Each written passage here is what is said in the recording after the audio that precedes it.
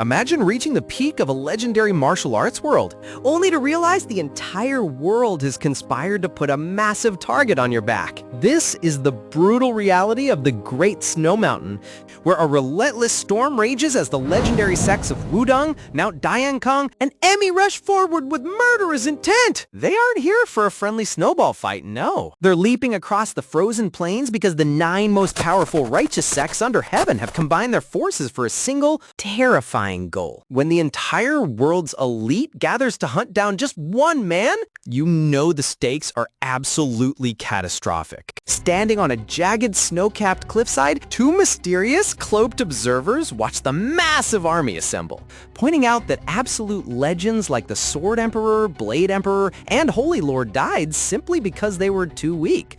Now, not only is this guy facing against the Ghost Girl again, but both the Sword and Spear Ghost have joined the hunt. To make matters even worse, Master Muhei, the revered abbot of Shaolin, is leading the pack, bringing the count of absolute top-tier venerables present to 4. Lifting the edge of his woven straw hat with a weathered finger, the cloaked warrior notes that the Alliance has clearly come fully prepared with everything they've got. After all, the monster they are about to face on this mountain is none other than him, a living legend whose name alone makes the strongest masters shiver in their boots. Seriously? The Alliance claims they're here to prevent a bloodbath, but our hat-wearing friend isn't buying that fake righteous garbage for a single second. As his dark-haired female companion tilts her head in confusion, he openly mutters that these holy sects always hide their corrupt, greedy motives behind a mask of justice. Standing with his back to the audience under a blood-red burning sky, the silhouette of the targeted master looms large, his long dark ponytail swaying gently in the ominous wind. The real reason they've all gathered here is simple. They are absolutely terrified of his martial arts, which have disrupted the balance of power across the entire continent. Standing on the edge of the snowy precipice, the observers realize that even though they see through the hypocrisy, they've arrived far too late to change anything. Looking down at the endless swarm of warriors below, he knows that not a single one of them will leave alive. The man solemnly declares that the target has 0 chance of escaping this frozen death trap alive today. In a dramatic flashback showing a dark warrior effortlessly cutting through legendary threats, the companion reminds her of the infamous Rakshasa witch, the black-faced Asura, and the Lust Dream Master. Every single one of those targets was a horrific demon who terrorized innocent villages. Yet the world conveniently forgets that he was the one who cleared them out. But the flashback takes a darker turn as a hand tightly grips a blood-stained blade, with the narrator noting that his sword didn't just taste the blood of evil men, he had also turned his fury against the revered heroes of the Orthodox factions, bringing the Baekjeong Longsword of Sichuan and the legendary Black Lion of the Zhongli clan to the absolute brink of extinction. Looking over a literal Red Sea of slaughtered warriors scattered across a majestic temple courtyard, the narrator reveals the aftermath of his wrath. The destruction he brought upon the Orthodox faction's Sword Saint sect was so incredibly total that they literally had to seal their gates shut for the next 10 years just to recover from the trauma. Back on the cliffside, the young woman uses this horrific history to justify her stance, declaring that a man who's taken countless lives absolutely deserves to die. Man, you can't tell me that guy is all bad. What a way to flip the script. The moral gray area in these Murm stories is always wild. One day you're a savior, one minute you're the hero of the kingdom, the next you're the public enemy #1 just for cleaning up the garbage. Staring up into the falling snow with a knowing, melancholic smirk, the older observer quietly mutters that he wonders if things are really as simple as the history books claim. As the camera pans out to show the breathtaking, pristine white peaks of the Great Snow Mountain piercing through the clouds, a chilling quote echoes in the wind. A pristine exterior doesn't guarantee a pure soul. What a pity that the beautiful white snow will soon be painted a deep, irreversible crimson. Suddenly, the perspective shifts directly into the eyes of our main character, who slowly lifts his blood-soaked hand while surrounded by a pile of fresh corpses, groaning in absolute confusion as he wonders where on earth he is. Gasping for air as he looks around at the slaughtered bodies, his eyes widen in shock as a terrifying terrified shout of "Blood Demon" rings out from the distance, forcing him to realize that the horrifying name is directed straight at him. An old, furious Sectmaster steps forward, pointing his sword directly at the disoriented protagonist's face, screaming that he is a piece of evil scum who has completely abandoned all righteousness and chivalry. As the blood drips down his dirty face, our protagonist utters a soft gasp as his chaotic mind suddenly triggers a profound flood of long-lost, peaceful memories. In a stunningly beautiful flashback painted in warm, golden autumn hues, a younger and clean-shaven protagonist sits beneath a giant tree, peacefully reading a book while his gorgeous wife rests her head lovingly on his shoulder. Adorably sleeping on his lap is his precious little daughter, wearing her hair in cute double buns with yellow ribbons. Oh my goodness, this is too wholesome for a Muram story, which unfortunately means a massive tragedy is about to strike any second now. Looking at this idyllic scene of their ordinary yet completely happy family, the protagonist's inner voice warmly notes that he finally remembers who he used to be before the world turned him into a monster. But the golden dream instantly shatters as we see the protagonist weeping over a bed, his hands trembling violently while clutching the sheets after his beloved wife tragically passed away from an incurable, unknown illness. To make his despair absolute, a brutal war between local martial artists swept through his peaceful village, leaving his home engulfed in raging flames while his innocent little daughter cried out in terror before losing her life in the blaze. This is why you never mess with a quiet family man in a manhwa. You are literally begging for a one-man apocalypse. From that agonizing day forward, the protagonist lived solely for one purpose: absolute vengeance. Armed with a mind consumed by rage, he systematically hunted down and slaughtered every rotten martial artist he could find, earning him the nickname from the Jianghu, the Heavenly Demon, completely ignoring whether they belong to the orthodox, unorthodox, or demonic sects. Kneeling atop a mountain of dead bodies while resting his forehead against his blood-slicked sword,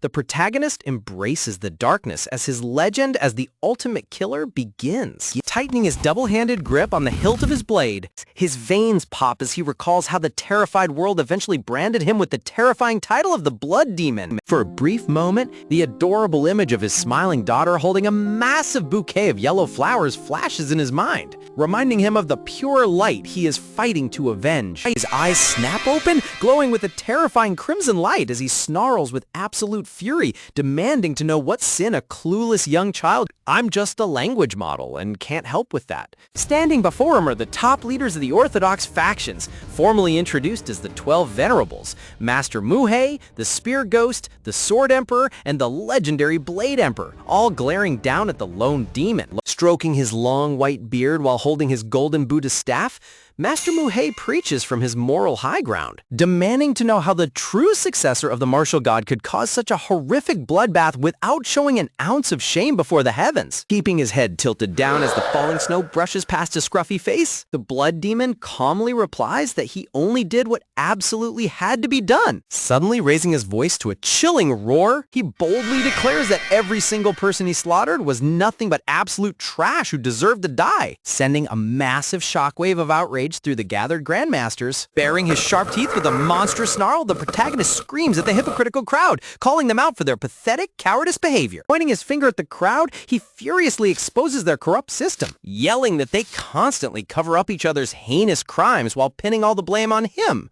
asking how they dare call themselves righteous and pure when they're the ones who should be dying of shame. Enraged by the truth, the muscular Blade Emperor draws his massive weapon, roaring that there's nothing left to hear. But the Sword Emperor quickly stops him, reminding everyone that they need to capture the Blood Demon alive to extract his legendary divine art manual first. Unbelievable! Even in the middle of a holy crusade. But even then, these righteous masters are already plotting how to steal his secret techniques for themselves. Master Muhei tries to hide his greed by chanting a hypocritical peace prayer, but everyone knows he's just making a power play. But the protagonist's crimson eyes pierce straight through their disgusting lies, eyes. Glaring at the bickering masters with absolute contempt, the protagonist quietly remarks that it is truly disgusting how they spout endless nonsense about chivalry and justice when they only care about lining their own pockets. Gripping his hilt as a massive blinding golden aura erupts from his body, the blood demon calmly vows to slaughter every last one of them right here and now. In a fraction of a second, a blinding golden arc of energy tears through the snowy air, instantly shattering the Blade Emperor's guard and blasting him backward in utter disbelief. The mighty Blade Emperor's eyes dilate in pure terror as he realizes the sheer ungodly speed of the opponent they've cornered. Before the other Grandmasters can even raise their weapons, two senior Orthodox warriors are cleanly sliced in half, while another gets decapitated, and his head flies toward Ling Yun, who kicks it away like a soccer ball. Their bodies spraying crimson across the pristine white snow. Spinning his blade in a majestic, fiery circular motion, the blood demon unleashes a devastating wave of golden flames that obliterates everything in a 360-degree radius. Standing impassively amidst a literal rain of blood and falling severed limbs, the protagonist looks like a god of war as the remaining forces realize they're dealing with a force of nature. Slowing down his breathing as his cold, glowing gaze locks onto the trembling survivors, the protagonist issues a chilling, two-word invitation: come at me. Pushed to the absolute edge of sanity by the death of his comrades, the surviving master screams a curse of pure hatred, charging forward with his weapons engulfed in flames. Joining forces for a final desperate assault, both the Sword Emperor and the remaining Grandmasters leap into the air, combining their lightning and fire techniques to crush the demon once and for all. The sky literally splits open as the Blade Emperor's great heaven-shattering blade collides with the Sword Emperor's Azure Sky Thunderbolt,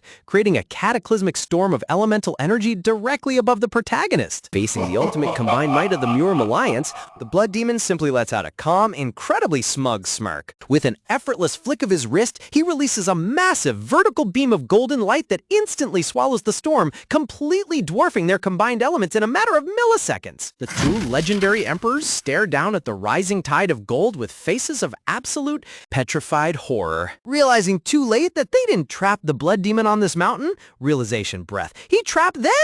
Oh man, what an epic way to start a reincarnation story. This guy is about to wipe out the entire elite class in his very first battle. Picture yourself pushed to the absolute edge of a snowy mountain peak, battling an entire legion of hypocritical masters while glowing blade beams clash, slash in a blinding shower of sparks. Across the freezing rocky precipice, comrades lie collapsed and groaning while the chilling mountain gale howls relentlessly against their battered bodies. Clutching his bleeding torso where internal organs feel completely scorched, he gasps at the sheer destructive might of the so-called martial god's divine art. He turns to face the blustery ridge as the cold wind whistles whoosh, whoosh, knowing full well that repelling a combined assault from two legendary elders was already a miracle. Out of nowhere, a white-haired spearman plunges from the sky like a swooping hawk, aiming a lethal strike directly for his throat. With pure instinct honed through countless death matches, he tilts his head aside, whoosh, watching the spear tip miss his cheek by mere millimeters. The white-haired fiend smirks with demonic glee, twirling his spear with lightning speed and screaming, "How about dodging this next one?" Man, talk about an arrogant villain vibe! The protagonist swings upward,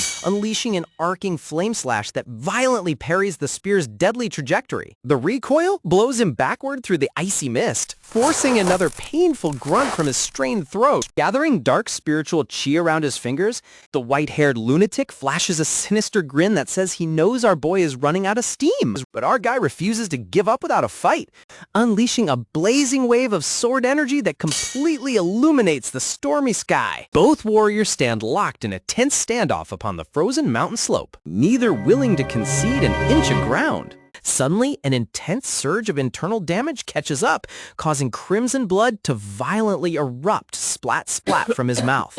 Leaning casually on his long spear, the silver-haired stalker taunts him, mocking how visibly drained the mighty blood demon has finally become. "Just hand over the martial god's manual and we'll spare your life," he proposes with that greasy snake smile. Yeah, right, as if anyone in Murim ever keeps that kind of promise. Deep down, he knows his chi reserves are bone dry. Yet failing here means leaving his family's vengeance completely unfinished. Seeing this sudden change in his opponent's eyes, The silver-haired assassin freezes in genuine terror as a foreboding doom fills the air, channeling every remaining drop of life essence. A brilliant golden flame ignites across his broken blade. Black and gold demonic energy explodes around his entire frame, cracking the very bedrock beneath his boots. High above on the cliffs, the self-righteous sect masters gasp in horror, realizing he intends to detonate his core and take every single one of them to hell. Stop him before he releases that technique, they scream in complete panic, frantically lunging forward to break his stance. Too late! A cataclysmic pillar of raw spiritual power erects boom boom, consuming the mountain in blinding radiance. A seismic shockwave rips through the heavens, pulverizing rock and shattering clouds in every direction. The entire mountain peak is blown to absolute smithereens in a brilliant flash of fiery light. Blood drips steadily, drip, drop, past his bruised lips as the destructive roar slowly fades into silence. Staring blankly toward the shattered sky, his vision blurs while his life force rapidly drains away into nothingness. His battered body plummets backward into the endless abyss, tumbling past falling boulders and sheer cliffs. Damn it. Just 1 year, he laments in his dying thoughts as darkness begins to swallow his consciousness whole. The surviving hypocrite stands safely atop the cliff ledge, peering down callously into the foggy depths below. If only he had been granted 12 more months of cultivation, he could have finally delivered absolute retribution for his fallen family. I'm so sorry, Yule, he murmurs with his final breath, reaching out a bloodied hand toward the sky in utter despair. A sinister surge of raw internal energy flares into life, bathing the shadowy room in a scorching golden aura as powerful chi concentrates right at the fingertips. Whatever terrifying force is awakening here, it's clear that the mastermind isn't going to sit around passively while his plans crumble into dust. In the deep void of death, warm ethereal lights gather like glowing hands, whispering gentle apologies to his beloved wife. Warmth returns unexpectedly as soft, tiny baby fingers tenderly wrap around his thumb. "Dad," chirps a sweet little voice, beaming with bright blue sapphire eyes and the most adorable hair buns you have ever seen. He jolts awake with a confused gasp, finding his precious little daughter squished playfully against his chest, telling him to wake up. Sitting up on the rustic wooden bed, he stares at the tiny girl in complete bewilderment, unable to process what kind of miracle just occurred. A radiant, beautiful woman peeks through the doorway with a gentle smile, asking warmly if Daddy is finally awake. "Mommy!" the little bundle of joy giggles happily, giggle giggle, rushing straight into her mother's outstretched robes. Tears well up in his eyes as he gazes at his living family, finally realizing that he has traveled back in time to when everything was still peaceful. Wrapped tightly in a loving embrace, the mother cradles their daughter while soft cherry blossom petals drift through the sunlit room, proudly showing off a vibrant crown of peonies and wildflowers woven by her mother. The little girl beams with absolute joy. Stepping into the warm morning light, he waves back with a tender smile, though part of him still wonders if this paradise is just an elaborate dream. Remembering the agony of his past demise, he questions whether this second chance could be an intricate illusion cast by an enemy formation. But would those hypocritical righteous martial masters ever bother using a gentle illusion like this? Not a chance. Closing his eyes with a profound sense of gratitude, he exhales a soft sigh of relief, accepting that this blessing is truly real. Clenching his hand into a resolute fist, he vows that in this life, no enemy under the heavens will ever lay a finger on his family again. Looking at his precious daughter running around with a crown of hand-picked flowers, while our returned hero realizes that this serene, quiet life is a ticking time bomb. If the timeline plays out exactly the same way, the peaceful sanctuary he holds dear will soon be turned into ashes. Spotting him from across the yard, little Soil gleefully calls out to her father as she runs forward with arms wide open.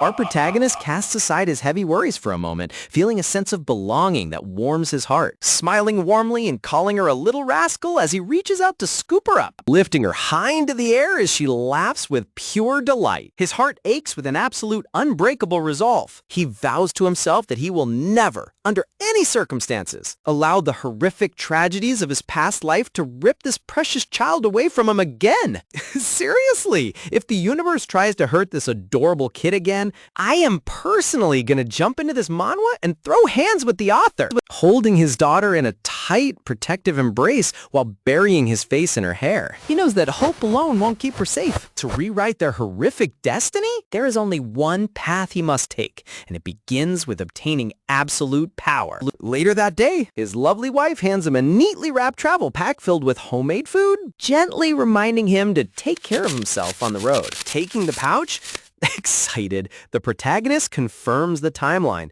like he's checking off his grocery list, knowing he only has a tight 2-week window to execute his plan. With his heavy traveling pack slung over his shoulders, he apologizes for abandoning them so abruptly, but his understanding wife simply smiles and reassures him. She tells him that no matter what urgent business he has to resolve, she only cares about him returning home to them in one piece. Suddenly, little Soyul pokes her cute head out from behind her mother's long flowing dress, looking up at him with wide, teary eyes as she begs to join her dad on his journey. My heart is literally melting right now. This child is too pure for the brutal Morim world. Dropping down on one knee to meet her eye level, the protagonist tenderly pats her head, reassuring her that everything will be okay. He has always kept his word to her, explaining that he has some very important business to handle first. He promises her that if she stays home and behaves, he will bring back a massive stash of her favorite sweets, instantly sparking a glimmer of hope in her eyes. Instantly cheering up, Soyul beams with an adorable wide smile and vigorously nods her head, completely reassured by her loving father's promise. Turning around with a gentle, confident grin, the protagonist waves goodbye, setting out on his journey to secure the future of his family. As he walks down the winding mountain trail surrounded by silent greenery, the gentle expression on his face completely vanishes. His inner voice turns cold and deadly serious, repeating the singular, unyielding mantra that he will not let his family perish a second time. The quiet dad mode is officially off, guys, and the legendary monster is finally waking up. Walking through the dense forest under the cover of nightfall, his body feels heavier than ever, but he clenches his fists, ready to fight until the very end. Since only his soul traveled back in time, his body is currently that of a weak, ordinary scholar, completely lacking the monstrous, maybe slightly menacing aura we'd expect from a final boss. No, he just looks like a guy who spends way too much time in the library. World-shaking internal energy he once commanded as the terrifying Blood Demon. Pushing past thick, overgrown tree branches that scrape against his clothes, he navigates the dark, treacherous woods with laser-focused intensity, searching for the exact location of his salvation. Stopping at the edge of a steep cliffside, he peers down into the pitch-black abyss of a hidden cavern. He knows that to shield his loved ones from the ruthless monsters of the martial world, he must possess a force so absolute that no one on Earth will ever dare to stand against him. Plunging deep into memory, he recalls the desperate moments before his ultimate downfall, infiltrating the enemy's hidden stronghold while searching frantically for any secret mechanism that could turn the tides of battle. Sliding down the jagged rock wall and landing firmly on the cavern floor, he reflects on his origins. The martial arts world always wondered how a mere harmless scholar could subtly transform into a legendary bloodthirsty calamity. Usually scholars in these stories just study for exams, but our boy decided that studying the blade was a much faster way to get a career upgrade. Stepping deeper into the damp, echoing cavern, he recalls how he was able to effortlessly slaughter thousands of top-tier grandmasters in his previous life, unleashing an unprecedented storm of violence that brought the entire continent to its knees. Emerging into a hidden sanctuary, he gazes upon a skeleton sitting in a perfect meditative posture, bathed in a celestial, divine light. This skeletal remain belongs to none other than Hyuk Jung-hoo, the legendary martial god who was widely feared as the single most powerful warrior to have ever walked the earth. Staring at the ancient skeleton, the reflection of the glowing remains dances in his pupils. He was the sole individual in the entire world to accidentally stumble upon this sacred tomb, inheriting the ultimate legacy of the martial god. Before he could make his move, furious shouts echoed through the twilight forest as enraged cultists suddenly cornered him, screaming that he tried to assassinate their master. Seriously? That's the best you got for a final goodbye? You're just gonna vanish? After everything? I knew you were a coward. Isn't it hilarious how these evil cult bosses always play the fragile victim the second someone actually stands up to them? His mind suddenly flashes back to the agonizing memory of his original life, showing his blood-splattered boots dragging across a cold, dark floor as he desperately clawed his way forward. The color palette shifting back to these dark, depressing tones is making me feel the absolute despair of his past all over again. Collapsing onto the hard ground with his bloodshot eyes filled with tears, a younger, battered protagonist grits his teeth in pure rage. He weeps in absolute agony, cursing his own pathetic weakness for being utterly unable to protect the people he loved. Digging his fingernails into the stone floor until they bleed, he cries out in raw desperation, completely shattered by the realization that he lacks the strength to slay the vile monster who brutally murdered his little girl. In his memory, all those memories of his grandpa flooding back, yeah, that's what pushes him beyond everyone's expectations, shattering the measurement crystal and unleashing an absolutely insane wave of power. Even Master Ken is blown away. He's like, which god did you descend from, kid? Well, not really, but the vibe was there, you know? The faces of his tormentors appear. A corrupt Orthodox faction leader surrounded by his arrogant disciples, each one more infuriating than the last, grinning smugly as they wield their weapons. After his daughter was killed in the flames, the protagonist spent months tracking down the culprits, only to find himself completely outmatched by their martial power. Battered and utterly drained, his broken body plummeted headfirst into the shadowy abyss, while a streak of burning crimson blood trailed through the air. As dark chi slowly consumed his dying consciousness, a single agonizing truth burned in his mind.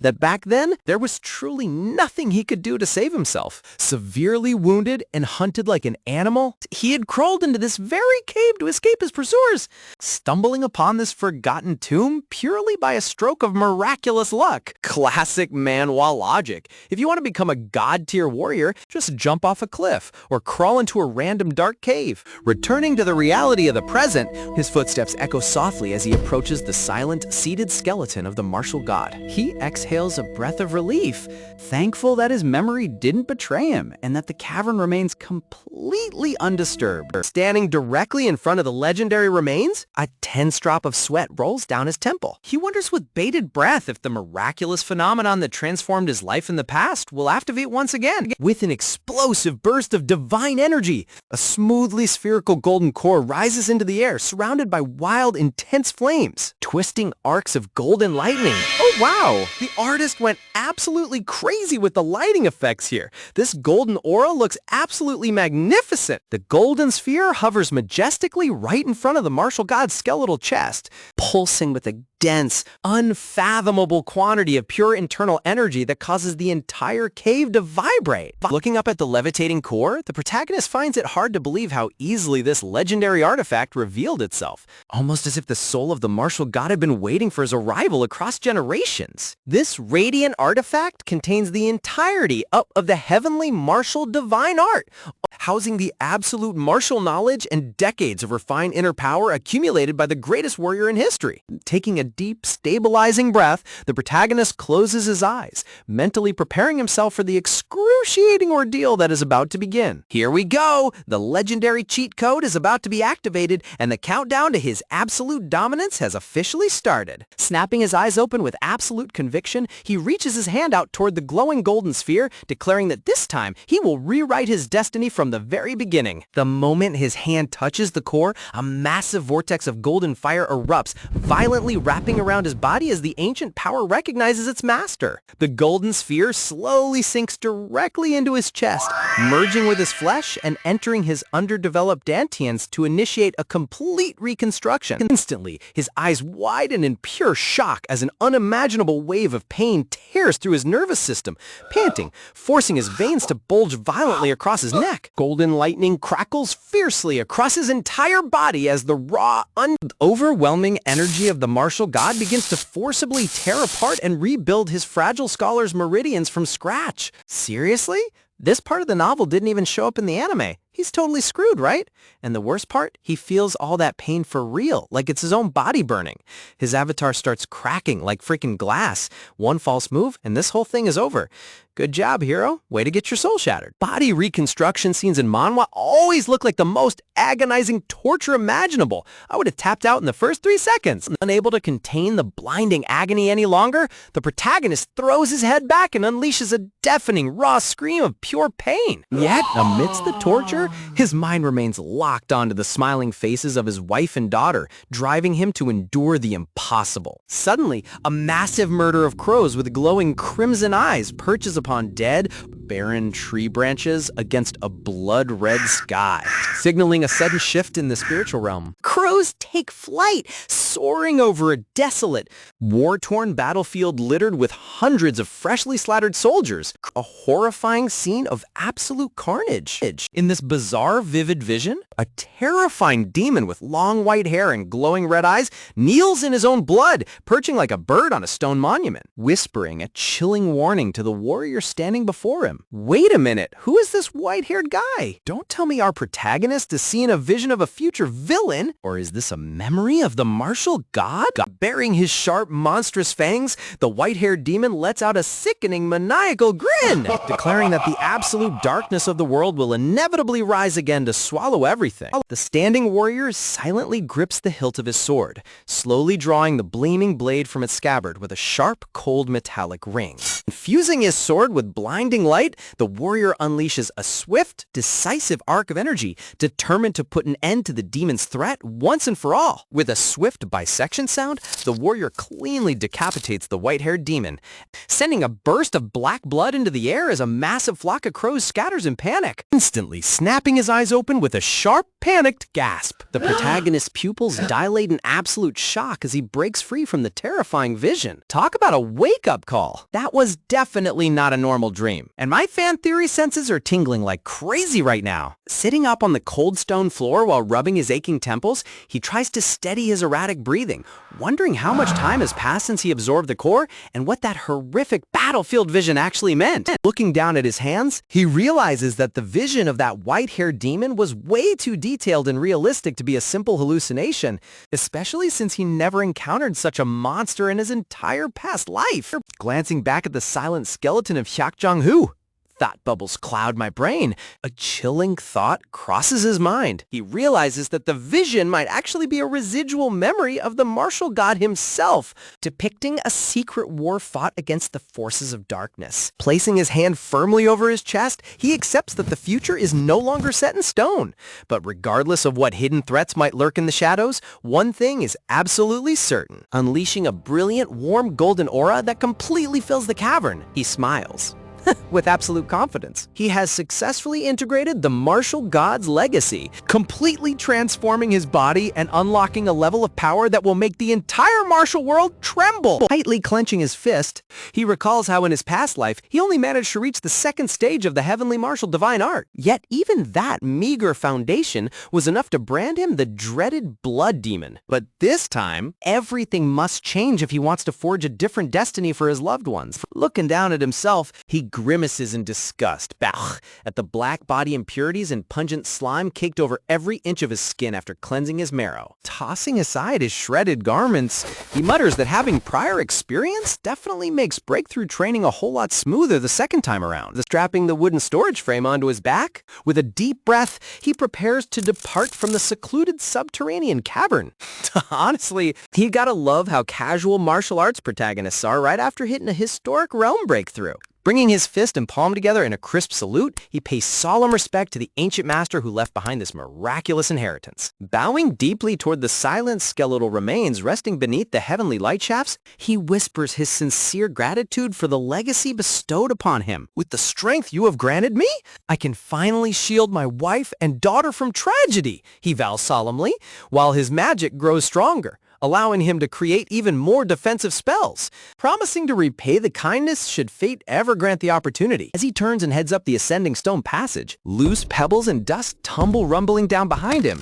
Stepping out into the crisp mountain air, his long hair dances wildly in the wind as he leaves the secluded training grounds behind. A faint, confident smirk graces his lips as he takes a deep breath, ready to reunite with the family he fought so hard to reclaim. Gathering explosive inner energy beneath his feet, he launches violently into the open sky like an unleashed arrow. Soaring effortlessly across the emerald peaks and rolling mist, his heart races with excitement to return home. "Wait for me! I'm coming back to the place where my family waits," he shouts internally, soaring across the heavens with breathtaking speed. Darting through the canopy from branch to branch, a wave of panic hits him as he calculates that his marrow cleansing cost 2 extra days beyond his planned schedule. "Damn it, I need to sprint faster," he grimaces, pushing his internal energy to its absolute limit so his wife won't worry herself sick. Down in the lush, sun-drenched valley, the tranquil settlement of Sodom Village hums with its usual peaceful daily routine. Carrying a simple woven basket through the marketplace, a local neighbor spots Soil's mother and waves warmly,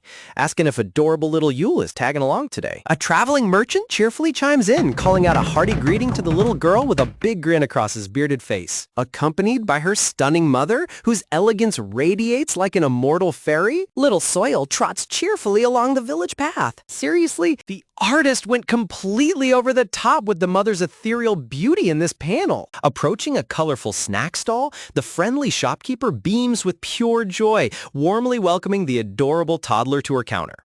"Since our little princess is being so well behaved, Auntie has a sweet treat just for you," the stall owner chirps, handing over a glistening candied hawthorn skewer. Soil's sapphire eyes sparkle with pure delight as she cradles the bright red tanghalu, flashing the most precious smile in the entire world. Happily nibbling away, crunch crunch, the little girl hums in delicious satisfaction while both women watch with adoring smiles. Soil's mother graciously bows in thanks, casually explaining that her husband stepped away to a neighboring village on business, only for the shopkeeper's expression to abruptly turn serious. Leaning in close, the older woman lowers her voice and warns her to hurry home immediately because those dangerous men are scheduled to arrive any minute. In the middle of the village square, several rough scoundrels loom over a defenseless villager, demanding their monthly extortion money under the guise of security fees. Pinning the villager to the dirt with his heavy boot, the thug boss sneers, while the poor man angrily cries out that nobody asked for protection from common street bandits. Thug leader's face instantly contorts with murderous rage of being called a common street delinquent. Unsheathing a sliver of polished steel, click!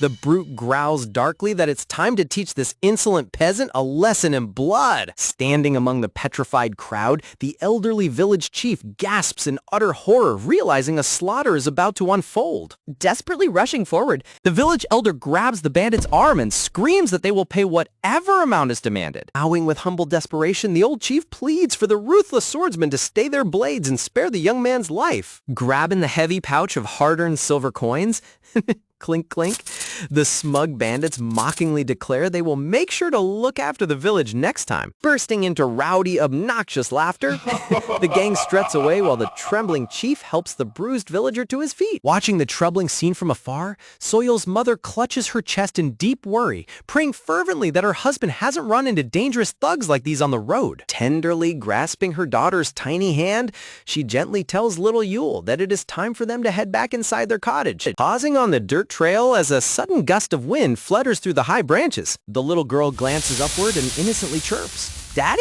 Walking hand in hand down the quiet village lane, the mother guides her daughter safely toward home. Cherry blossom petals and green leaves gently drift across the dusty road as the pair makes their way along the fence line. Perched silently atop the dense foliage of a giant oak tree, our protagonist watches over his wife and daughter with intense protective eyes. Meanwhile, along the forest mountain pass, the arrogant thugs stroll leisurely, tossing the hefty pouch of stolen coins, clink clink, and bragging about how easy it is to bleed country folk dry. The despicable thugs even plot to kidnap the young village women for the bandit dens and sell the men off into slavery once the town runs completely out of money. Man, talk about cartoonishly evil cannon fodder begging for an instant beatdown. Sounds like an awfully entertaining conversation you fellows are having. An icy, calm voice suddenly rings out from the middle of the trail. Halting abruptly, the three thugs look up in annoyance, with the leader asking Tung who he is, demanding to know what suicidal fool dare block their path. His eyes glowing with a chilling, demonic crimson hue, our overpowered dad stands unflinching, quietly announcing that he is offering them one single chance to live. Turn right back around, return every single coin to the villagers, get on your knees and apologize, then swear never to set foot here again, he commands with absolute authority. The gang leader looks at him like he just heard the world's funniest joke, letting out a condescending snicker. One of the skinny lackeys struts right up to his face, asking if he's an assassin or just a regular psycho, sarcastically sneering that they seem to have stumbled upon the village's pathetic little neighborhood hero. Disrespectfully jabbing a sharp finger right against our protagonist's chest. Tap, tap. The thug taunts that the so-called hero is the one who desperately needs protection. Bam! Before the idiot can even finish his sentence, a devastating lightning-fast strike smashes directly into his jaw, instantly folding him backward in a blinding burst of raw kinetic power. A lightning-fast strike crashes straight into the rogue martial artist's cheek, violently warping his face before he can even register what hit him. The unconscious thug collapses backward into the dust, leaving his stunned accomplices with their jaws hanging wide open in pure shock, dusting off his knuckles under the crimson evening glow. Yo Unhui stands completely relaxed, not even breaking a sweat after putting down their frontliner in a single casual strike. Blazing with sheer fury, the hulking swordsman unsheaths his broad blade and roars with murderous intent, charging straight at Unhui. Leaping high into the sky, the muscle-bound brute brings his heavy weapon down with all his might, determined to cleave the young scholar in half, while Unhui calmly keeps both hands folded behind his back. Unhui clenches his fist for a split second, releasing an invisible blast of pure internal pressure that smashes straight through the attacker's throat mid-air. The sheer aura control is unreal. He didn't even draw a blade, and bro got folded like a cheap folding chair. Glancing down at the groaning warrior with icy disappointment, Unhui softly remarks how tragic it is that they chose violence over wisdom. Stepping forward with cold authority, Unhui points out that he gave them a fair chance to walk away, while the gang leader sits trembling on the ground, stammering in sheer disbelief. Each deliberate step Unhui takes echoes like a death knell in the leader's ears, terrifying the boss as he realizes this simple scholar struck every vital point with inhuman, untraceable precision. Cold sweat cascades down the leader's forehead, his entire body locked in paralyzed dread as he stares at the mysterious monster towering before him, his teeth chattering uncontrollably. The terrified boss weakly begs to know who Unhui truly is beneath that unassuming scholar's robe. Standing tall against the falling autumn leaves, Unhui coldly replies, he is merely a humble local instructor who teaches children how to read and write. A humble village school teacher who can casually obliterate whole squads of bandits with his hands tied behind his back. Classic Murim logic right there. Looking down with piercing crimson eyes, Unhui calmly reminds the quivering thug that out of his entire rogue squad, he is the last one left, drawing breath. Tilting his head with an ominous smirk, Unhui asks the paralyzed boss what choice he intends to make now that his life hangs by a single thread. Back at the village square later that night, the gang leader drops to his knees in the dirt, pleading for another chance, but a scary shadow looms over him, and this mysterious boss murmurs, "We don't need useless people anymore." And suddenly, bam! The leader bursts into tiny sparkles, returning the stolen silver pouch directly to the astounded village elder and his son. Slamming his forehead against the earth, the thug loudly wails out his deepest apologies, desperately prostrating himself before the baffled villagers. Frantically clawing at his robes, the bandit hysterically offers to strip naked and hand over every last scrap of cloth to prove his sincere remorse, leaving the elder sweating awkwardly and begging him to stop. Scrambling to his feet like a frightened dog, the thug sprints into the night woods, yelling at the top of his lungs that he has returned the cash and vows never to set foot in the village ever again. Look at him running for his life! The man looks like he saw an entire pantheon of underworld demons, rubbing his sore jaw in complete bewilderment. The elder son turns to his father, utterly clueless about what kind of miracle just played out before him. Deep in the shadows of the forest, the panting thug drags himself back toward Unhui, stammering that he followed every single command without missing a detail. Bowing submissively with sweat dripping down his chin, the leader timidly asks if his debt has been paid and whether he is finally allowed to leave. A chilling voice cuts through the darkness from behind, freezing the bandit in place as An-Hui coldly asks where on earth he thinks he's heading. Clasping his trembling hands together in desperate plea, the boss insists that he will move far away, wash his hands of blood, and live a completely quiet, reformed life. Standing in the quiet cavern, his eyes remain buried beneath a heavy shadow as he stays completely silent. The terrifying weight of the martial god's residual memory settles deep into his mind, proving that his upcoming battles won't just be fought against corrupt Orthodox factions, but against ancient horrors lurking in the dark. Man, whenever a manhwa MC gets that classic shadowy hair hiding his eyes, you just know his enemies are about to experience absolute hell. An-Hui steps forward into the moonlight with crimson eyes glowing with absolute fury, asking the scum if he truly believes trash like him can ever genuinely change? Glaring down with terrifying malice, An-Hui repeats the chilling question, piercing through the crook's desperate facade with unbearable pressure. Towering like a towering Grim Reaper in the moonlight, An-Hui points out that dogs who fled from an unorthodox sect never change their rotten nature, revealing he knows their entire background. In An-Hui's previous life, this exact gang had invaded Sodom Village, mercilessly slaughtering the innocent and selling women and children into horrific slavery. Even though the Murim Alliance eventually wiped him out months later, the village had already burned to ash, leaving irreparable scars and ruined families in its wake. Hardening his jaw with unyielding conviction, An-Hui vows that monsters who bring ruin upon peaceful people must pay the ultimate price before history repeats itself. Stepping directly in front of the sobbing fugitive, An-Hui plainly declares his unwavering belief that vile scoundrels never truly reform, eliciting a terrified shriek from the doomed leader. Dilating his pupils in sheer hopelessness, the thug finally realizes with absolute clarity that there was never any chance of survival from the start. An overwhelming darkness swallows the bandit whole, cleanly sealing his fate before he can bring tragedy to the village ever again. An-Hui isn't taking any risks this time around. He knows second chances only create more victims when dealing with unrepentant criminals. Suddenly, a sharp wave of raw, concentrated energy slices through the thick cavern air with a deadly resonance. The massive pressure of his newly transformed chi begins radiating outward,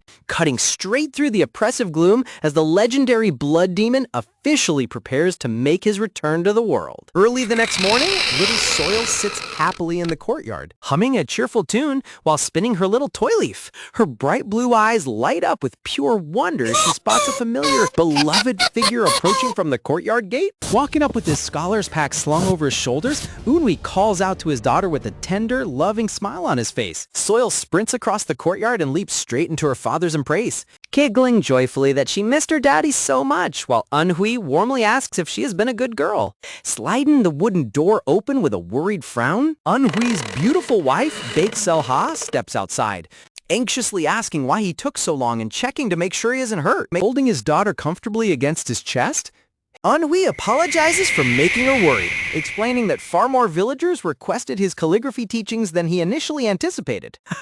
Little Soil pouts playfully, warning her dad that if he comes home late again, she'll have to give him a slap.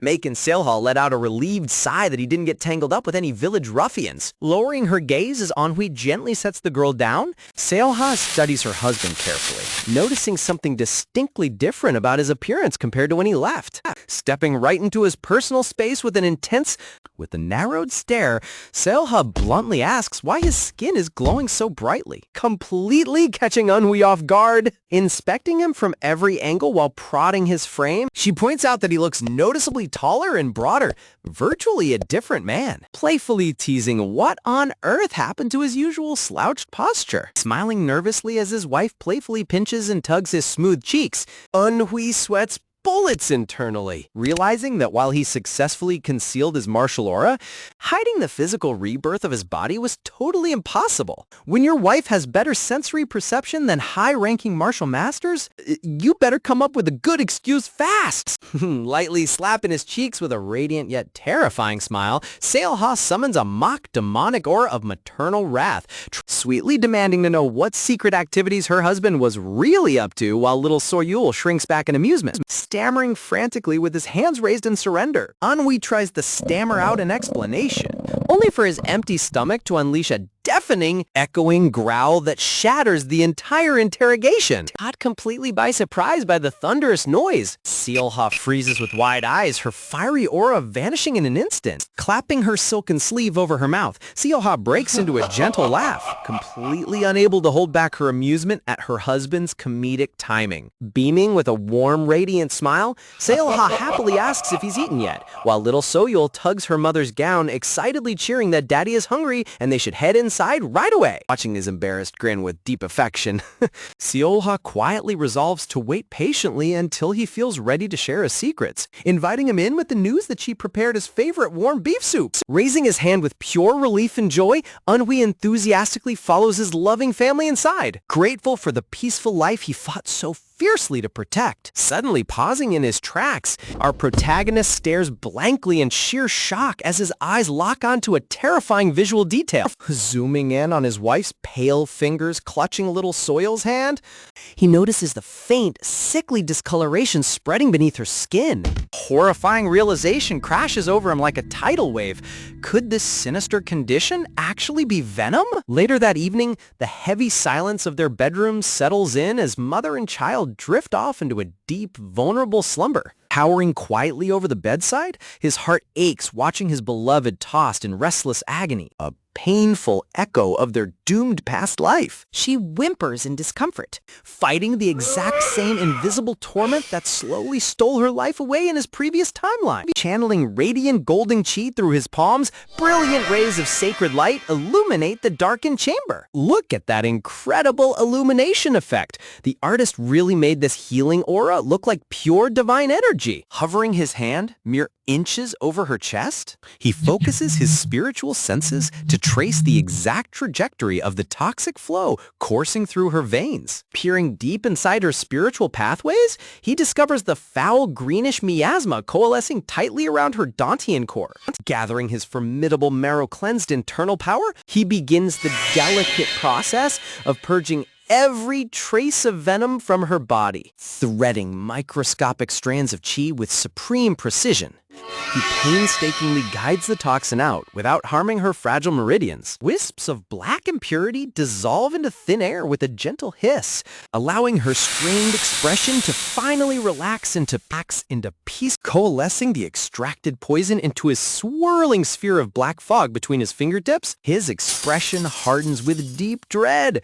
The horrifying truth hits him instantly. This vile concoction is an insidious, fatal concoction crafted specifically to kill. Crimson killing intent blazes within his eyes as he realizes this cruel poison was engineered to inflict excruciating torment over several agonizing months before finally claiming its victim. Because naturally, classic manhwa villains never just hire a hitman. They have to use custom artisanal poison that takes months to work. A chilling epiphany strikes his mind. What if his wife's tragic demise in his past life wasn't caused by a mysterious terminal illness at all, but rather a cold-blooded assassination he was too blind to recognize? Phantom memory of his former life floods his thoughts, recalling the unbearable grief of weeping over her lifeless body while rural doctors stood by totally helpless. Before choosing a peaceful domestic life, her wife was once the celebrated rising prodigy of the renowned Pang clan, mastering exceptional internal arts and dazzling sword techniques. So clenching his teeth with ferocious, murderous oro, he darkly vows that regardless of who orchestrated this atrocity, he will tear the entire Central Plains apart to slaughter them. The dark memory fades into the radiant morning sun,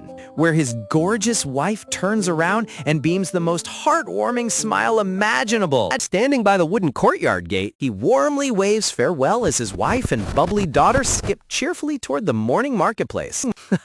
Little Soil skips with pure joy while holding her mother's hand, completely unaware of the deadly crisis averted just hours earlier. Hiding behind a massive forest trunk on the edge of the village, a suspicious scout in plain robes peels away a stealth disguise mask, totally bewildered that the lethal toxin's symptoms have vanished without a trace. Scanning the lively village square below, the spy scratches his head, muttering that he must have somehow botched the dosage during his last covert strike. Turning toward the rocky cliff path, the infiltrator reassures himself that his latest poison batch will surely eliminate her soon, ensuring his shadowy master's sinister plans proceed without any interference. Found you at last. A chilling, deep voice suddenly echoes right behind him, instantly freezing the assassin down to his very bones. Whirling around in sheer terror, the assassin stammers in shock, realizing an opponent managed to slip directly behind his back without releasing a single speck of detectable presence? Before you die, answer me one simple question, our protagonist demands with an icy, piercing glare that promises zero mercy. Whose orders were you carrying out when you dared to poison my wife? He interrogates coldly, making the terrified scout's spine tingle with instinctual dread. Realizing the man before him is the target's ordinary scholar husband, the assassin's fear instantly twists into a wicked, condescending smirk. That haughty woman had the nerve to betray my master first, the assassin sneers arrogantly, revealing that a high-ranking lord commanded her slow, painful execution. Drawing his polished dagger with a crisp metallic slide, the cocky lackey prepares to butcher the supposed harmless husband on the spot. Leaping forward through the air with dual glowing daggers, the assassin screams that he can hear the master's name in the underworld.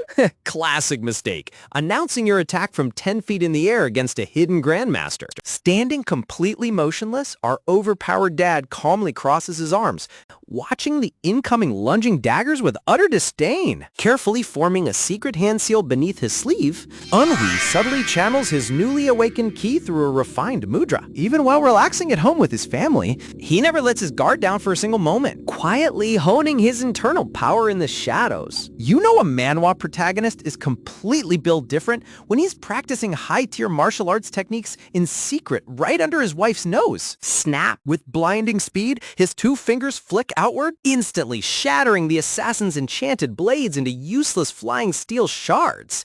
Bam!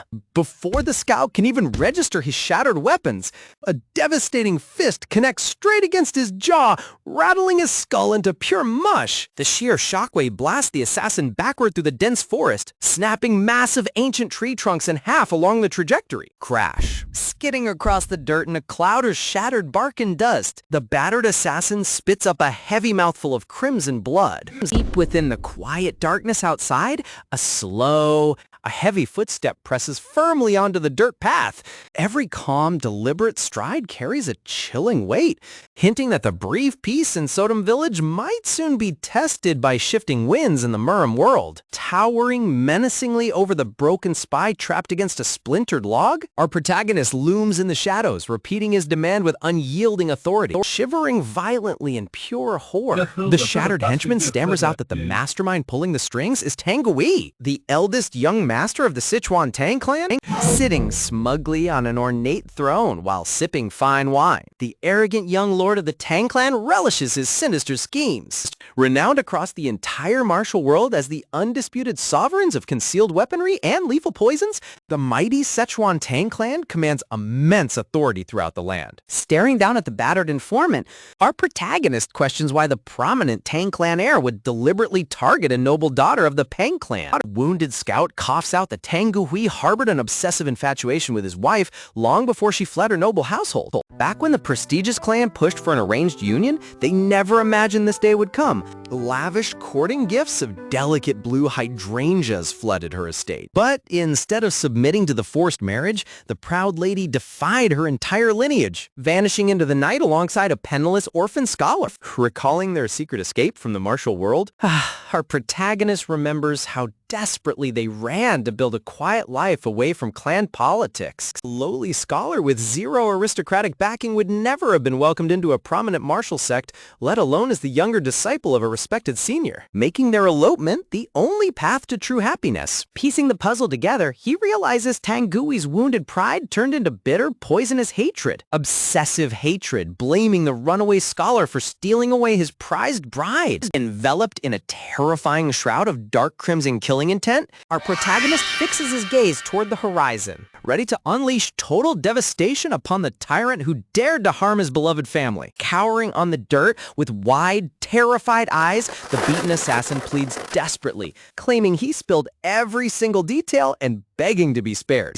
Looming over him with cold indifference, our protagonist questions why on earth he should show mercy to someone who actively threatened his family. The trembling scout frantically warns him that making an enemy of the mighty Tang clan will invite total ruin. Tang clan will hunt you down, the lackey shrieks in sheer desperation. But our overpowered dad barely blinks, murmuring a calm, chilling acknowledgement. Scattered across the forest floor, the assassin's fractured daggers gleam under the dim canopy, their edges reflecting a chilling reminder of past lives lost. Standing as a grim reminder that the Venom Masters of Sichuan never leave a grudge unpaid. His chilling resolve echoes through the silent forest as he muses that holding on to a grudge works both ways. Because if there's one golden rule in the martial world, it's that picking a fight with a hidden... I'm telling you, this overpowered protagonist always carries a massive interest-heavy tax.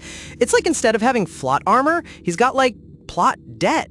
And these guys always pay it back to the tune of everyone around them dying, which isn't great for business, just saying. Stepping forward with steady, measured strides, our dad ignores the frantic warnings and forcefully clamps his palm over the spy's entire face. Staring into the spy's panicked eyes, his voice drops to a bone-chilling whisper, warning the scoundrel to make peace with the consequences of his sins. His crimson killing intent flickers wildly within his dark gaze, declaring that the agony inflicted on his wife must now be repaid in full. Blazing golden internal power erupts through his fingertips, completely disintegrating the assassin into nothingness.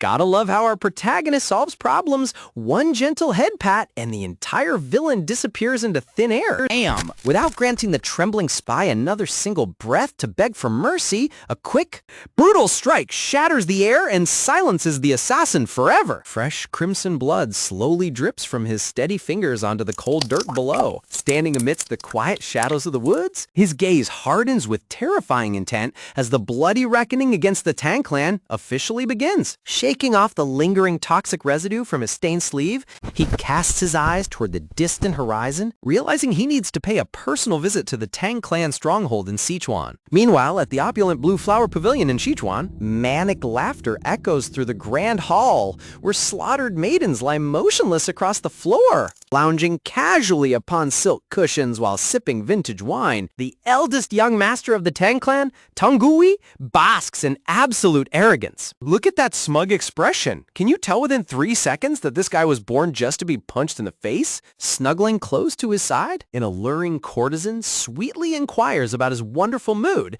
prompting the young lord to boast that he might share his secret triumph. As the nervous servant tilts the ceramic carafe to refill his cup, Tang Gui sighs, remarking on how surprisingly long his desire for a certain proud beauty persisted. Gazing down at the swirling reflection in his porcelain cup, the young master admits that he never cared for true affection. All he ever craved was ruthless possession. In his twisted imagination, he envisions the lovely daughter of the Pang clan surrounded by hydrangeas, fantasizing about how thrilling it would be to crush her radiant spirit into utter despair. Shrugging with a sinister smirk, the young lord remarks that while he couldn't force her into marriage, he could definitely force her to live as a servant in his palace. The girl immediately changes her tone, saying this was just to check if he was actually capable of being her master. His desire for vengeance is being fulfilled in an even sweeter way. His face twists into pure, unhinged malice, sneering that a runaway bride who dared to humiliate him deserves nothing less than prolonged, agonizing punishment. Leaning in close to the trembling courtesan, he gleefully reveals how his stealth poison was specifically tailored to slowly cut off her breathing month after agonizing month. Suddenly, Tang Gui's fingers snap violently around the terrified girl's throat, choking her breathless as he sadistically demands to know just how excruciating suffocation feels. You seem to be having quite a splendid time, eldest young master. A deep, gravelly voice unexpectedly booms from the entrance, breaking the tense atmosphere inside the hall. Striding into the chamber side by side, two towering, muscular behemoths known across the underworld as the Black and White Twin Demons reveal their terrifying presence. Releasing the gasping courtesan, Tang Gudhui immediately rises and bows with formal martial etiquette, warmly greeting the two infamous mercenaries.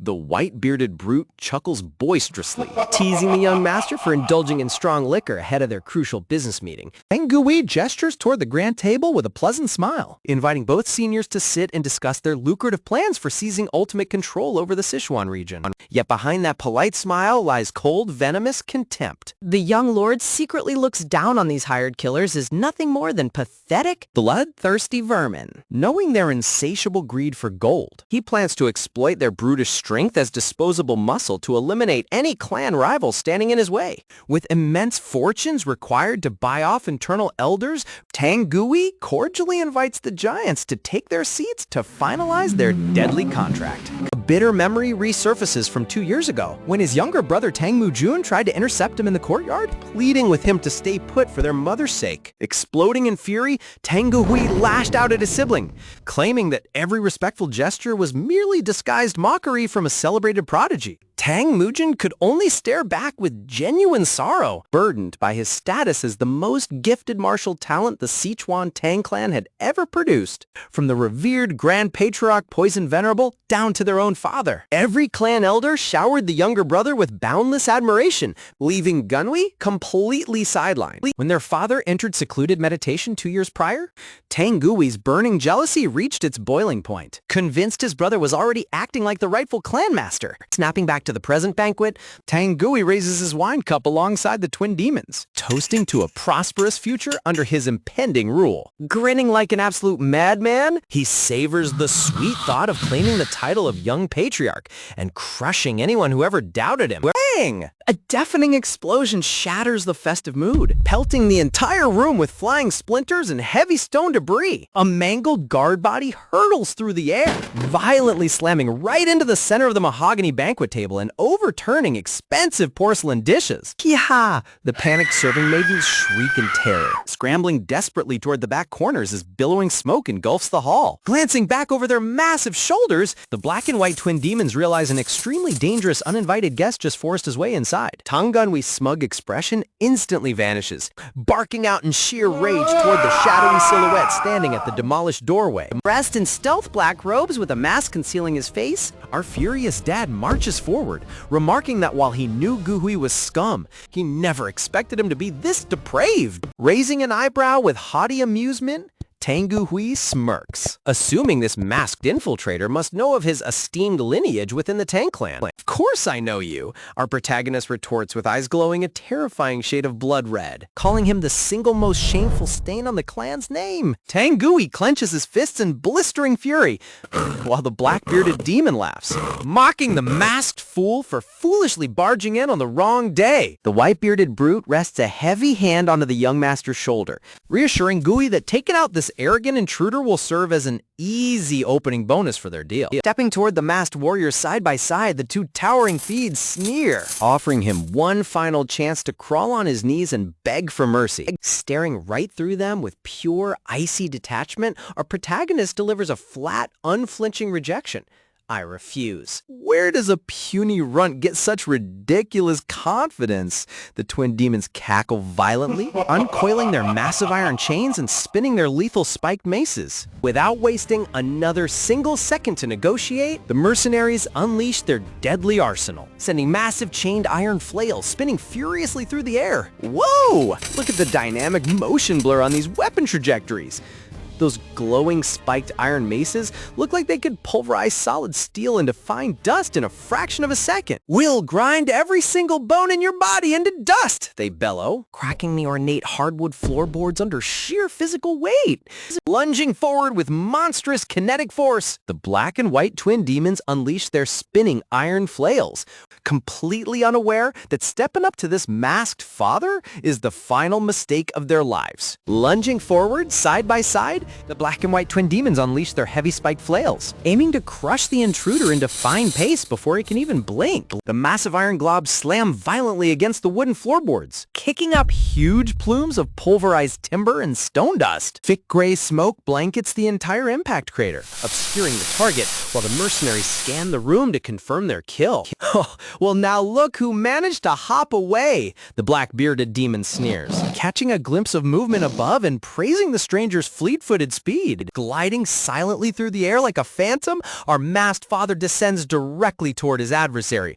Low, tense voice radiates pure, murderous intent, lethal focus. That aerial balance is absurdly clean. He's not just dodging, he's actively hunting. Before the brute can even raise his defenses, our protagonist's fingers clamp viciously over the mercenary's entire skull. First, that's one, our dad mutters coldly, sealing the mercenary's fate before the giant even registers what hit him. Suspended effortlessly in midair, he prepares to deliver divine retribution upon the scoundrel who dared threaten his loved ones. Tightening his unbreakable grip, he reaffirms that this criminal's debt will be settled right here, right now. With catastrophic downward kinetic force, he drives a brutal golden fist straight into the giant's cranium, blasting his head into a fountain of crimson gore. The white-bearded mercenary stands utterly frozen in pure disbelief, watching his lifelong companion get wiped out in a literal fraction of a second.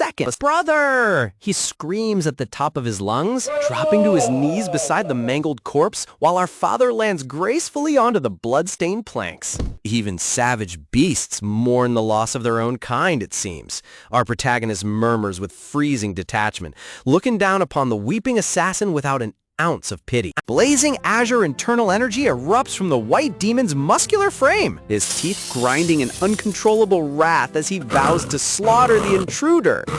He whips his glowing blue iron chains frantically around his body, generating a swirling vortex of lethal kinetic power. I'll peel every strip of flesh from your miserable bones to avenge him, the surviving demon roars as he pumps himself up, channeling his entire life force into the spiked mace. Sweeping the heavy spiked ball overhead, he hurls the devastating projectile straight at our masked dad's vital points. Weaving effortlessly between the flashing chain links, our protagonist leaves behind a trail of ethereal afterimages, effortlessly slipping past every fatal swing. The massive spiked bludgeon grazes mere inches from his unyielding gaze. But our dad doesn't even flinch, reading every trajectory like an open book. The villain is putting on a whole circus performance with those chains, while our guy is basically playing hopscotch. You slippery little cockroach. Arr! The old mercenary bellows in mounting hysteria, violently yanking the chain back for another desperate assault. Spiked iron repeatedly pulverizes the luxurious floorboards into kindling. Yet none of the frantic strikes managed to land a single scratch on our masked dad.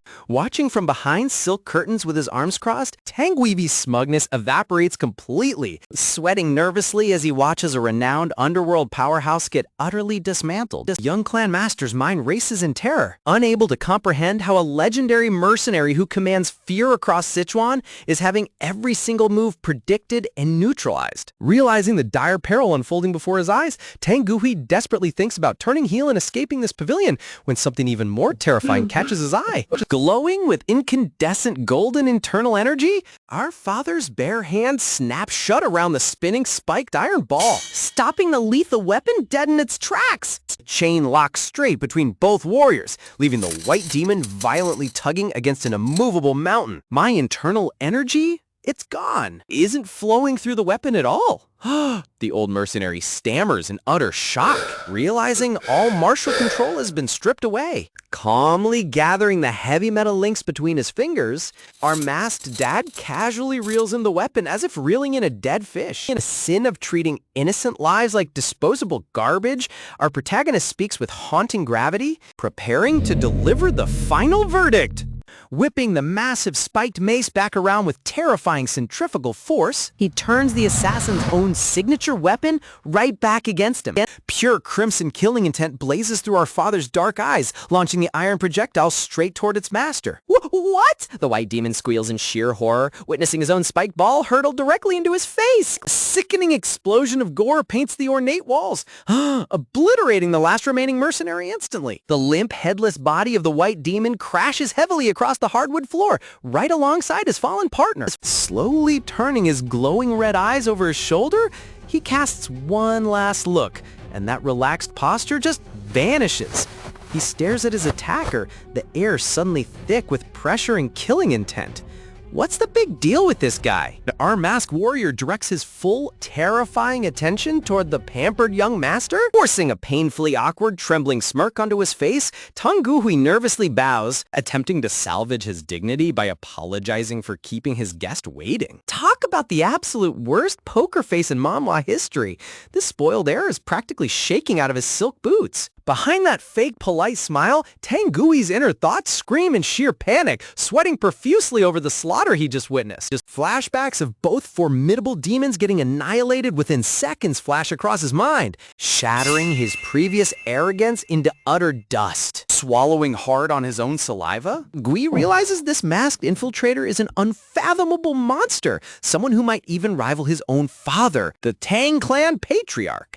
Desperately trying to negotiate, Gui asks how much gold was promised for this hit, boasting that he can easily double any amount if the warrior chooses to serve under his wing instead. Holding up 3 fingers with an oily grin, the young master raises the stakes, offering to triple the bounty just to buy his own survival. Marching toward the trembling noble, our dad explains how in another lifetime, he remained helplessly ignorant while his beloved wife withered away in excruciating poison-induced agony. The tragic phantom of his past self weeping over his dying wife flickers in his memory before his red eyes blaze with pure vengeance, stating that the weak husband died long ago. Tang Guhui freezes, dismissing the words as insane gibberish at first, until the phrase "a wife who died from agonizing poison" strikes a terrifying chord in his memory. The gorgeous image of Peng Seyon flashes in his mind, instantly connecting the dots to his failed bridal pursuit and the stealth venom he planted. Pointing a trembling finger forward, Gui stammers in complete shock. "Are you Peng Seoyan's husband?" To which our masked father firmly confirms with deadly calm.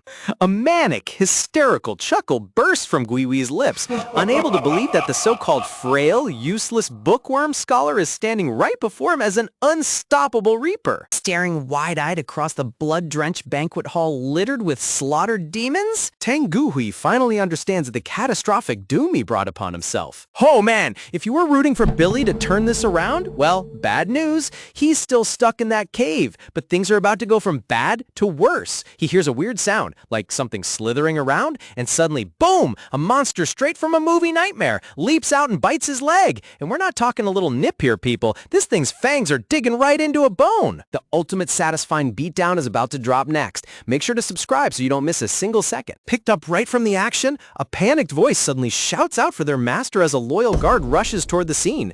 Our masked protagonist stands perfectly still, his sharp eyes narrowing as he prepares to face the chaotic commotion head-on. A wave of frantic clan members in dark robes comes charging through the grand doors.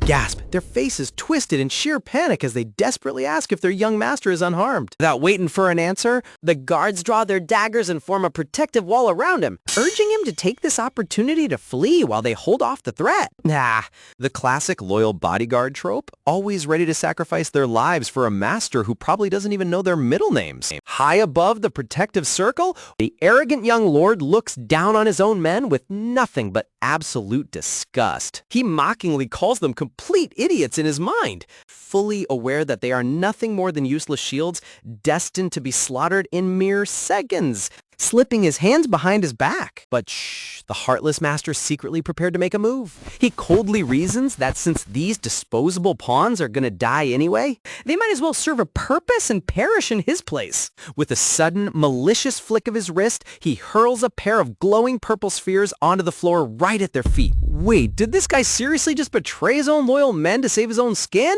What an absolute piece of garbage! The purple toxic spheres shatter violently upon impact, instantly releasing a blinding burst of volatile, neon purple energy that rapidly expands to fill the entire chamber. Thick, suffocating clouds of poisonous gas swallow the room in a split second, catching the loyal guards completely off guard as they cough and scream out in sheer confusion. The agonizing poison instantly melts through their defenses, forcing the loyal guards to collapse onto the floor while clutching their throats in absolute despair. As they draw their final breaths, they weakly look up at their young lord. Utterly heartbroken by his horrific betrayal. Standing safely behind the toxic cloud, the villain hides his face behind his long sleeve and lets out a sinister chuckle. He arrogantly boasts that no matter how legendary of a master his opponent is, absolutely no one can survive the lethal flesh-melting poison of the infamous Tang Clan. Oh, please, has this guy never watched an anime? Boasting about your ultimate move is the fastest way to get completely obliterated. But his smug celebration is cut incredibly short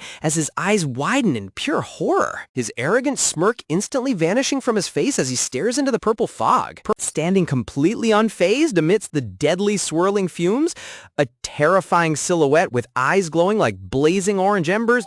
With a majestic sweep of his arm, the protagonist unleashes a massive wave of golden inner chi, effortlessly blowing away the dense purple poison like a weak autumn breeze. Driven by decades of unyielding rage and unresolved tragedy, in a breathtaking display of power, our protagonist releases a monstrous shockwave of his true inner energy, violently detonating the entire pavilion from the inside out. Brilliant plumes of violent purple ki and roaring crimson flames tear through the traditional roof tiles, reducing the extravagant retreat into flying splinters and burning rubble in a single heartbeat. Man, just look at the artist's absolute masterclass in dynamic lighting. That high contrast blast of apocalyptic energy looks like a literal nuclear launch in medieval China. As the toxic mist completely clears, the cowardly villain is left trembling in absolute disbelief, his jaw practically dropping to the floor as he realizes his ultimate poison didn't leave a single scratch on the protagonist. A masked warrior slowly paces forward, his footsteps echoing with an incredibly heavy sound. Suffocating pressure that forces the villain to stagger backward while panting in sheer terror. Now, this is the kind of satisfying power move I live for. Our boy is officially a walking cheat code. Glaring down at the pathetic coward, the protagonist's eyes shine with a cold, bloodthirsty red light. He flatly declares that absolute scumbags like him don't even deserve the basic right to breathe. In a sudden flash of memory, the horrific faces of the black and white twin demons appear. In his past life, fate dealt him a bad hand. He got caught in the crossfire between a legendary immortal doctor and this crazy poisonous demon lady. But get this, he wakes up in the body of his old childhood's bully, who happens to be the most worthless student in the whole clan. The protagonist had personally decapitated these vile monsters for plaguing the Central Plains with human trafficking and illicit poisons. He recalls how the corrupt Tengu Hui had secretly planned to align himself with those vicious demons in exchange for taking total control over the Sichuan region, proving his soul was thoroughly rotten to the core. Driven to his knees by the overwhelming aura, Tengu Hui collapses onto the hard wooden floor. And just like that, the martial arts world loses another legend. But was he truly defeated, or is there more to this tragic end? Weeping and begging for his miserable life to be spared. Look at him now, crying like a baby after literally poison bombing his own loyal guards. The protagonist's hand begins to glow with an intense, concentrated golden light. He remembers the pure malice this pathetic trash held toward his beloved wife in his original life, and his heart hardens with absolute fury. Without a shred of mercy, he fires multiple piercing beams of golden chi straight through the villain's pressure points, leaving him paralyzed on the floor, forcing a painful choke from the corrupt master's throat. The golden energy violently twists and contorts the villain's limbs as the protagonist coldly explains that he is executing the legendary tendon-splitting and bone-dislocating technique. Suddenly, a sharp whoosh cuts through the tense air as a deadly barrage of flying daggers comes raining down from the shadows directly toward the protagonist. Oh, come on, who is interrupting this extremely satisfying interrogation? Moving with blinding speed, the protagonist swings his glowing arm in a wide arc, effortlessly deflecting every single incoming dagger away like harmless toys. A calm, authoritative voice suddenly echoes through the ruined hall, commanding the protagonist to halt. As the dust settles, a mysterious new figure emerges from the back of the chamber. Standing gracefully with his arms crossed is a handsome, brown-haired martial artist wearing elegant green robes. He sports a relaxed, charming smile as he introduces himself as the eldest son of the prestigious family. The deflected daggers rain down and embed themselves perfectly upright into the wooden floorboards with a sharp ring. Okay, I have to admit, that was a pretty stylish entrance, but let's see if he can actually back up that confidence. Without a single warning, the handsome newcomer springs into the air, launching a secondary, incredibly swift barrage of throwing knives straight at our hero. The masked protagonist swiftly spins around and kicks to deflect the incoming blades, sending sparks flying in every direction as he parries the surprise assault. Closing the distance in the blink of an eye, the Green Robe Master lunges forward with a dagger, clashing directly against the protagonist's arm with a sharp green. With a cold, calculated glare, the protagonist easily reads the trajectory of the strike and grabs the attacker's wrist with a firm grip, completely halting his momentum. Nice try, pretty boy. You're gonna have to do a lot better than that to bypass his god-tier reaction time. The brown-haired warrior is incredibly crafty, immediately using his free hand to deploy a set of razor-sharp hidden claws aimed directly at the protagonist's neck. A massive shockwave of pure energy erupts from their close-quarters struggle, violently blowing both fighters backward and shattering the surrounding floorboards. He drops into a low defensive stance, panting as sweat trickles down his forehead. He realizes that the mysterious masked intruder is on an entirely different level of power. Staring intently through his messy brown hair, his mind races as he tries to analyze the bizarre, overwhelming strength of the opponent standing before him. In a sudden, bittersweet flashback, the protagonist remembers this brown-haired man. Despite his own hatred for self-righteous hero types, he had no choice but to deeply respect this kind soul in his past life. Back when the protagonist was widely feared as the ruthless blood demon, this generous young man was the only individual who showed him genuine warmth, offering him a peaceful moment of kindness that he never forgot. Returning to the present, the protagonist gazes at his old friend with a soft sigh, feeling a deep sense of warmth and relief to see him alive and well in this rewritten timeline. This is honestly so wholesome. Our tragic protagonist finally gets to reunite with the only person who treated him like a human. Unaware of the protagonist's true identity, the brown-haired warrior grits his teeth, his expression turning incredibly serious as he prepares himself for a life-or-death struggle. He launches into a relentless high-speed assault, but to his utter shock, the masked protagonist fluidly dodges every single strike with absolute ease. Brown-haired man, backing away to catch his breath with a sharp gasp, begins to sweat profusely as a chilling realization hits him.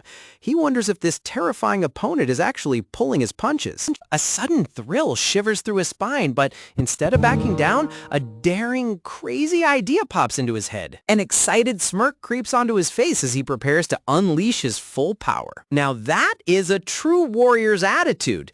He knows he's outclassed, but he's still absolutely hyped for the challenge. With a sudden, explosive burst of speed, the protagonist lunges forward, kicking up a massive cloud of dust as he closes the gap instantly. Reacting instantly, the brown-haired warrior swings his arms wide, summoning a violent, swirling green gale of blade chi to block the approach. Leaping high into the air, he brings down a devastating downward strike, channeling his green spiritual energy to create a majestic, dome-like barrier of slicing wind. The intense green energy beams rain down like absolute meteors, completely obliterating the wooden floor as the protagonist moves like a ghost to evade the destruction. The choreography and the neon green lighting in this fight sequence are absolutely jaw-dropping. Seizing a momentary opening in the dust cloud, the green-robed master lunges forward with a powerful, heavy thrust aimed straight at the protagonist's chest. With an incredibly cool, effortless tilt of his head, the protagonist dodges the deadly blade by a mere fraction of an inch, his calm eyes remaining completely locked on his opponent. Slipping past the strike like a shadow in the wind, the protagonist completely outmaneuvers him, proving once and for all that his newly awakened godlike powers are completely unmatched. Hang Jinho grits his teeth in bitter disbelief,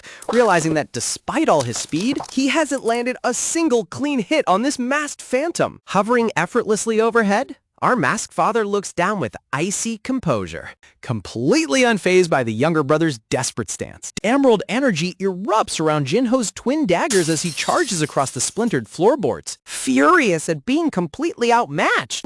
Hi-ya! He roars at the top of his lungs, driving both venom-coated daggers forward in a frantic flurry, slashing violently from above. Jinho throws everything he has into a lethal downward strike aimed straight at our protagonist's throat. Honestly, charging headfirst at someone who just turned two legendary underworld monsters into paste?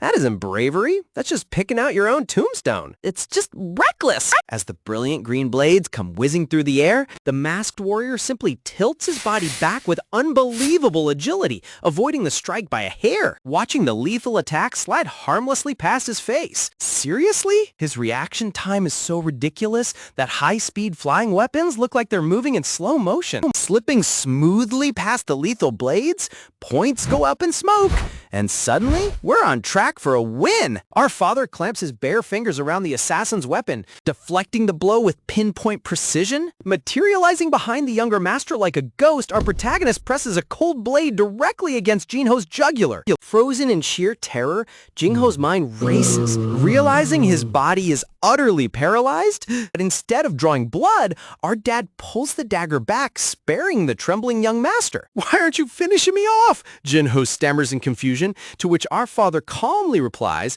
that Jinho isn't the one who owes him a debt. Striding toward the paralyzed Tangui lying helpless across the crimson rug, and now our masked dad prepares to settle the real score. Jinho pleads desperately from behind, arguing that his older brother had already been utterly crushed and ruined, begging the intruder not to take things further. Goodweek groans pathetically on the floor, while Jinho reasons that the Tang clan elders will soon uncover the full truth and punish him appropriately. Clan politics usually means a gentle slap on the wrist for spoiled nobles. Our dad definitely knows better than to trust their internal discipline. Our protagonist pauses, accepting the younger brother's words with chilling calm, before adding that one crucial problem still remains. The risk of him ever recovering his martial arts? Our dad mutters coldly, extending his lethal palm outward. "Wait!" Jinho screams in pure desperation as our father slams an incandescent golden hand straight into Gohui's chest. As catastrophic shockwaves rip through Gohui's core, utterly disintegrating his internal energy center into dust. Without giving his opponent a single moment to adjust, the protagonist counters with a devastating wave of kinetic force, completely pulverizing the emerald barrier into glowing fragments while the warrior lets out a pained howl. Tangui screams in raw agony, blood bursting from all his pores like he's about to explode, his eyes rolling back as his lifelong cultivation vanishes into thin air. Dropping frantically beside his convulsing brother, Jinho rapidly presses pressure points to stop the violent internal hemorrhaging. Froth trickles from Gohui's limp jaw, permanently reduced to an ordinary, crippled invalid who can never wield martial arts again? Talk about poetic justice. The very man who poisoned others is now completely powerless for the rest of his miserable days. Looking back over his shoulder with heavy sorrow, Jinho asks if our protagonist truly had to go that far. But our dad merely turns the question back onto him. Our protagonist's deep voice echoes across the ruined banquet hall, demanding an honest answer to one simple inquiry. While that man you call your brother was committing all those evil deeds, what on earth were you doing, and where? Our father asks with freezing judgment. A dark flashback reveals Tangui torturing bound innocents while Jinho stood aside in silence, pretending to object without ever lifting a single finger to stop the atrocities. "As far as I'm concerned, you're nothing more than an accomplice disguised as a bystander," scoffing tone, our father declares, slicing right through Jinho's moral high ground. Lowering his gaze in crushing guilt, Jinho silently admits that wasting away in weakness is the exact karmic price his brother earned. Suddenly snapping his head back up, Jinho tries to respond, only to find the empty hall staring back at him. Wind whistles through the shattered roof,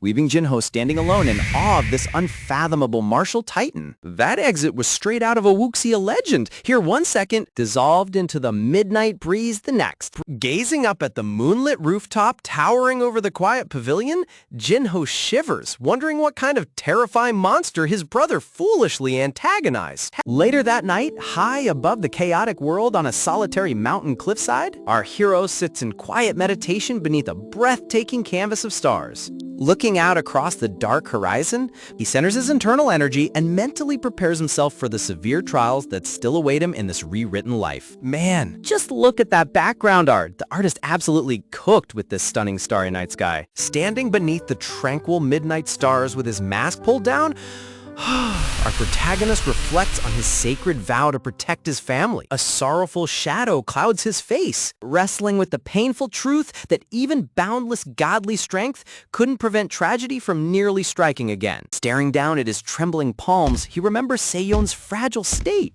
realizing that hiding in the shadows won't keep them safe forever. Clenching his fist tight, he makes a firm, life-altering decision for the sake of those he holds dear. Back at their humble home, little Tengi sleeps peacefully peacefully beside her gentle mother, completely sheltered from the bloody storm outside. So-yeon's long eyelashes flutter open as a familiar hand rests upon her shoulder. "I'm sorry for waking you, but could you spare me a moment right now?" our dad whispers tenderly, surprising his sleepy wife at such a late hour. Gently caressing her daughter's messy hair, Seon smiles warmly, quietly stepping out so the little one can rest undisturbed.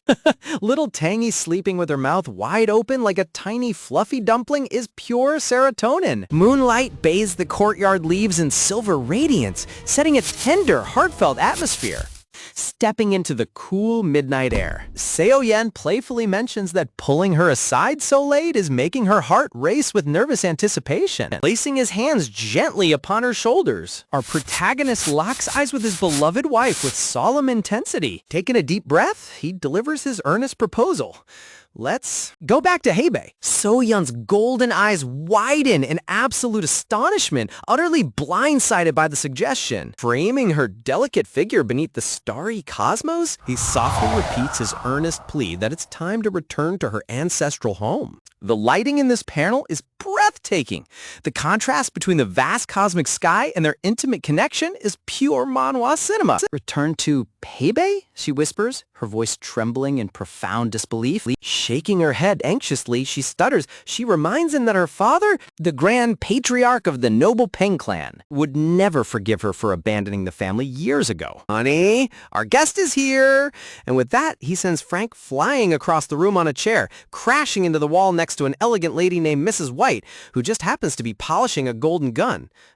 "Everything will be all right," our protagonist comforts her with boundless warmth, reassuring her that her father still misses her deeply. "How could you possibly know that?" she asks tearfully, unable to believe she deserves redemption in her father's eyes. Clasping his fingers tightly, she weeps that she is nothing more than an irredeemable stain on her noble father's legacy, convinced he erased her from memory long ago. Holding her trembling hands reassuringly, our dad remembers his past misunderstandings with Peng Mugong, that old prideful dude who just couldn't accept he lost to dad.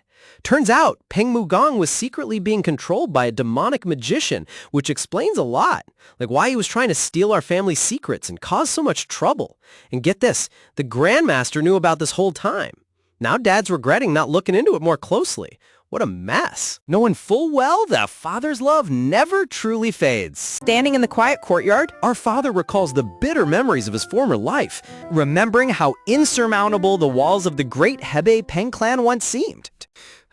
In that tragic past timeline, he was utterly convinced that the formidable patriarch would never forgive Seo-yeon for eloping, thought that her desperate pleading would be met with scorn, let alone forgive the penniless scholar who stole his precious daughter away. But the harsh reality shattered all his assumptions when the Grand Patriarch personally arrived in Sodon Village shortly after Seo-yeon succumbed to her fatal illness. Known across the entire martial world as the legendary Hebei Blade Devil, the towering warrior stood completely powerless before his daughter's lifeless body.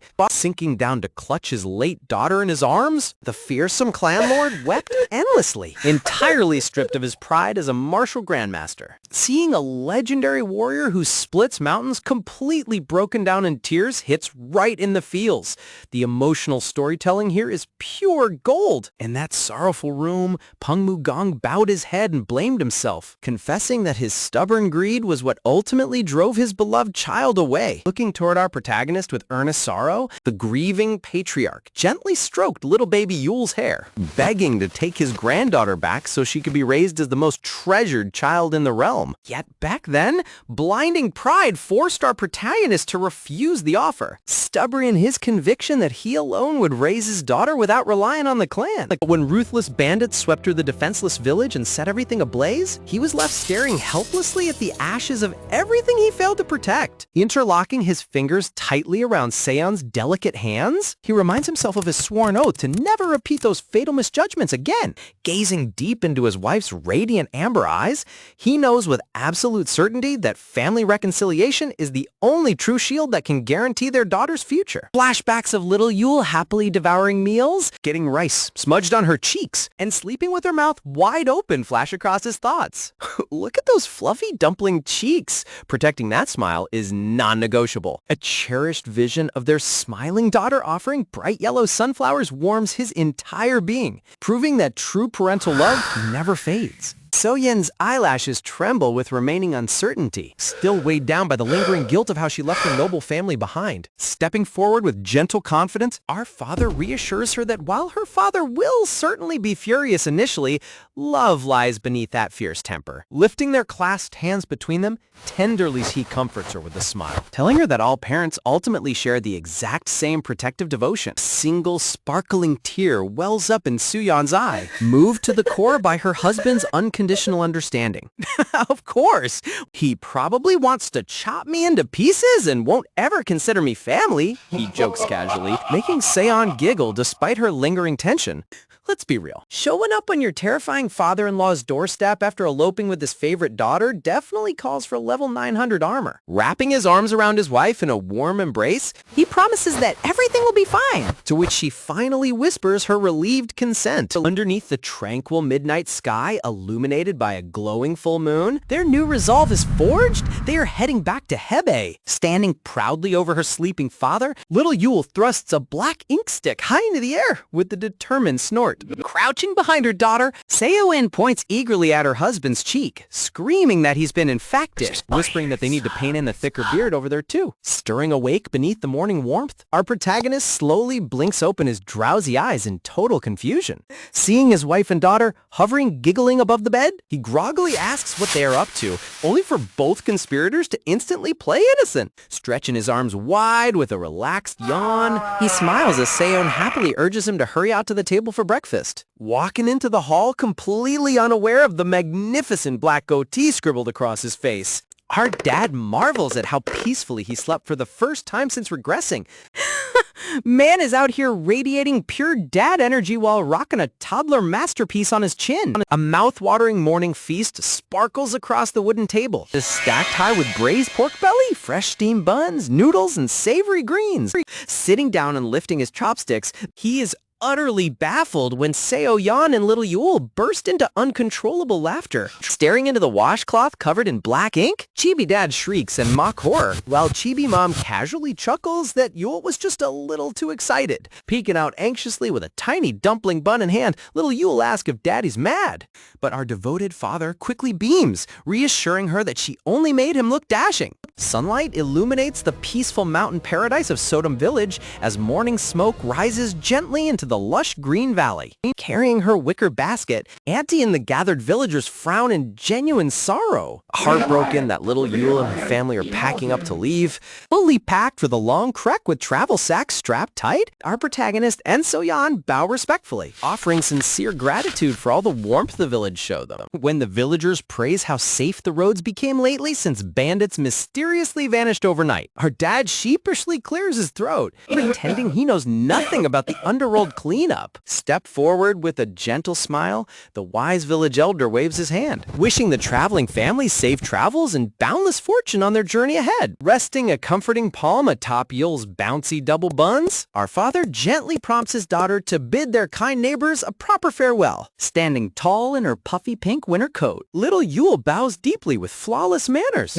cheerfully shouting goodbye to all her village friends. That polite toddler bow could literally bring world peace. She's effortlessly stealing the entire show. Holding their daughter's tiny hands between them, the family turns toward the open road while the teary-eyed villagers wave goodbye from behind.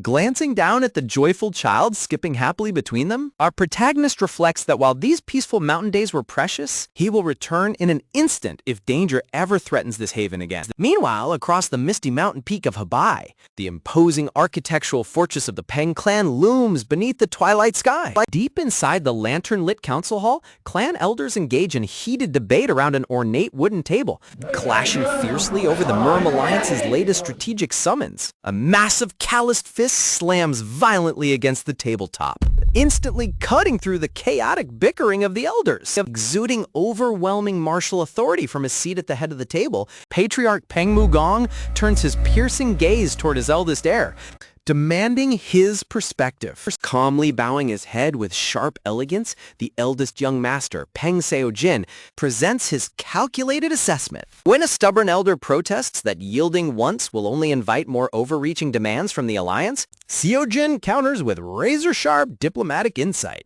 Maintaining absolute composure, Seo-jin explains that accepting lawful requests deprives their political rivals of any excuse to corner them, protecting the noble prestige of the Hebei Peng clan. Seo-yen's brother is clearly a brilliant strategist. Their upcoming reunion in Hebei is going to shake the entire martial world. Stroking his silver beard with a satisfied smirk, the mighty Peng Mugong praises his eldest son for grasping the intricate politics of the Zhonghu at such an impressively youthful age, bowing with absolute humility while acknowledging his father's guidance. Young Master Seo-jin exemplifies why he stands among the legendary 6 dragons and 3 phoenixes of the realm. Suddenly, an agitated elder bursts into the council hall with wide eyes, urgently shouting that he bears shocking news for the clan head.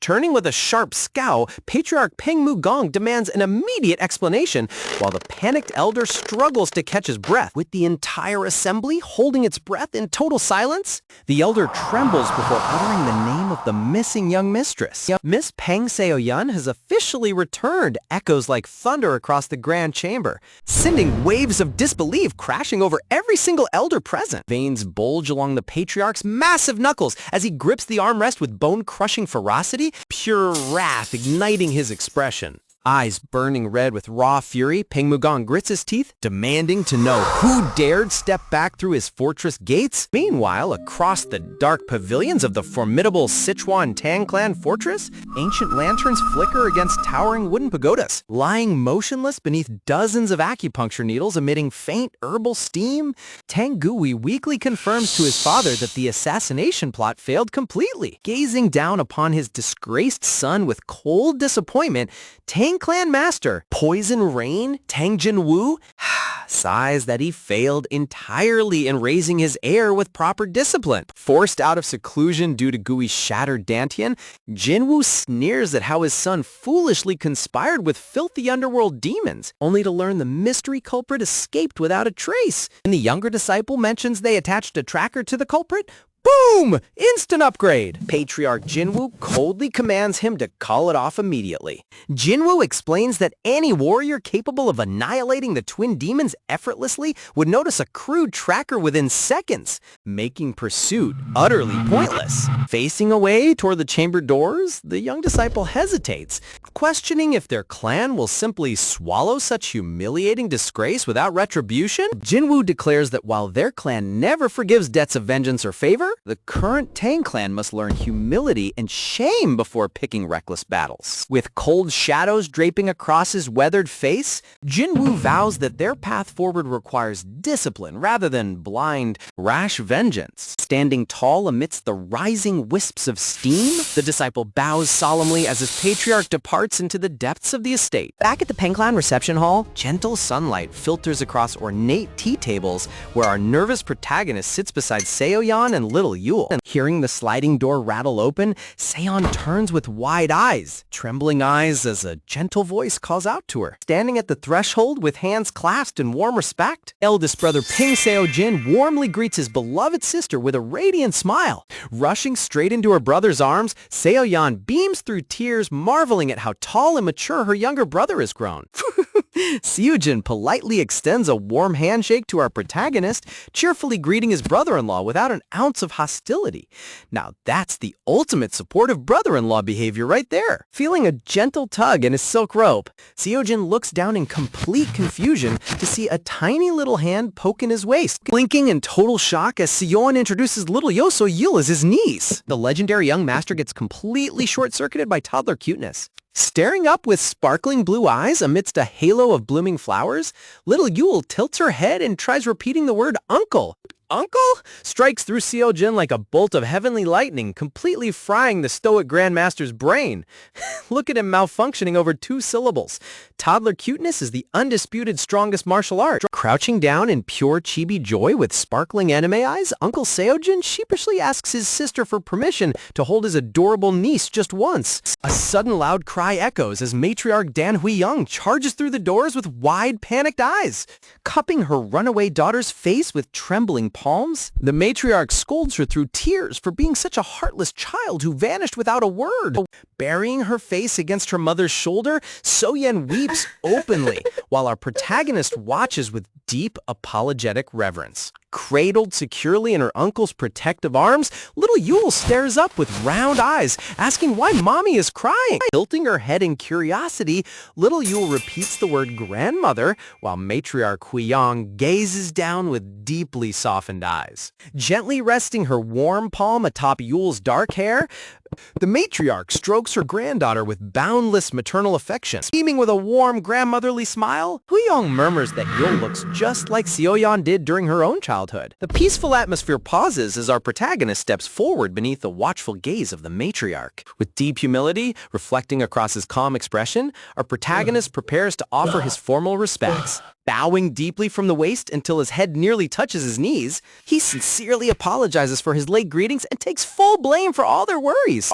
Seo-yeon turns with worried amber eyes toward her mother, anxious about how her mother will treat her humble husband. Closing her eyes with a gentle exhale, matriarch Hui-young warmly notes that it takes 2 hands to clap, suggesting that both sides must have contributed to the conflict. Acknowledging how deeply her daughter must love him, stepping forward with a gracious smile, the matriarch kindly welcomes our protagonist, urging him to rest comfortably after their exhausting journey. Suddenly, the wooden floorboards shudder with terrifying weight as a monstrous silhouette blocks the entire hall entrance. Looming like a wrathful war god with glowing eyes, Patriarch Peng Mugong glares into the room with veins throbbing against his temples. Swallowing hard against the suffocating pressure, our protagonist locks eyes with his terrifying father-in-law. Towering over Seo-yen with a thunderous growl, Mugong spits out that she threw everything away only to live in such a pitiful, miserable state. Refusing to cower beneath the patriarch's overwhelming aura, Seo-yen raises her chin with burning golden eyes, defiantly asking what on earth is wrong with her life. Standing shoulder to shoulder beside her husband, she declares that while building an independent life far away was tough, she has 0 regrets. Glowing with unwavering pride and dignity, So-yen proclaims that for the very first time, she lived a life chosen entirely by herself, rather than arranged by others. "How dare you act innocent after making the Peng clan the laughingstock of the martial world?" bellows the enraged patriarch, while his wife desperately grabs his arm to hold him back. "Good luck surviving dinner tonight. Dad, you're gonna need heavenly tribulation defense just to pass the side dishes." Back inside the Grand Peng clan manor, the formidable clanmaster flinches in terror as his fiery wife unleashes a furious torrent of spiritual pressure, demanding to know the real reason he finally returned home. Caught completely off guard by the sheer destructive intensity of the matriarch's wrath, the clanmaster stares blankly with wide, terrified eyes. Look at this legendary powerhouse crumbling like a house of cards the moment his wife raises her voice. Classic martial arts parenting. Slapping him across the chest with blazing annoyance, the fierce lady berates him for acting stubborn and spouting harsh words he doesn't even mean, while the old titan scrambles backward trying to defend his wounded pride. Grinning mischievously, the matriarch ruthlessly exposes his soft heart, revealing how he spent 6 whole months sobbing endlessly in their runaway daughter's empty bedroom, forcing the flustered master to cough frantically in pure humiliation. Covering her red face with both hands, Seo-yeon desperately begs her bickering parents to stop causing a massive scene, reminding them that it's a public place, completely mortified that they are arguing like toddlers at their age. Swapping her fiery scowl for a warm motherly beam, the wife suddenly tells her bewildered husband to drop his tough facade and finally hold his lovely granddaughter. Talk about weaponizing supreme cuteness to break down the hardest martial warrior in the province. Lifting little Soyeol into view, the grandmother warmly encourages the sweet toddler to greet her grandfather, leaving the towering patriarch totally paralyzed as he meets the girl's sparkling gaze.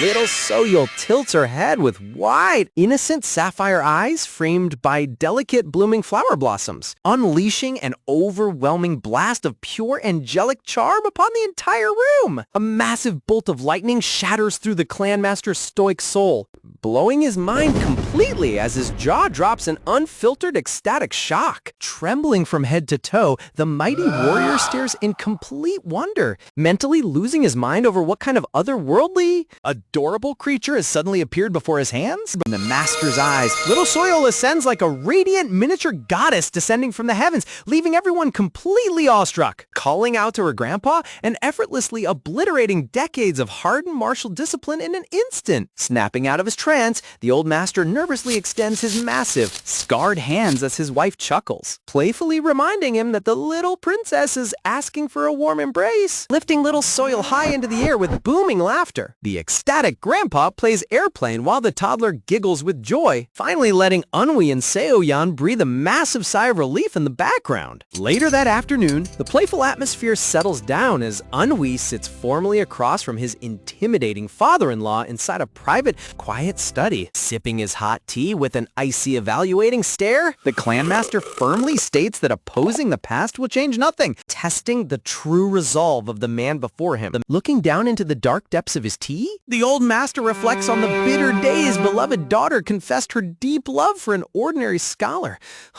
desperately hoping she wouldn't make a reckless life choice. He remembers the crushing shock when his scouts reported that Seo-yeon had fled the family estate, never imagining she would go so far as turning her back on the legendary Peng lineage. Hardening his weathered jaw with lingering resentment, the master recalls how he initially swore to hunt her down and drag her back home by force the moment she was found. Yet, as he witnessed how truly radiant and happy Seo-yeon looked wrapped securely in Eunhui's loving embrace, his angry heart had quietly softened over the long years. Setting his cup down with a sharp clack, the patriarch admits he always hoped she would just simply forget the clan and live peacefully, never expecting her to willingly walk back into the viper's nest of Hebei. Bowing his head in deep humility, Eunhui delivers a heartfelt apology, expressing genuine remorse for causing the elders years of deep heartache and returning so abruptly. Leaning forward with a piercing, evaluating gaze, the clanmaster tests him by asking if he regrets marrying his daughter,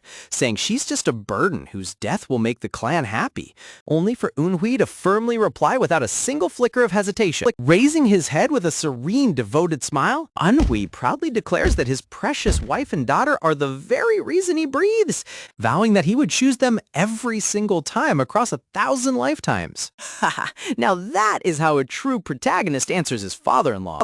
Maintaining a steady, respectful tone, Eunhui clarifies that his apology is strictly for the grief caused by their elopement, but he refuses to let his beloved wife spend the rest of her life feeling estranged from her true family. He adds with profound sincerity that he wants little Soyul to grow up knowing the warmth of her extended clan, prompting the old master to quietly observe how drastically the scholar seems to have matured. Eunhui's crimson eyes gleam with unshakable steel as he boldly pledges to endure any trial and do whatever it takes to protect his family, earnestly asking the patriarch to welcome them into the fold. Folding his arms with a skeptical grunt, the master marvels internally at how this fragile, harmless-looking bookworm suddenly possesses the spine and presence of a seasoned warrior.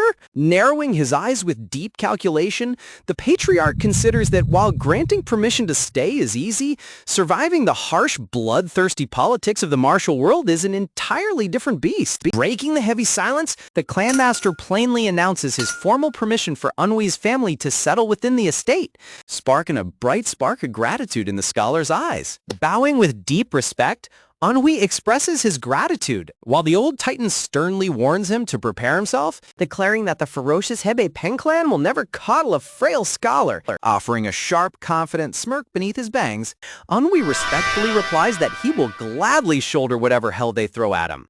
Little does the master know, this frail scholar could probably dismantle half their elite guard before breakfast. As dawn breaks, the scene shifts across rugged mountain peaks and quiet, sunlit forest clearings littered with weathered their tree stumps. Moving their entire household back to the familiar grounds of Habai isn't just a simple change of scenery. It's a massive strategic move to reclaim what was lost and face the storm head-on. Look at those breathtaking environmental panels. The background artist really pulled out all the stops to give us that epic, sweeping journey vibe. High atop a secluded, misty cliff at the crack of dawn, Anhui sits in deep meditation, channeling torrents of dazzling golden vitality through his newly reconstructed divine physique. Exhaling a steady plume of pure inner breath, Anhui focuses his refined consciousness, basking in the raw, surging spiritual energy coursing seamlessly through every tendon and meridians. Gazing down at his chiseled, battle-ready physique, Anhui notes that a full month has passed since arriving in the territory of Hebei, and his martial growth has skyrocketed far beyond his expectations. Looking out over the golden sunrise illuminating the rolling peaks, he realizes his current cultivation speed outclasses his former lifetime, ensuring he will shatter through his previous peak realm in no time at all. Turning his gaze toward the horizon with calculated caution, Anhui reminds himself that the board is still too fragile, making it vital to keep his god-tier martial prowess tightly sealed under the guise of an unassuming scholar. Towering against the precipice with his elongated shadow stretching toward the massive clan fortress below, Anhui steels his resolve, knowing he must amass overwhelming might to shield his family from the looming storm. Down in the sprawling main training courtyard of the Peng clan, the crisp morning air fills with roaring chants as rows of battle-hardened disciples hammer away at heavy wooden dummies, swinging their blades through the air. A squad of arrogant guard trainees snidely grumble amongst themselves, mocking how much they despise that useless scholar wandering around the manor with his polite smile. Scheming how to properly humiliate the newcomer, the gossiping disciples suddenly freeze as an authoritative voice cuts through their whispers, demanding to know what mischief they're plotting. Sweating nervously, the trainees turn around to greet their commanding officer, Captain No Ilbong, who narrows his eyes and asks if this commotion is about the infamous new scholar again. Throwing up their hands in bitter jealousy, the thugs loudly whine that an outsider of unknown origin had the audacity to marry Miss Seoyan, insisting they must violently show him that he has no business staying here. Crossing his muscular arms with an ugly, arrogant sneer, Captain No Ilbong eagerly agrees to the plot, deciding it is high time they teach the defenseless bookworm a painful lesson in clan hierarchy. Walking leisurely along the stone pavilion later that morning, Anhui stops in his tracks, tilting his head upon hearing an unexpected invitation for early morning calisthenics. Rubbing his hands together with sickeningly sweet hospitality, Captain No Ilbong claims he wants to help the bookish scholar integrate smoothly into the martial family by inviting him to join their leisurely morning jog. Placing a thoughtful hand against his chin, Anhui calmly mulls over the offer, while Captain No Ilbong's inner chibi screams in pure frustration, desperately begging the bastard to walk right into the trap. A predatory grin spreads across No Ilbong's face as Anhui casually accepts, setting up their fateful rendezvous for the crack of dawn at the hour of the rabbit. Anhui strolls peacefully down the corridor with his hands behind his back while the sly captain delivers a mocking farewell bow, already celebrating what he believes is an effortless prank in the back. Dropping his friendly mask into a grotesque, shadowy grimace, No Ilbong sneers that the notorious Peng clan morning run is brutal enough to make seasoned warriors vomit blood, pointing out that a scrawny twig like this guy won't last a morning, and a frail scholar won't survive a single lap.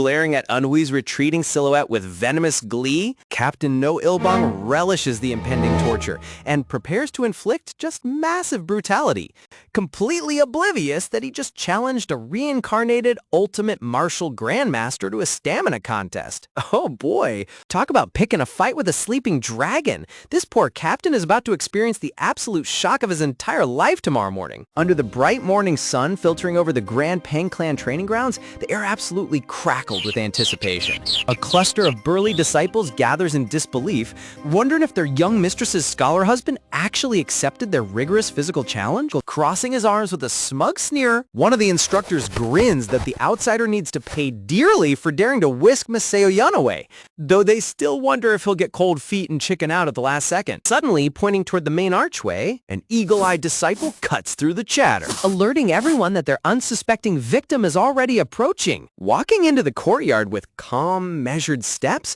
Oki takes in the scene. Our protagonist arrives with his hands casually clasped behind his back, looking completely unfazed by the dozens of glaring martial artists, approaching the smirking head instructor with a polite nod. Our protagonist casually asks if he arrived late, only to be told he's right on time for the fun to begin. Two imposing senior martial artists step forward with formal salutes, introduced as the elite squad captains who will be supervising today's grueling physical evaluations. Resting a heavy, calloused hand atop our protagonist's shoulder, the smug instructor feigns friendliness while internally plotting to run this fragile bookworm straight into the dirt. With a wicked glint flashing across his eyes, the instructor sneers under his breath, eager to see how long this frail scholar can maintain his calm dignity once the real torture begins.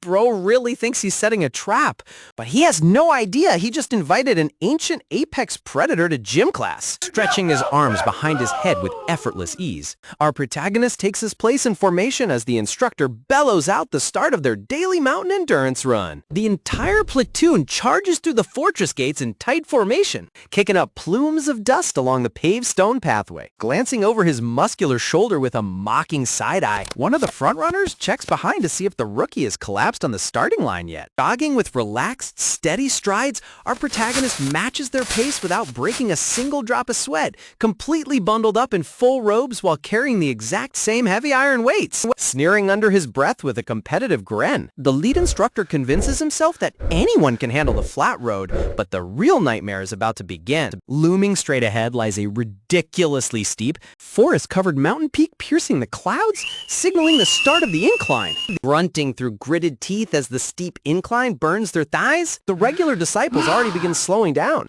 desperate for the lead squad to ease up the pace. Oh, look at their faces turning purple after just one hill. Talk about instant karma for trying to haze the son-in-law. Drenched in sweat with bulging veins across his temples, the squad captain pushes his pace to maximum, silently praying someone will order a halt before his own lungs burst. In a sudden, effortless blur, a dark-robed figure glides effortlessly past the gasping frontrunners without even breathing hard. Casually pulling up right beside the squad captain with an easygoing smile, our protagonist looks like he's out for a pleasant Sunday stroll, entirely unbothered by the mountain slope. Eyes popping wide in absolute horror, the captain stares in sheer disbelief, unable to fathom how a guy who supposedly only read books has infinite cardio stamina. Pumping his legs furiously against the dirt trail, the captain pushes beyond his limits just to keep pace, screaming internally as the smiling scholar casually breezes alongside him. Finally stumbling back into the clan courtyard on trembling legs, the gasping disciples think their torment is over, only for the captain to turn around with crazed, bloodshot eyes and declare another full lap. Another lap? Roars across the courtyard as the exhausted warriors stare at their crazed leader in absolute horror. They're barely holding themselves up, cursing him for losing his mind. When your boss's fragile ego gets hurt by the new guy, the entire department pays the price. Shut up and keep running if you call yourselves paying warriors, bellows the unhinged captain, completely refusing to lose to a scholar in front of his men. Dragging their dead weight forward on wobbly knees, the miserable disciples stumble back out the gates, weeping tears of pure regret. One more lap echoes through the courtyard once again as the training session spirals into an endless loop of self-inflicted torture. Doubled over in agonizing stomach cramps, one of the muscle-bound warriors violently heaves a glorious stream of sparkly rainbow bile straight onto the courtyard dirt. The entire courtyard transforms into a glorious disaster zone, with dozens of elite martial artists collapsed face down in the dirt while their captain wobbles like a newborn deer. Hands resting cheerfully on his hips without a single hair out of place, our protagonist beams with radiant energy, cheerfully sighing that he was just starting to warm up and can't wait for tomorrow morning, whistling a merry tune as he strolls away into the estate. Our protagonist leaves an entire courtyard of broken, battered bodies and is like, amused by it, all according to plan. Puking martial artists questioning the fundamental laws of nature. The man didn't just pass the initiation test, he completely dismantled their entire physical education department. The very next morning, the instructors break into cold sweats with bulging cartoon eyes. The second our cheerful protagonist pops around the corner, waving happily like an energetic puppy. Day after day, the exact same routine unfolds. The boy wakes up, gets dressed, heads downstairs, and begins devouring his breakfast. Every single time, the television is playing the same cartoon, and the boy can't take his eyes off the screen, with our protagonist happily jogging through the mountains like it's a casual park jog, while the Pang Clan's finest warriors collapse into puddles behind him, looking like a hollow, withered zombie with sunken black eye sockets. The senior instructor finally steps forward days later, utterly defeated. "Please, spare us. You don't ever have to come back," begs the traumatized old master, while our protagonist pouts in genuine disappointment, asking if he really can't join them anymore. You know you're overpowered when the military drill sergeants are begging you to take a permanent vacation. Back inside their peaceful living quarters, Seo-yen rests her chin against her palms, wondering how a nobody like Dojin could possibly become a guild leader, playfully teasing her husband about how a scholar who used to get winded fetching water suddenly developed the stamina of a warhorse. Little Soyul happily munches on delicious sweet mooncakes with puffy hamster cheeks, while Seo-yeon rolls her eyes with an affectionate smirk at her husband's suspiciously clever excuses. Smiling warmly with gentle eyes, our protagonist laughs off her questions, remarking that he's adapting to life in the Pang Clan far better than he ever anticipated. His mind drifts back into shadowy crimson memories, where heavy boots drag through endless pools of thick, spilled blood. A dark caption echoes his deepest thoughts, compared to the sheer hellish misery and slaughter of his previous life. Enduring petty clan gossip as a live-in son-in-law is heaven on earth. Ascending stone stairs surrounded by snapped spears and butchered corpses with a shattered blade in hand. His lone, blood-drenched silhouette carried the weight of an entire era's sorrow. The contrast here hits right in the feels. Seeing how much horror he endured makes his goofy, wholesome family moments so much more precious. Breaking the dark flashback, little Yule tugs at her father's lapel with a cheeky grin, snitching that mommy called him annoying, while Seon gives his hand a loving, affectionate pinch. Night settles over the majestic city pavilions of Hebei, where glowing paper lanterns illuminate the grand rooftops under the midnight sky. Bowing deeply with hands clasped in profound respect, prominent merchant guild leaders express their boundless gratitude to the young master for personally defending the common folk, returning a gracious, humble smile. Young Master Peng Seo-jin politely insists that shielding local commerce is merely the natural duty of the 5 great clans.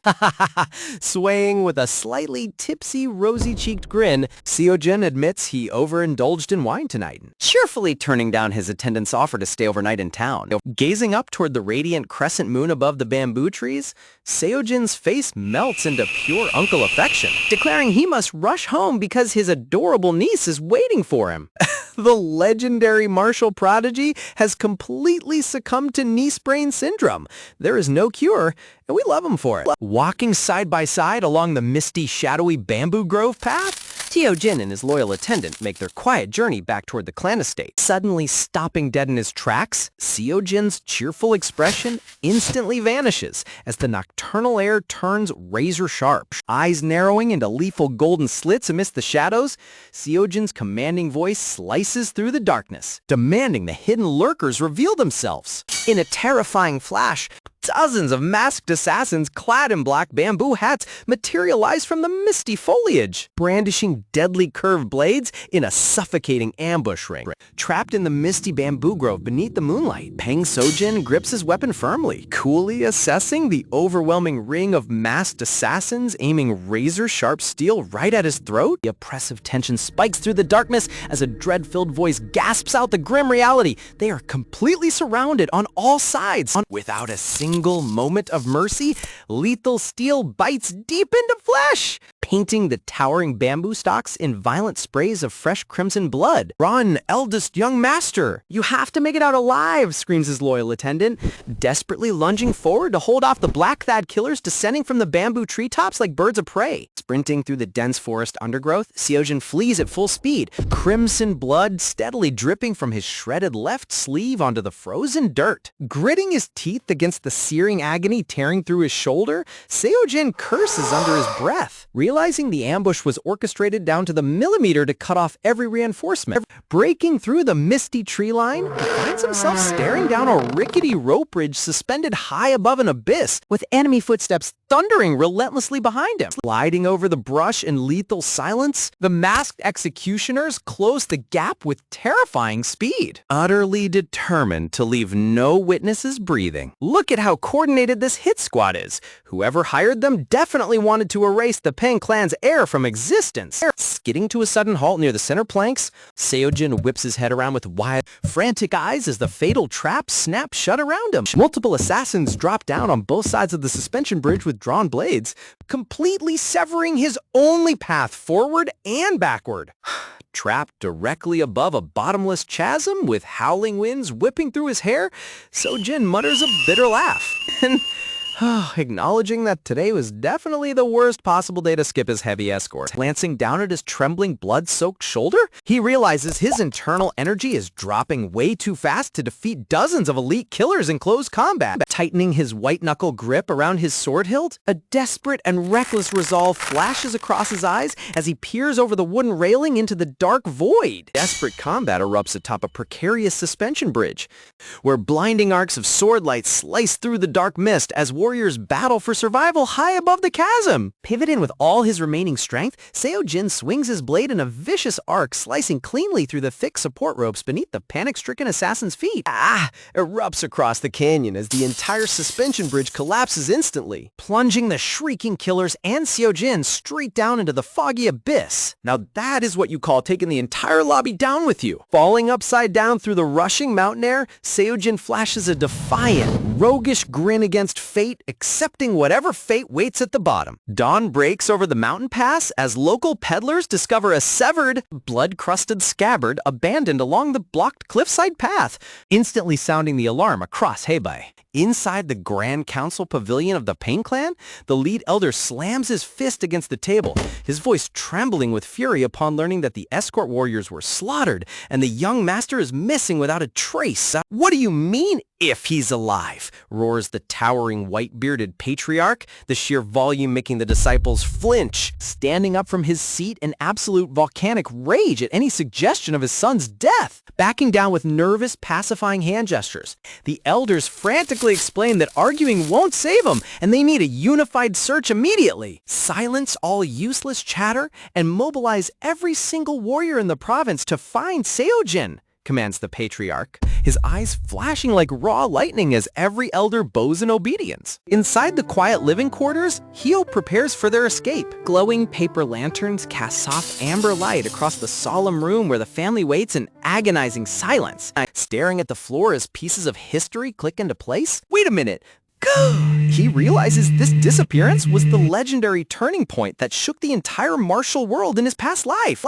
A glowing phantom vision emerges in his mind's eye, reminding him of the grim tales that once spread across all 9 provinces regarding the young master of Hebei. According to history, Seojin miraculously crawled back alive weeks later, but deadly poison had festered deep into his bones, forcing the clan physicians to sever his entire left arm and ending his path as a supreme swordsman. Remembering Seojin's genuine, radiant smile back when everyone else treated him like worthless trash, our protagonist recalls that this man was the only Peng warrior who showed him pure kindness without prejudice. A lethal, blazing crimson gleam ignites within his dark eyes, deciding right then and there that he will rewrite history before his brother-in-law loses a single limb. Oh man, the heavenly demon is about to go full protective family mode, and nobody is ready for it. Across town, inside a luxurious hidden chamber, frantic shouting echoes behind closed sliding screens. Wondering what went wrong with the assassination contract. We should have finished him off in one clean strike, snarls a corrupt, obese merchant lord, while the masked assassin captain calmly explains that an heir of the 5 great clans doesn't go down without a bloody struggle, warning the killer that not a single coin of the agreed fortune will be paid without proof of death. The merchant glares coldly as the assassin reminds him they staked their entire Shadow Guild survival on this hit. We merchants never hesitate to spend massive coin where results matter, sneers the wealthy boss, demanding absolute certainty before the Peng clan discovers who funded the ambush. Expect a satisfactory answer very soon, whispers the assassin captain, vanishing into thin air like a wisp of smoke through the open pavilion window. Leaping silently across the city rooftops in broad daylight, the assassin dashes out toward the gorge, completely unaware that our hooded protagonist is tracking him from the shadows below. Bro really thinks he's a stealth master while being shadowed by the ultimate martial god himself. As the echoes of slaughter fade away, a haunting silence settles over the fog-drenched forest, leaving broken bodies scattered across the bloody earth. Talk about a massive mood shift. The artist went full cinematic thrill mode with these silhouette panels. Deep down inside the misty ravine canyon strewn with butchered bodies, the muscular assassin chief looks down coldly, taunting his cornered prey for clinging so stubbornly to life. Slumped against a mossy tree trunk with a trembling blade in hand, Seojin glares up through bloodied banks, warning them that attacking the Peng clan will bring total annihilation upon their heads. Drawing a broad curved executioner blade from its leather sheath, the chief scoffs that consequences are his problem to manage, not a dying man's. Suddenly stopping mid-swing as an underling calls out, the chief pauses to acknowledge his subordinate stepping out of the mist. "Stay back!" screams the exhausted young master as the assassin approaches with slow, calculated footsteps, raising a gleaming steel blade for the decapitation strike. In a blinding burst of movement, our disguised protagonist materializes out of nowhere with a black bamboo hat, deflecting the killer's blade in a shower of brilliant blue sparks. Standing firmly in front of the stunned young master with a calm, steady presence, the masked savior reassures Seojin that he came strictly to save his life. "Let's neutralize that poisoned arm first," he remarks smoothly, pointing his two fingers forward like needles infused with Radiant's golden solar energy. Tapping multiple vital acupoints across Seojin's mangled shoulder in the blink of an eye, intense golden chi beams blast directly into the block meridians. Sizzling foul green smoke and golden flames erupt violently from the open puncture wounds, instantly expelling the corroding toxin before it can rot the bone marrow. That divine healing technique just saved his arm in 5 seconds flat, what took an entire medical hall weeks to fail at. Collapsing to one knee as the burning poison clears out of his bloodstream, Seojin stares in pure disbelief as the hooded warrior calmly tells him to rest and let the medicine work. Turning his head casually to count the encircling horde of 20 armed assassins, our protagonist remarks on how impressive it is that Seojin survived against an entire organized battalion for so long. "You insolent bastard! Do you have a death wish?" roars the assassin chief, while our protagonist sighs wearily behind his mask, muttering that dealing with this many flies is becoming a complete waste of his afternoon. Gripping his longsword hilt with a crimson-veined gauntlet, our protagonist releases a suffocating aura of pure apocalyptic pressure that turns the surrounding forest blood red. Unsheathing his blade in a sweeping horizontal arc, a colossal wave of pinkish crimson sword chi erupts outward, tearing the atmosphere to shreds as the assassin chief freezes in pure, unadulterated terror. The apocalyptic sword storm rips the canyon floor apart in a roaring hurricane of shattered earth and flying bodies, obliterating the entire assassin ambush in one single god-tier swing. One swing to delete the entire squad. Now that's how a heavenly demon does crowd control. Blood-curdling screams echo throughout the ravine as the devastating shockwave tears through the assassin ranks, instantly incapacitating the ambushers in a shower of crimson. Suddenly, a colossal wave of jagged crimson energy tearing across the horizon rips through the night sky with overwhelming force. Look at the insane scale of that panel. The artist went absolutely wild drawing this violent torrent of blood-red power tearing through reality itself, letting everyone know a truly monstrous storm is about to hit. Lowering his blade into the quiet haze,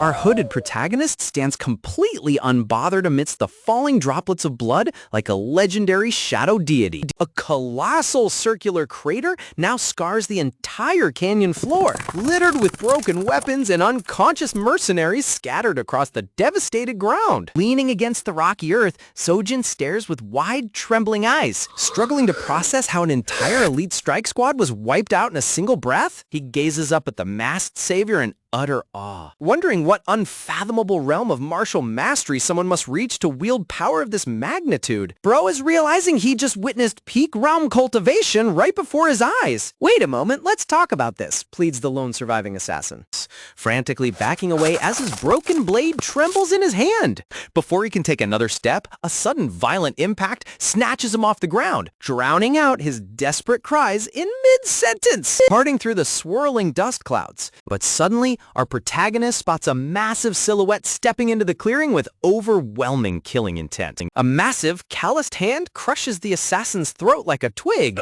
lifting the thrashing mercenary completely off his feet without breaking a sweat. "So you're the bastards who dared lay a hand on my Peng clan," growls Patriarch Peng Mugong, his eyes blazing with ferocious white chi light. Veins bulge along his weathered forehead as the towering patriarch glares down at the squirming assassin with pure, unbridled fury. Watching his furious father-in-law suddenly appear out of nowhere, our protagonist internally panics, realizing this is the absolute worst timing possible. You know you messed up when the final boss of in-laws pulls up while you're wearing an assassin-style disguise. A dark memory flashes across his mind, recalling how historical records only stated Seojin barely survived, making him realize the patriarch had rushed out to rescue his son in the past life too. Tossing the dead body aside like trash, the old monster locks his fierce glare directly onto our hooded protagonist, making him contemplate whether he should just sprint for the hills. "Hold on just a moment longer, Sojin," whispers the patriarch, flexing his massive fingers as blue chi begins swirling around his fists. "I will be right with you," roars the patriarch, launching himself forward with earth-splitting speed. Closing the distance in an instant, Peng Mugong drives a cataclysmic bare-handed strike straight toward our protagonist's chest. Our protagonist's eyes widen beneath the brim of his bamboo hat. Bracing himself against the incoming tidal wave of raw physical force, the patriarch's glowing fist collides violently against the protagonist's guard, sending shockwaves ripping across the clearing. Wooden splinters fly off the black hat as the protagonist realizes that if he had the strength of his past life's frail body, that single punch would have obliterated him on impact. Sliding backward across the canyon floor, he notes that while the Hebei Peng clan is renowned for swordsmanship, the patriarch's unarmed combat is just as terrifying. Leaping straight into the air without missing a beat, Peng Mugong unleashes another blistering volley of blue chi blast outward. Landing lightly atop a shattered boulder, she whispers, "Ooh, too slow."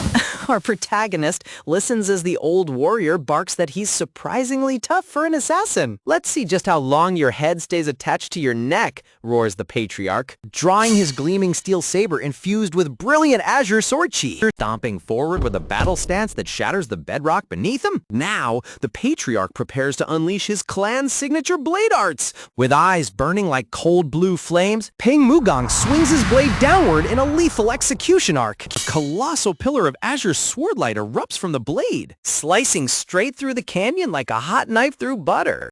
The sheer destruction tears a massive trench across the terrain, illuminating the misty gorge in blinding neon light. Talk about generational talent. The artist really went all out animating the scale of this sword strike. Flipping gracefully through the air among flying boulders, our protagonist admits that without his rigorous recent training, he would have been cleaved in half. "Do you intend to keep your blade sheathed until your death?" bellows the patriarch, catching sight of the masked swordsman effortlessly dodging midair, gripping his hilt with both hands. Peng Mugong roars at him intense, never to underestimate the mighty 5 great clans. A giant crescent wave of blue ki sweeps across the sky, cleaving falling boulders cleanly into smooth pebbles. Lethal blade light descends vertically right above our protagonist's bamboo hat, leaving zero room for evasion. Reaching down to his waist in a fluid motion, our protagonist grasps his weapon as a lethal crimson glint flashes in his eye. Drawing his blade upward in a blinding flash, he releases an opposing arc of refined chi to intercept the incoming assault. Staring through the settling mist with wide, disbelieving eyes, the patriarch suddenly freezes in place. Standing completely untouched, our protagonist is encapsulated within a flawless, perfectly formed egg crafted from pure gold. This This precious ball of energy crackles, sending streams of electricity radiating outwards. Translucent dome of protective body chi. Peng Mugong's mind reels in absolute shock. Recognizing that deflecting a direct sword strike with pure defensive chi requires an almost mythical level of martial enlightenment. Why would an absolute grandmaster like you commit such a cowardly ambush? Demands the Patriarch, furious and confused at encountering such high-tier talent among common killers. Massaging his temples behind the black mask, our protagonist gets a massive headache trying to figure out how to resolve this comical misunderstanding without exposing his identity. Fine. If you refuse to speak, then this ends right here, declares the Patriarch, refusing to take any chances with such a dangerous opponent. Channeling his ultimate finishing move into the blade, the Patriarch prepares to lunge, just as a desperate shout rings out from behind. "Father, stop! It wasn't him!" screams Seo Jin, causing the Patriarch to halt his blade mid-swing in total confusion. Propping himself up against his scabbard with his remaining strength, Seo-jin frantically yells that the masked warrior is the one who saved his life, pointing toward the pile of neutralized assassins scattered across the blood-soaked clearing. Seo-jin clarifies that this masked swordsman single-handedly annihilated the real attackers. "Wait, what did you just say?" stammers the Patriarch, his fierce expression instantly melting into pure flabbergasted disbelief. That sudden realization when you realize you almost threw hands with your son's savior. Glancing down at the fallen corpses, Peng Mugong notices the distinct sword strike wounds on the assassins, finally realizing his son is telling the absolute truth. Turning his gaze slowly back toward our hooded protagonist, the mighty Patriarch of Hebei stares into the mysterious warrior's crimson eyes, realizing he just provoked a legendary wandering god. Seeing that the old Patriarch is completely convinced he's part of the assassin strike team, our protagonist slowly lowers his hand back down, tightening his fingers around the wrapped hilt of his blade. He realizes there is zero chance of talking sense into a furious powerhouse who thinks he just caught a top-tier grandmaster trying to slaughter his heir.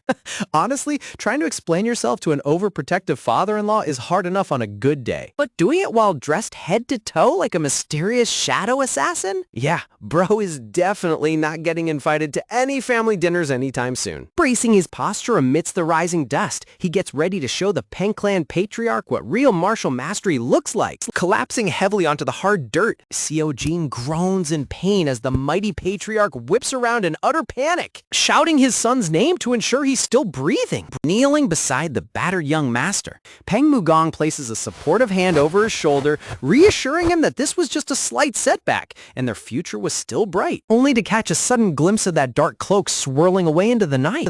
"Well, wait!" cries the old warrior, reaching out toward the shadows as he tries to thank the mysterious stranger, but finds only an empty gust of air swirling where the saver stood. Cradling his injured son against his chest, the clan leader marvels at the stranger's unfathomable Lightfoot technique, deeply bewildered by who could possess such godly movement art. When a top-tier sect master is left questioning reality with that brutal speed combo, you know our boy is operating on a different wavelength. Gazing across the moonlit mountain peaks towering beneath the starlit sky, the Patriarch gently reassures his boy that the danger is finally over and it's time to head home. High in the distant trees, our protagonist tugs down his black cloth mask with a wicked, razor-sharp smirk, having slipped away clean without blowing his cover. His heavy black boots step firmly onto the jagged rocks of an isolated cliff edge, overlooking an endless shadowy abyss below. Dangling from a thick, creaking branch, a tightly bound burlap sack sways violently,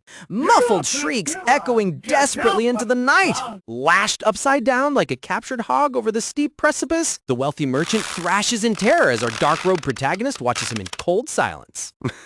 Talk about an extreme bungee jumping setup without a safety net. Kneeling down with icy composure, our hero draws a gleaming dagger and holds the cold steel right against the panicked merchant's bound face. With a single swift slice, the cloth tape tears open, freeing the trembling villain's mouth to let out an ear-piercing shriek. Well, what is the meaning of this? The corrupt pavilion owner screams hysterically, utterly confused about how he was snatched straight out of his bedchamber. Sobbing upside down, the greedy merchant frantically begs for his life, promising every single copper and treasure he owns if our protagonist will just spare him. "You're willing to give me everything?" murmurs our protagonist coldly, piercing the merchant with an unyielding glare that forces him to surrender the secret location of his hidden fortune. A terrifying crack echoes through the air as the frayed tree branch groans beneath the merchant's massive bulk, sending him into another frantic fit of pleading. Resting casually on his haunches, our protagonist calmly points out that the timber won't hold much longer, adding that he spent the whole walk here deciding the most fitting punishment. "I was contemplating how to repay the torment my little brother endured tenfold," he speaks coldly, instantly causing the merchant's eyes to bulge with fear as he asks if he's an agent of the Peng clan. Standing tall against the night sky, our protagonist clarifies that Seojin survived and kept his arm intact, permanently altering the grim timeline of his previous life. "Which means your fate has been altered as well," he adds coldly, leaving the merchant trembling upside down in sheer bewilderment.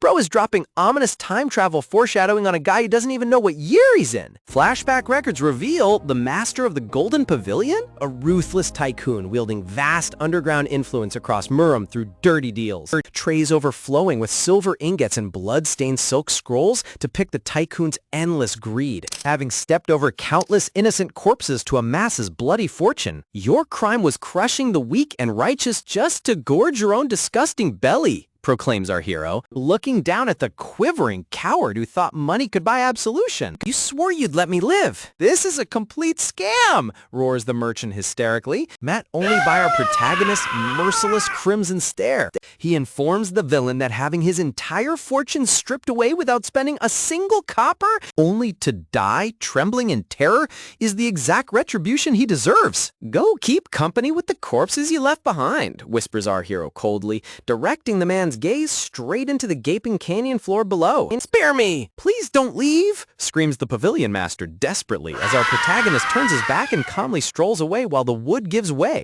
With a deafening fracture, the branch snaps clean off, sending the screaming merchant plummeting into the pitch-black abyss below, groaning softly in the comfort of a warm bed. Seojin slowly flutters his eyes open within the safe walls of the Peng clan estate. "Seojin, you're awake!" exclaim his family members, surrounding his bedside with immense relief while the little niece peeks over the covers and our smiling protagonist stands quietly beside him. Sitting up weakly, Seojin inquires about everyone's safety as violent memories of the canyon ambush suddenly flash across his mind. Staring down at his bandaged yet completely intact left arm, the young master is overwhelmed with disbelief that he miraculously made it out alive without losing a limb. Our disguised hero leans down to gently adjust the bed sheets, receiving Seojin's sincere apologies for causing the entire household so much stress. "Ah, you don't need to thank me, brother," chuckles our protagonist warmly, flashing an easygoing, carefree smile. Seojin freezes mid-sentence,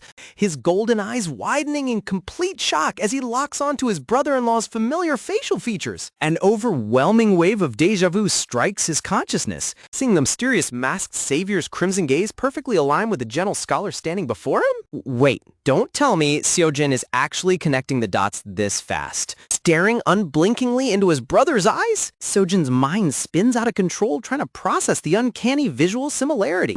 The masked figure's lethal combat aura overlaps flawlessly with the peaceful, unassuming young man standing right beside his recovery bed. "Is something hurting? Should I call the manor physician?" asks our protagonist innocently, breaking the tension with perfect feigned ignorance. Stepping closer to pat his shoulder, his elder sister softly asks if he's feeling dizzy, prompting Seojin to quickly wave his hands and assure her he's all right. Laughing off his wild thoughts, Seojin internally scolds himself, concluding that there's no way his frail, unathletic brother-in-law could possibly be that mythical sword god. Standing quietly by the bedside, our clever protagonist maintains his gentle facade, knowing his secret identity remains safely under wraps. Half a month later, a local merchant kneels on the clan hall carpet, confessing that the owner of the Golden Pavilion had hired him to lace Seojin's robes with tracking incense. Leading a massive contingent of heavily armed Peng warriors, Patriarch Peng Mugang arrives at the merchant's luxurious estate, only to be struck dumb by the scene ahead. The multi-story Golden Pavilion has been reduced to smoldering, charred ruins, leaving nothing behind but piles of blackened timber and lingering ash. High above the ravine, the snapped branch hangs empty, with reports confirming the corrupt tycoon was found dead at the bottom and his entire vault of treasure emptied completely. Glancing at one another in quiet realization, wait, what? The patriarch and his son immediately recalled the mysterious bamboo-hat swordsman from that fateful night? In their minds, the nameless wandering grandmaster stands shrouded in mystery, an untouchable shadow who solved their feud without asking for a shred of glory. As the quiet morning in the Peng Clan residence settles down, an eerie question hangs suspended over the atmospheric shadows. Where in the world are those remaining behind-the-scenes masterminds lurking? And what sinister plot are they cooking up right now? Ah, yes, the classic dramatic cliffhanger screen asking the big-brain questions. You already know whenever a manhwa drops floating text like this, shit is about to go down in another part of the realm. Strolling leisurely across the garden bridge over blooming lotus ponds, our protagonist enjoys his peaceful afternoon as if nothing ever happened. Leaning over the second-floor railing with a deeply pensive gaze, the matriarch watches her quiet son-in-law stroll below, her sharp instinct sensing that a dormant dragon lives within their household. Sitting in the quiet privacy of the clan quarters, the matriarch delicately pours hot tea while casually suggesting they assign their son-in-law a proper household duty. Raising an eyebrow as steam drifts from his porcelain cup, Patriarch Peng Mugong questions what kind of work she could possibly mean for the manor's only son-in-law. Son-in-law, my foot, snorts the patriarch dismissively, scoffing that the young man is nothing more than an unmotivated freeloader lounging around all day doing absolutely nothing. Taking an elegant sip of warm tea, the matriarch firmly counters that, as an elder of the household, she decides who's welcome or not. It is his responsibility to guide him without needing to grant him a prestigious title right away. Why not give him a task everyone else actively dreads, she suggests smoothly, prompting the patriarch to pause and ponder what job their lazy son-in-law would despise the most. Noticing his sudden spark of inspiration, she softly asks if a particular assignment just crossed his mind. A sly, devilish grin creeps across the patriarch's bearded face, fully delighted by the wicked idea brewing inside his head. You just know whenever an elder smiles like that, someone's about to endure pure manual labor hell. Don't worry, I'll fulfill your wish to the letter, he chuckles deviously, noting that their rowdiest problem children should be returning home right about now after serving their prolonged confinement. Far out along the sunlit mountain trail, overturned cargo carts and battered barrels litter the dirt path as terrified merchants shriek desperately for their lives. Don't you dare lie to me, roars a scarred outlaw chief, brandishing a massive butcher blade right in his captive's face. Stomping his heavy boot onto the wooden wagon, the bandit leader barks that since they worked for the Golden Pavilion, they must be sneaking away with hidden treasure. Utterly ignoring the merchant's desperate pleas that the vault was already stripped bare. Sneering bandits surround the weeping merchant and his trembling daughter, threatening to sell every single survivor into slavery if they fail to produce more gold. Before the chief can even finish his threat, sudden flashes of dark robes plunge from above, slamming his henchmen through the air in sprays of blood. Whirling around in utter shock, the bandit leader's jaw drops as his men drop like flies out of nowhere. A cold, shadowy gaze narrows through the foliage, instantly locking onto the trembling band of thugs below. Emerging from the canopy, an elite unit of dark-robed fighters stands tall. Having tracked down the notorious troublemakers terrorizing the trade route, who the hell are you bastards? Yells the trembling bandit, frantically waving his weapon and screaming that they claim this territory first. Haha, bro really tried pulling the dibs card during an active robbery. You guys sure make way too much noise, mutters a cloaked figure, effortlessly sliding forward across the dirt. In a blinding blur of steel, the feral squad member carves through the bandit ranks with razor-sharp slashes, tossing thugs into the air like rag dolls. Leaping downward with beastly agility, his wild mane flares out as he flashes a jagged, shark-toothed grin. Having a whole crowd just makes everything noisier, cackles the wild swordsman maniacally, showering the dirt trail in crimson droplets. backing away in sheer horror. The bandit boss desperately yells at his surviving underlings not to panic since they still have superior numbers. Gigantic warrior lunges with earth-shattering force, swinging a massive cleaving slab of iron that obliterates the bandit chief in a single downward cleave. Wiping blood from his massive blade, the muscular giant casually asks if these weaklings truly believed they were on the same level, though his scarred companion admits something felt off about the fight. Don't sweat the small stuff, Gu Taesin, speaks their cool-headed leader, turning back to instruct the twin fighters to rein in their bloodlust before they scare the innocent merchants to death. In a desperate last-ditch struggle, a hiding bandit suddenly lunges from behind and presses a dagger right against the merchant daughter's throat, screaming hysterically to spare his life in exchange for the hostage. The bandit's words are instantly cut short as twin wooden projectiles pierce right between his eyes. Collapsing backward with arrows planted directly into his skull, the thug drops dead instantly while the rescued woman gasps in shock. Perched calmly atop a thick tree branch, the squad's dark-skinned archer lowers her bow, coldly scoffing at the hostage-taker's pathetic, pointless move. Talk about pinpoint accuracy from 50 yards up in the trees. Rubbing the back of his neck, the unit leader notes that even Do-kyung went all out, but the latter insists he was just holding back. Before officially declaring the bandit cleanup mission complete, approaching the rescued merchants, the leader warmly reassures them that they are completely safe, only for both civilians to drop flat onto their bellies, begging for mercy as if he were an executioner. Freezing mid-stride with wide, bewildered eyes, the commander is left totally dumbfounded by their panicked reaction. Slapping his leader's back with thunderous heavy pats, Gu Taesan bursts into roaring laughter, reminding him that their unit looks way more like ruthless bandits than proper clan enforcers. Waving his hands frantically to clear the misunderstanding, the leader sweats profusely while trying to convince the quivering merchants that they are actually the good guys. Glancing up at the fierce beast emblem branded across their robes, the merchant suddenly recognizes the legendary White Wolf crest, representing the most fearsome branch of the Pang clan. "The White Wolf Squad?" exclaims the merchant in total awe, gazing at the formidable line of elite warriors towering under the open sky. Grasping the merchant's hands warmly, the gentle giant laughs heartily and tells them not to worry about it, advising the relieved family to travel safely on their remaining journey. Clapping his hands together, the squad captain announces it's time to head back to the main estate before the elders start nagging them for loitering outside too long. Trudging down the dirt path in full stride, Taesan openly grumbles about why they can't even stop for a drink at home after doing a good deed, simply because they previously beat up an arrogant noble's spoiled son, telling him to shut his mouth now that their 6-month confinement is officially over. The captain halts at the courtyard entrance, spotting a slender, scholarly figure waiting right in front of their compound. Peeking around Taesan's massive arm with wide feral eyes, the hyperactive twins wonder aloud if the visitor's another uptight emissary sent from the main family. "Hey! Who the hell goes there?" bellows the wild twin aggressively, immediately putting the entire compound on high alert. Turning around smoothly with a relaxed posture, our protagonist sighs in relief,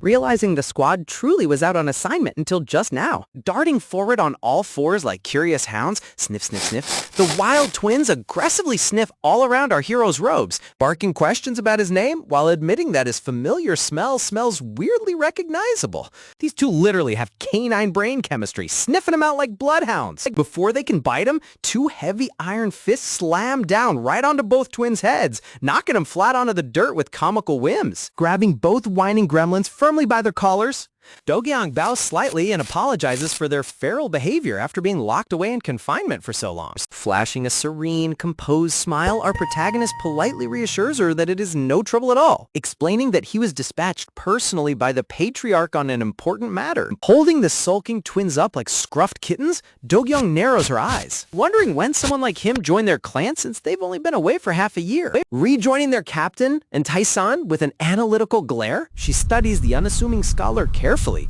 to decipher what the main household actually wants with them. Sitting with impeccable composure at the wooden table inside their rustic barracks hall, our disguised protagonist waits calmly for the lively White Wolf Squad to gather around for their next fateful assignment.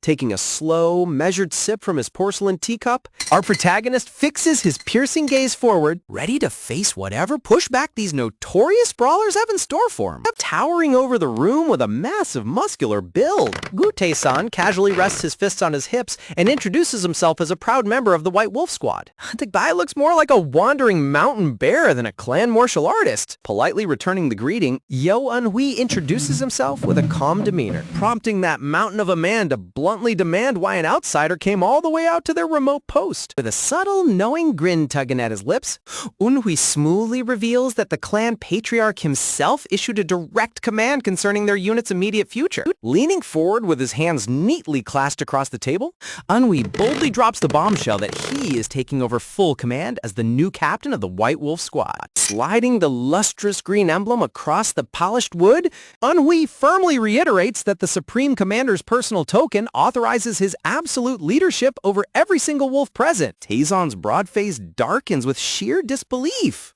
his narrowed eyes burning into the authentic patriarchal insignia sitting inches from his grasp.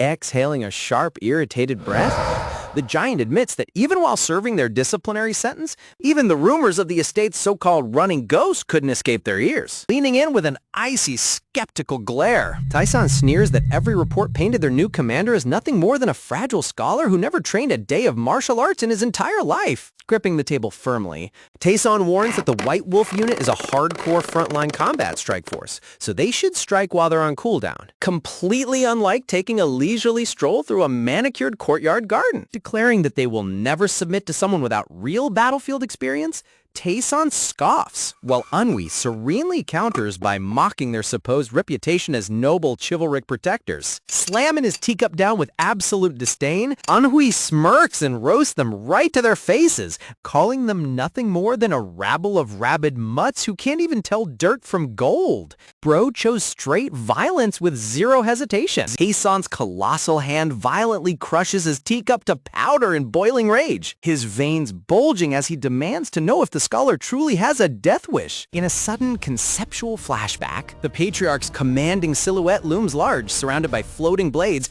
all lit up with a dazzling display of magical glyphs, embodying the absolute authority that commands a clan's martial legion. The underlying martial doctrine rings crystal clear. If a deadly blade refuses to cut where its master directs, it loses its entire reason to exist on the battlefield, holding his arms unbothered. Unhui bluntly tells him that rebellious weapons only get tossed into the scrap heap, driving the enraged brawler past his boiling point. Taizon violently slams both massive palms onto the table, demanding to know why an emperor would betray his own people, splintering the heavy timber and sending wood shards exploding across the cracked floorboards. Radiating a terrifying aura of bloodthirsty shadow, the towering brute roars that an unworthy son-in-law will never boss their pack around. Look at that demonic pressure! This giant was genuinely ready to throw hands. Right as the tension reaches a deadly peak, the main entryway swings wide open, revealing a sharp, cloaked figure stepping boldly out of the bright afternoon sunlight. Stepping into the room with an imposing posture, Vice Captain Oh Chemu sharply reprimands Taizon for daring to commit blatant insubordination against their new commanding officer. Observing the newcomer closely, Unhui recalls his past life as the Blood Demon,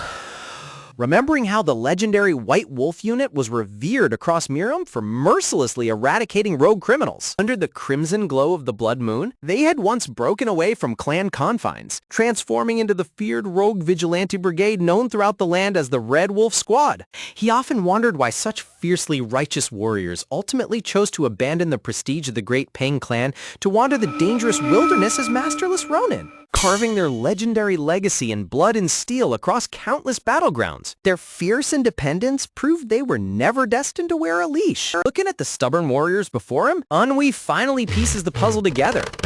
These wild wolves naturally despise being chained by rigid bureaucratic rules. A sly smirk crosses Unhui's lips, fully recognizing why his stubborn father-in-law struggled so hard to tame these unruly hellions. Lowering his scarred face into a deep, respectful bow, Oh Chemu formally introduces himself as the vice captain and offers a crisp military salute to his new commander. Keeping his posture completely humbled, Chemu apologizes for Taizon's reckless outburst, acknowledging that since the patriarch issued the mandate, the unit must faithfully obey. Bowing his head even lower, the vice captain takes full responsibility for his squad mate's insolence and politely requests the new captain's magnanimous forgiveness. Gesturing calmly with his hand, ground, Unwi grants him permission to stand while Chemu offers a stiff word of gratitude, announcing that the rest of the unit has been assembled in the yard for inspection. Chemu leads the way, though Unwi immediately senses that their sudden submission is purely temporary. They're playing nice just to set up a nasty trap. With both sides calculating their next tactical move, the psychological showdown between the disguised master and the rebellious wolves is only just beginning. Lounging outside in the courtyard, Chemu casually takes a drink and smirks, revealing their real plan is to drive the Greenhorn Scholar out of the compound entirely. Gesturing passionately with his massive arms, Taeson grumbles about why they couldn't just beat him black and blue right away, only for Chemu to point out that brute force wouldn't scare off someone that unfazed. Leaning back against the wooden bench, Chemu notes that openly thrashing the patriarch's son-in-law would only worsen their already strained standing with the main clan elders. Flashing a cunning, devilish grin, the scarred vice captain explains that they just need to subject him to gruesome field work so he runs away on his own 2 feet. Classic workplace hazing, Murim style. A few days later, inside the barracks office, papers and mission scrolls rustle across the wide desk as new operational orders arrive from headquarters. Standing attentively beside the desk, Chaibo explains that the clan routinely receives dangerous regional suppression requests from lawless territories beyond official government reach. Turning over the dossier with an inquisitive gaze, Onhui asks why their specific squad was selected over the main household's White Tiger or White Marshal units. Dismissively waving off the question, Chemu details that the core division cannot leave headquarters while the other unit's captain is still recuperating from heavy injuries, baiting the hook with false concern. The vice captain claims they can always pick an easier chore if the high-risk assignment makes the scholarly captain uncomfortable. Locking his eyes directly onto the mission scroll, Unwi boldly selects the most perilous task on the table and orders the squad to mobilize at first light, smirking inwardly that his target took the bait, hook, line, and sinker. Chemu warns they'll be marching deep into wilderness terrain for several grueling days. Rolling up the parchment smoothly, Unwi accepts the terms without flinching, while Chemu secretly relishes the thought of watching the spoiled scholar beg for mercy on the road. Staring at the captain's departing figure, Chemu vows to give this sheltered bookworm a brutal wake-up call to the bloody horrors of the real martial world. Back at the main estate, Unwi's adorable little daughter waves her tiny arms enthusiastically from her mother's embrace, cutely shouting for her daddy to return safely. Seriously, could this family be any more precious? Clad in his sharp dark squad robes, Unwi turns around with a radiant, affectionate smile, happily waving goodbye to his beloved wife and daughter before embarking on the trail. Mounted atop sturdy war horses, the White Wolf unit thunders down the sun-drenched dirt road, kicking up clouds of dust as they venture deep into the remote backcountry. Gathered around a roaring campfire beneath the starlit canopy, the rugged squad mates eagerly wolf down roasted meat, bracing themselves as tomorrow's perilous expedition draws dangerously near. Overlooking the quiet valley from behind dry, tangled branches, a young guy named Kim surveys the land. But in this reality, humans aren't the top predators anymore. Instead, terrifying monsters stalk the planet, feasting on people. Humanity's only hope? Hunters who awaken special powers and awaken a magical gate. The grim silhouette of an impoverished frontier settlement emerges through the rolling morning mist. Reining in his steed at the village outskirts, Chemu turns back to announce their arrival, pointing straight toward the dilapidated settlement ahead. Surveying the harrowing wasteland, Unwi's heart sinks as he witnesses emaciated villagers collapsed across dusty doorsteps. Realizing the local suffering is far more devastating than clan intelligence ledgers describe. Dismounting swiftly onto the dry dirt, Chamo explains that a ruthless bandit stronghold operates nearby, having recently doubled their extortionate protection taxes on the helpless locals. Stroking his chin in deep contemplation, Unwi quietly analyzes the tactical layout, suspecting there might be hidden motives lurking behind this sudden regional turmoil. Before Unwi can elaborate on alternative sinister possibilities, a menacing sneer echoes from the tall grass as an armed scoundrel brazenly blocks their path. Wielding broad butcher cleavers with greasy grins, a trio of mountain thugs casually sizes up the approaching squad, clearly mistaking the well-dressed martial artists for easy prey. Talk about having the worst survival instincts in history. Looming closer with malicious, greedy eyes, the bandits mockingly demand all their silver, telling the clean-cut bookworm to drop his valuables and run along with his porters, stepping ahead while drawing his saber from its scabbard. Ennui offers to handle the pests, but Chemu firmly holds out his arm to stop him, insisting on resolving the trash himself. Brandishing his gleaming broadsword with sharp discipline, Chemu boldly proclaims their allegiance to the mighty Pain Clan, ordering immediate surrender if they wish to keep their heads attached. Roaring with drunken arrogance, the bandit ringleader mocks their renowned clan prestige and barks at his thugs to chop the intruders into mincemeat. A feral outlaw lunges blindly forward with drawn steel, while Chemu merely narrows his icy gaze, muttering in disgust at their sheer foolishness. Whipping through the fray with lethal precision, Chemu carves down the surrounding bandits in rapid succession, painting the dirt red with detached limbs and severed torsos. Look at that terrifying execution. The vice captain does not play around. Latching his iron grip around the surviving ringleader's attacking wrist, Chemu completely shuts down the brute's momentum with effortless dominance. Funneling surging internal force directly through his palm, Chemu drives a vicious open-handed strike straight into the scoundrel's face. The devastating blow pulverizes the bandit's jaw, spraying broken teeth and crimson gore across the air as he lets out an agonized scream, collapsing backward in absolute hysteria. The battered gang leader clutches his crushed face and severed limb, squealing in sheer terror before the merciless swordsman. Resting his bloodied blade calmly across his shoulder, Chemu flashes a dark, terrifying grin, coldly reminding the squealing coward that they only ever needed one hostage to guide the way. Following the terrified outlaw's directions, the squad arrives above the ridge overlooking Muho's stronghold, noticing the heavily fortified compound sits surprisingly close to the valley. Catching sight of the dark-robed squad advancing from the tree line, Watchtower sentries sound the panic alarm, yelling frantically from atop the perimeter ramparts. Paying no heed to their frantic cries, Chemu barks an attack command to his agile vanguard twins, Gisu and Gisang, who eagerly draw twin daggers with wild, predatory smiles. Stepping forward with a massive frame, the powerhouse brawler Taisan drops into a solid iron stance, prepping his immense shoulders to launch the strike team. Letting out a thunderous battle roar, Tyson unleashes explosive kinetic force straight through his colossal biceps, catapulting straight off the giant's palms. The twins soar through the sky like lethal twin comets, closing the vertical gap toward the watchtower in the blink of an eye. Diving headfirst into the sniper deck, the twins flash their razor blades with crazed, glowing eyes, brute force, and a craving for destruction. Now, but the question is, will those features be enough to defeat the strongest robot? Mercilessly butchering the lookout guards before they can loose a single arrow.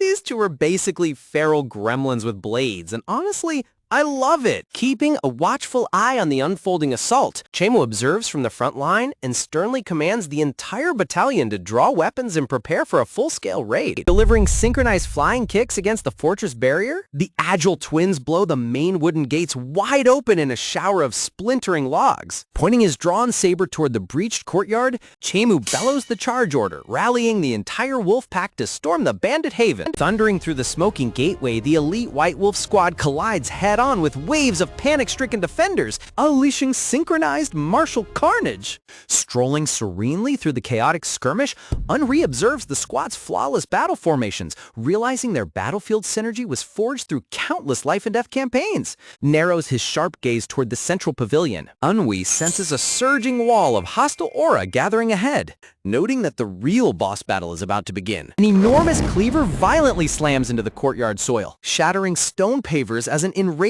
a booming voice demands to know who dared invade his territory. Striding forward with monstrous vein-popping muscles and wild furs, Stronghold boss Zhu Guangdou brandishes his colossal broadsword, planning on unleashing a wave of flame that will obliterate everyone on this floor, radiating deadly bloodlust. Standing tall with his broad blade propped over his shoulder, Taisan smirks with cocky defiance.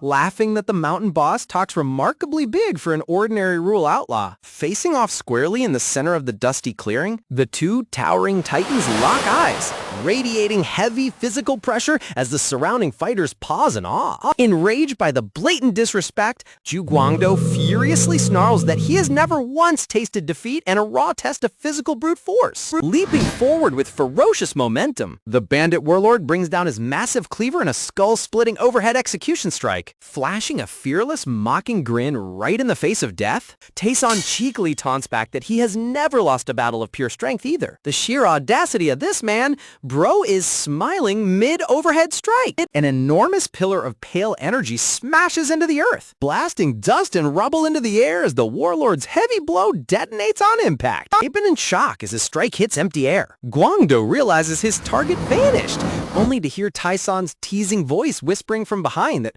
raw muscle means nothing without speed. Whipping around in a frantic frenzy, the stronghold boss roars with bulging eyes, furiously cursing the agile brawler for fighting like a cowardly ghost. A blinding storm of metal clashes erupts as both heavy blades collide repeatedly, sending brilliant golden sparks cascading across the dusty yard. Gritting his teeth in mounting frustration, Guangdou realizes Taison is casually parrying every strike at the final microsecond, mockingly comparing the warlord's heavy swings to a slow-crawling turtle. Driven completely mad with boiling rage, the bandit overlord channels swirling black malice through his veins, swearing to tear his opponent limb from limb. His massive upper arms swell to twice their original size with bulging veins, powering up his signature technique, the crushing Great Power Cleave. Sweeping his weapon forward in a devastating horizontal arc, the roaring warlord unleashes the full might of his ultimate destructive strike. A towering vortex of destructive blade energy tears through the courtyard, churning dirt and stone into a violent cyclone. Standing unflinchingly amidst the ferocious gusts, Taison merely brushes off the raging storm, totally unimpressed by the bandit leader's desperate flex. Before the warlord can complete his swing, Taison counters with an explosive straight punch right into the center of the brute's face.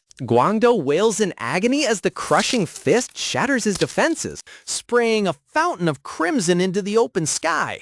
Bro thought he was the main boss, but got folded like yesterday's laundry. Brandishing his massive cleaver overhead, Taison looms over the fallen warlord, ready to cleanly sever his head while the coward squeals in panic. Silencing the outlaw's desperate begging with a merciless glare, Taison brings his heavy steel down with zero hesitation. Blood sprays across the fortress yard as the bandit chieftain meets his brutal end, leaving his remaining goons frozen in pure horror. Resting his broad weapon casually over his shoulder, Taison exchanges a quick nod with Chemu, brushing off the execution as a simple warm-up. Despite being fatally split down the torso, the warlord's mangled corpse lets out a hideous wheezing laugh from beyond the grave. Pausing in their tracks, Taison and Chemu turn around with furrowed brows, utterly baffled that a dead man is still cackling. A blackened finger twitches to life, pointing ominously toward the sky as dark demonic energy crackles along the bloody wound. Gasping out his final breath with twisted malice, the dying boss curses the intruders, promising they will soon regret setting foot into this stronghold. Warlord's corpse finally drops limp against the crimson-soaked earth, leaving behind an unsettling silence that chills the entire compound.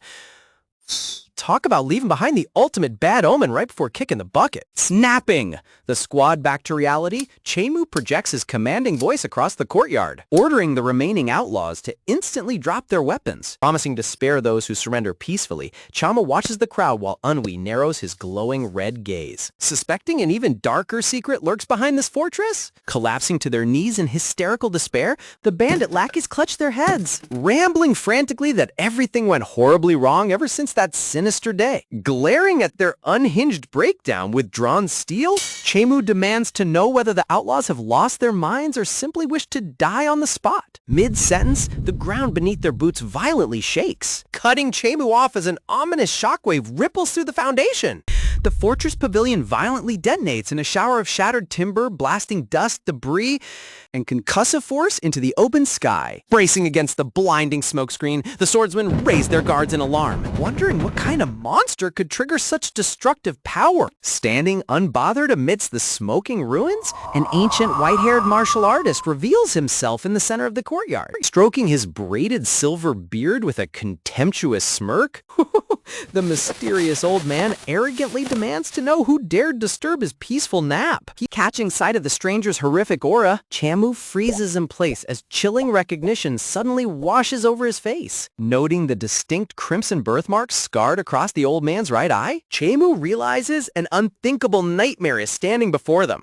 Unaware of the lurking danger, Taizan marches forward, demanding the old man identify himself, while Chamu screams at the top of his lungs for the brawler to immediately fall back. Flicking his fingertips forward with effortless malice, the elder unleashes a point-blank blast of concussive chi straight into Taizan's skull. an overpowering beam of destructive energy launches the colossal swordsman through the air like a ragdoll. Tyson violently slams into the fortress gate, coughs up a mouthful of dark crimson as dust showers around his battered frame. To send a massive tank like Taison flying with just a flick of his wrist, this guy is absurdly cracked. Mocking Taison's sturdy frame with the wicked cackle, the old demon provokes the Vanguard twins, who charge forward in a blind fury to avenge their falling comrade. Synchronized spears and twin daggers thrust downward with lethal speed, zeroing straight in on the Elder's vital points from every direction. Parting his lips into a jagged, predatory grin, the Elder doesn't even bother flinching before the incoming assault.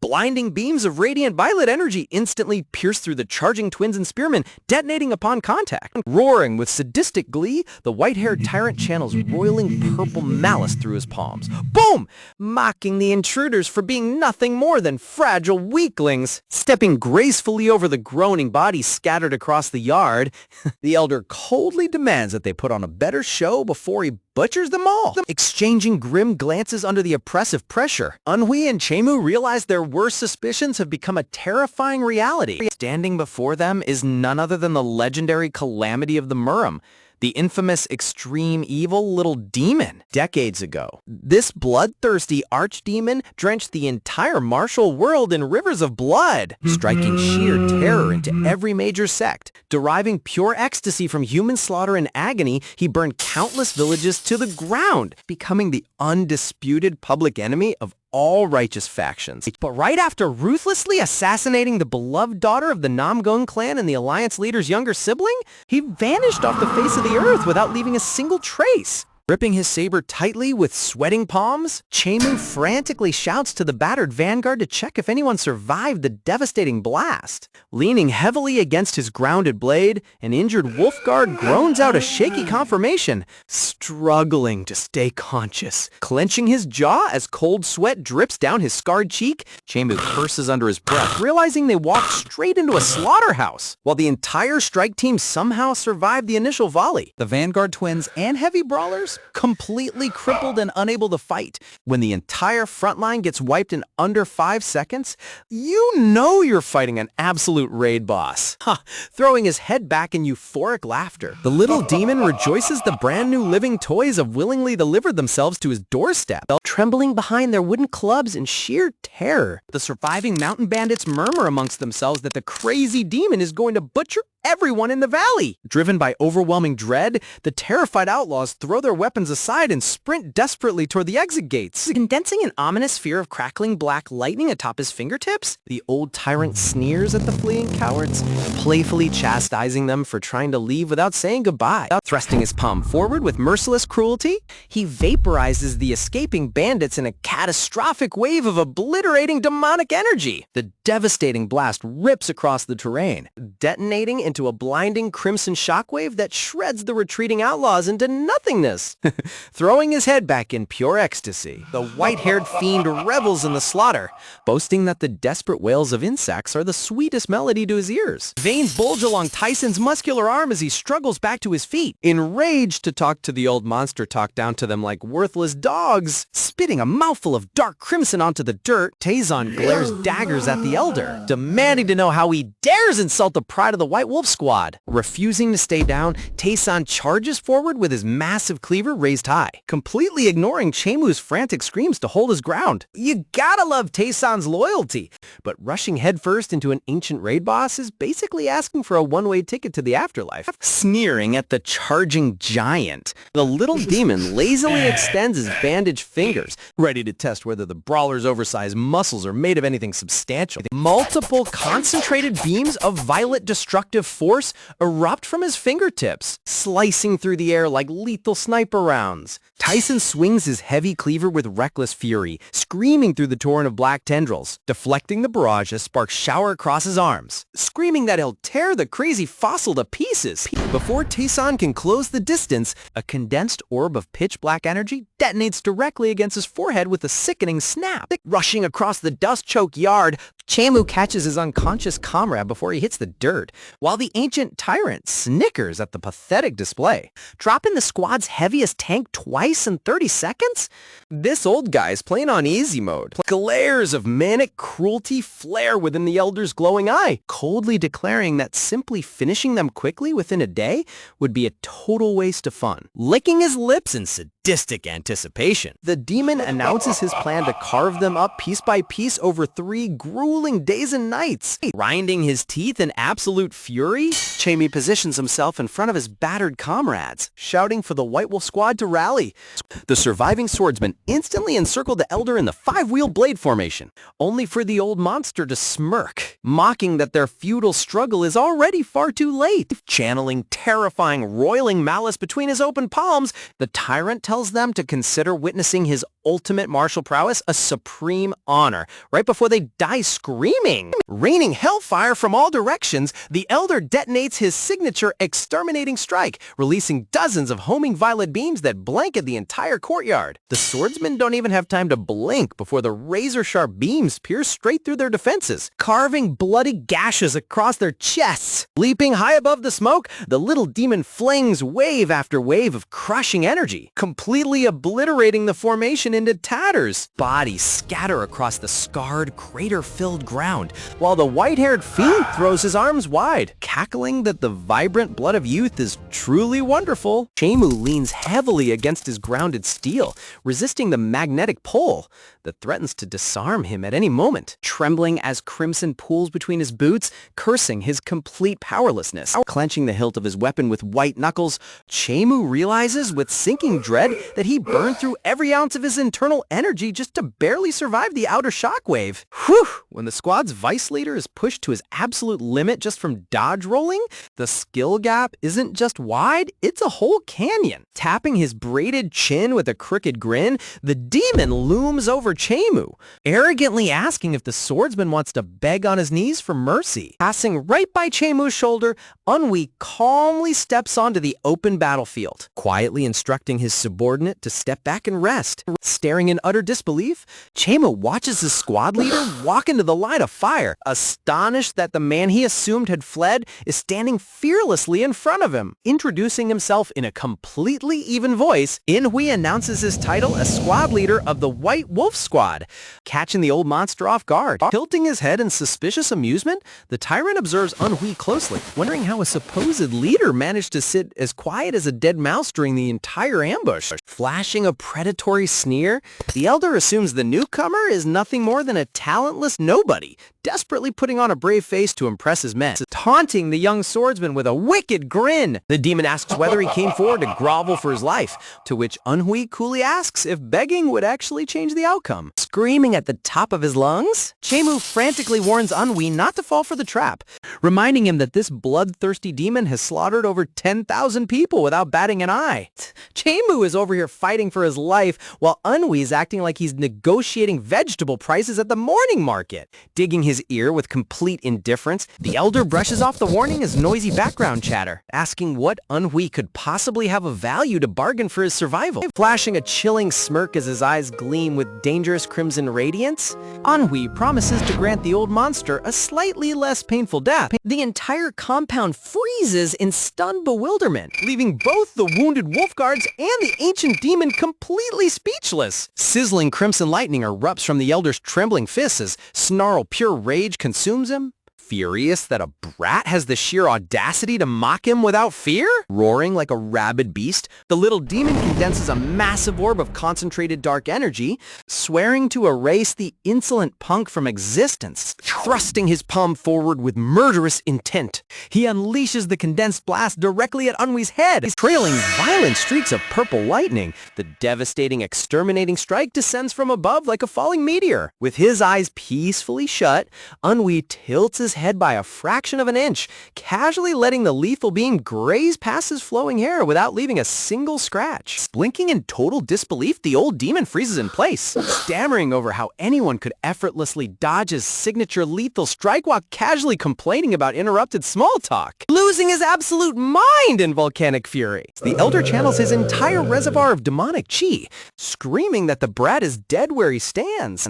A torrential wall of purple laser beams blankets the sky, zeroing straight in on Unhui from every conceivable angle. Horrified by the apocalyptic barrage, Chemu screams his leader's name as blinding dark lightning swallows their entire field of vision. Unleashing a terrifying arc of pitch-black demonic chi laced with crimson lightning, our protagonist repels the executioner's blade with pure, overwhelming force. The violent energy shockwave detonates in a roaring outburst of shadowy purple flames, tearing through the surrounding forest and sending lethal air currents blasting through the foggy gorge. The power gap here isn't even funny. He's basically treating elite shadow assassins like beginner tutorial mobs. Floating high above the inferno with absolute composure, the disguised heavenly demon casually flickers his fingers, raining down an inescapable bombardment of pure kinetic strikes upon the cornered chief below. Panic completely paralyzes the assassin leader as he stares up into the smoke, frantically wondering where on earth this monster suddenly spawned from.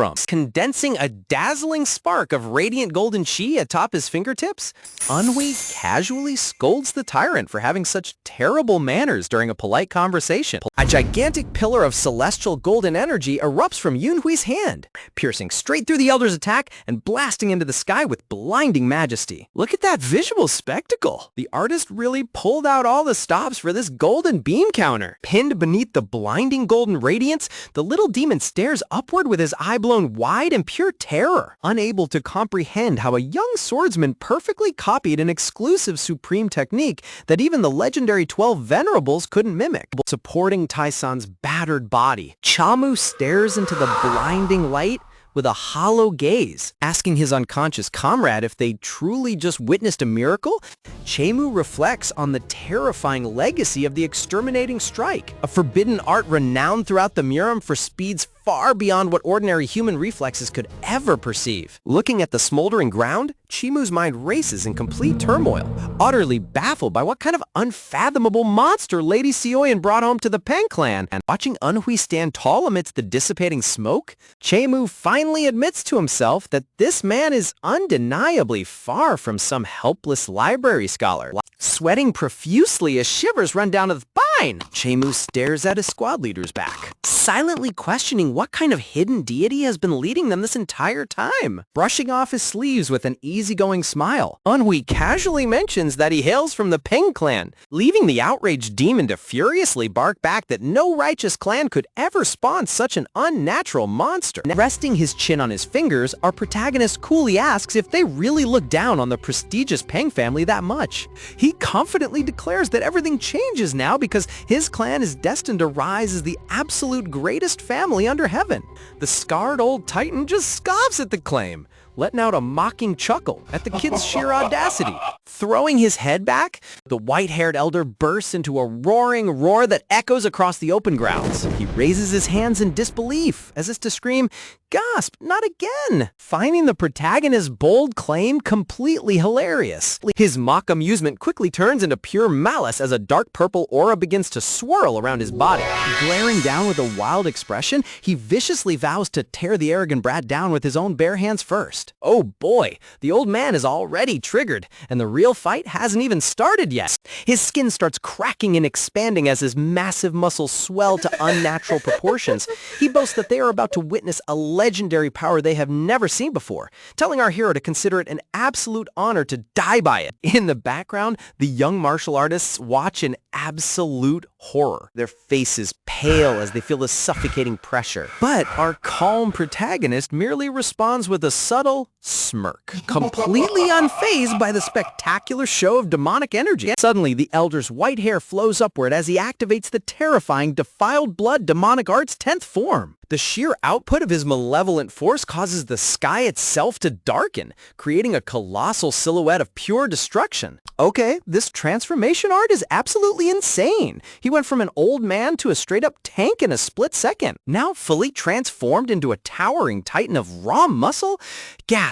The Elder stands tall under the blinding sun. He raises a colossal fist high into the sky, ready to bring down absolute devastation upon anyone foolish enough to stand in his way. Back in the dusty courtyard, the other warriors are left trembling. One of them frantically yells out to Gisu, desperately trying to comprehend what kind of monstrous strength they are currently facing. Before they can even react, the Titan unleashes a violent wave of crimson energy that tears up the wooden floorboards, sending the panicked onlookers flying backward in total chaos. A massive, crescent-shaped, blood-red shockwave slices through the entire courtyard, completely obliterating everything in its path and leaving deep, glowing grooves in the ground. One of the strongest allies is brutally struck by the residual pressure, forcing him to cough as fresh crimson splatters across his tunic. Classic manhwa logic. Even the bystanders get absolutely wrecked just by standing too close to the main fight. Enveloped in swirling purple fumes, the mutated Elder laughs mockingly at their weakness.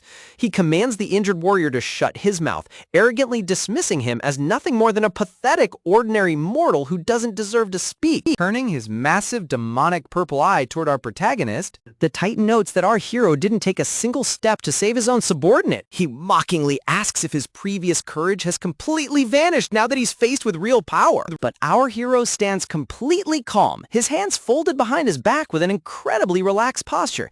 He flatly replies that it is highly unlikely he is scared, his voice carrying an icy, unwavering confidence. Close up on the protagonist's blazing red eye as he explains that there was absolutely no reason to move. Chills! Literal chills! This guy's level of disrespect is off the charts, and I am absolutely here for it. Looking up at the giant monster, our protagonist calmly asserts that his ally is more than capable of handling that level of a weak attack entirely on his own. The old Titan's face contorts with utter rage, his veins bulging as he stares down at this ridiculously arrogant youngster who dares to mock his ultimate transformation. Leaping forward with a deafening roar, the Titan swifts through the air, aiming a colossal fist straight down while screaming growls that he will punch holes into our hero and turn him into a broken instrument. Red glowing energy nodes suddenly erupt as the old man targets the critical governing vessel acupoint, aiming to shatter our hero's internal energy flow with a massive strike. He doesn't stop there, instantly aiming for the Danjiang acupoint and shouting that the Dantian would be an excellent spot to destroy next. The blue energy phantom of our protagonist effortlessly dodges every single point-blank strike, floating gracefully through the air amidst falling debris. Our hero calmly remarks that right now, the only loud and annoying instrument around here is the Titan himself.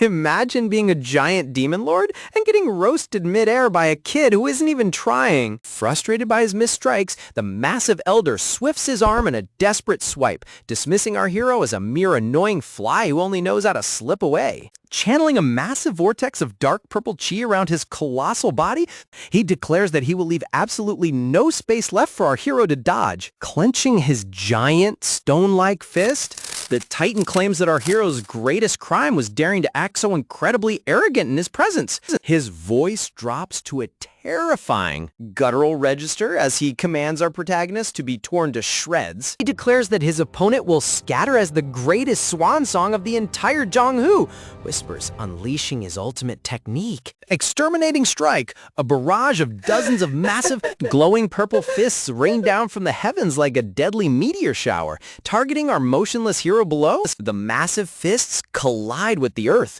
triggering a series of cataclysmic boom-boom that completely shatters the surrounding landscape into dust. Looking at the massive dust cloud, the old Elder lets out a highly satisfied grin, panting as he relishes his presumed victory. He proudly boasts that a mere rat actually managed to draw out this much of his hidden power, admitting that he must at least commend our hero for surviving this long. Oh, look at him celebrating early. Has this man never heard of the classic smokescreen anime rule? Clenching his massive, vein-popping fist, the Titan gloats about his omnipotent strength, declaring that this is the true, unmatched martial prowess of his high seat. To put a definitive end to it, he leaps high into the sky, gathering a colossal, blinding sphere of red and purple demonic energy in his hand. With a terrifying roar, he unleashes the final strike that shoots a massive purple pillar of energy directly down, vaporizing the ground. The absolute force of the attack causes the earth to explode, sending massive boulders flying in every single direction. As a massive crater of cracked pink earth is left smoking under the wreckage, the Titan lands gracefully, scoffing that the brat scattered into dust without even getting to sing a single verse. But his smug triumph is instantly shattered as our protagonist calmly strolls right past him from behind, leaving Augustus stammering in pure, unadulterated disbelief. His hands still folded casually behind his back. Glancing back with an incredibly bored expression, our hero casually asks if this was the first time the old man had ever fought with his power fully unleashed. The absolute level of disrespect here is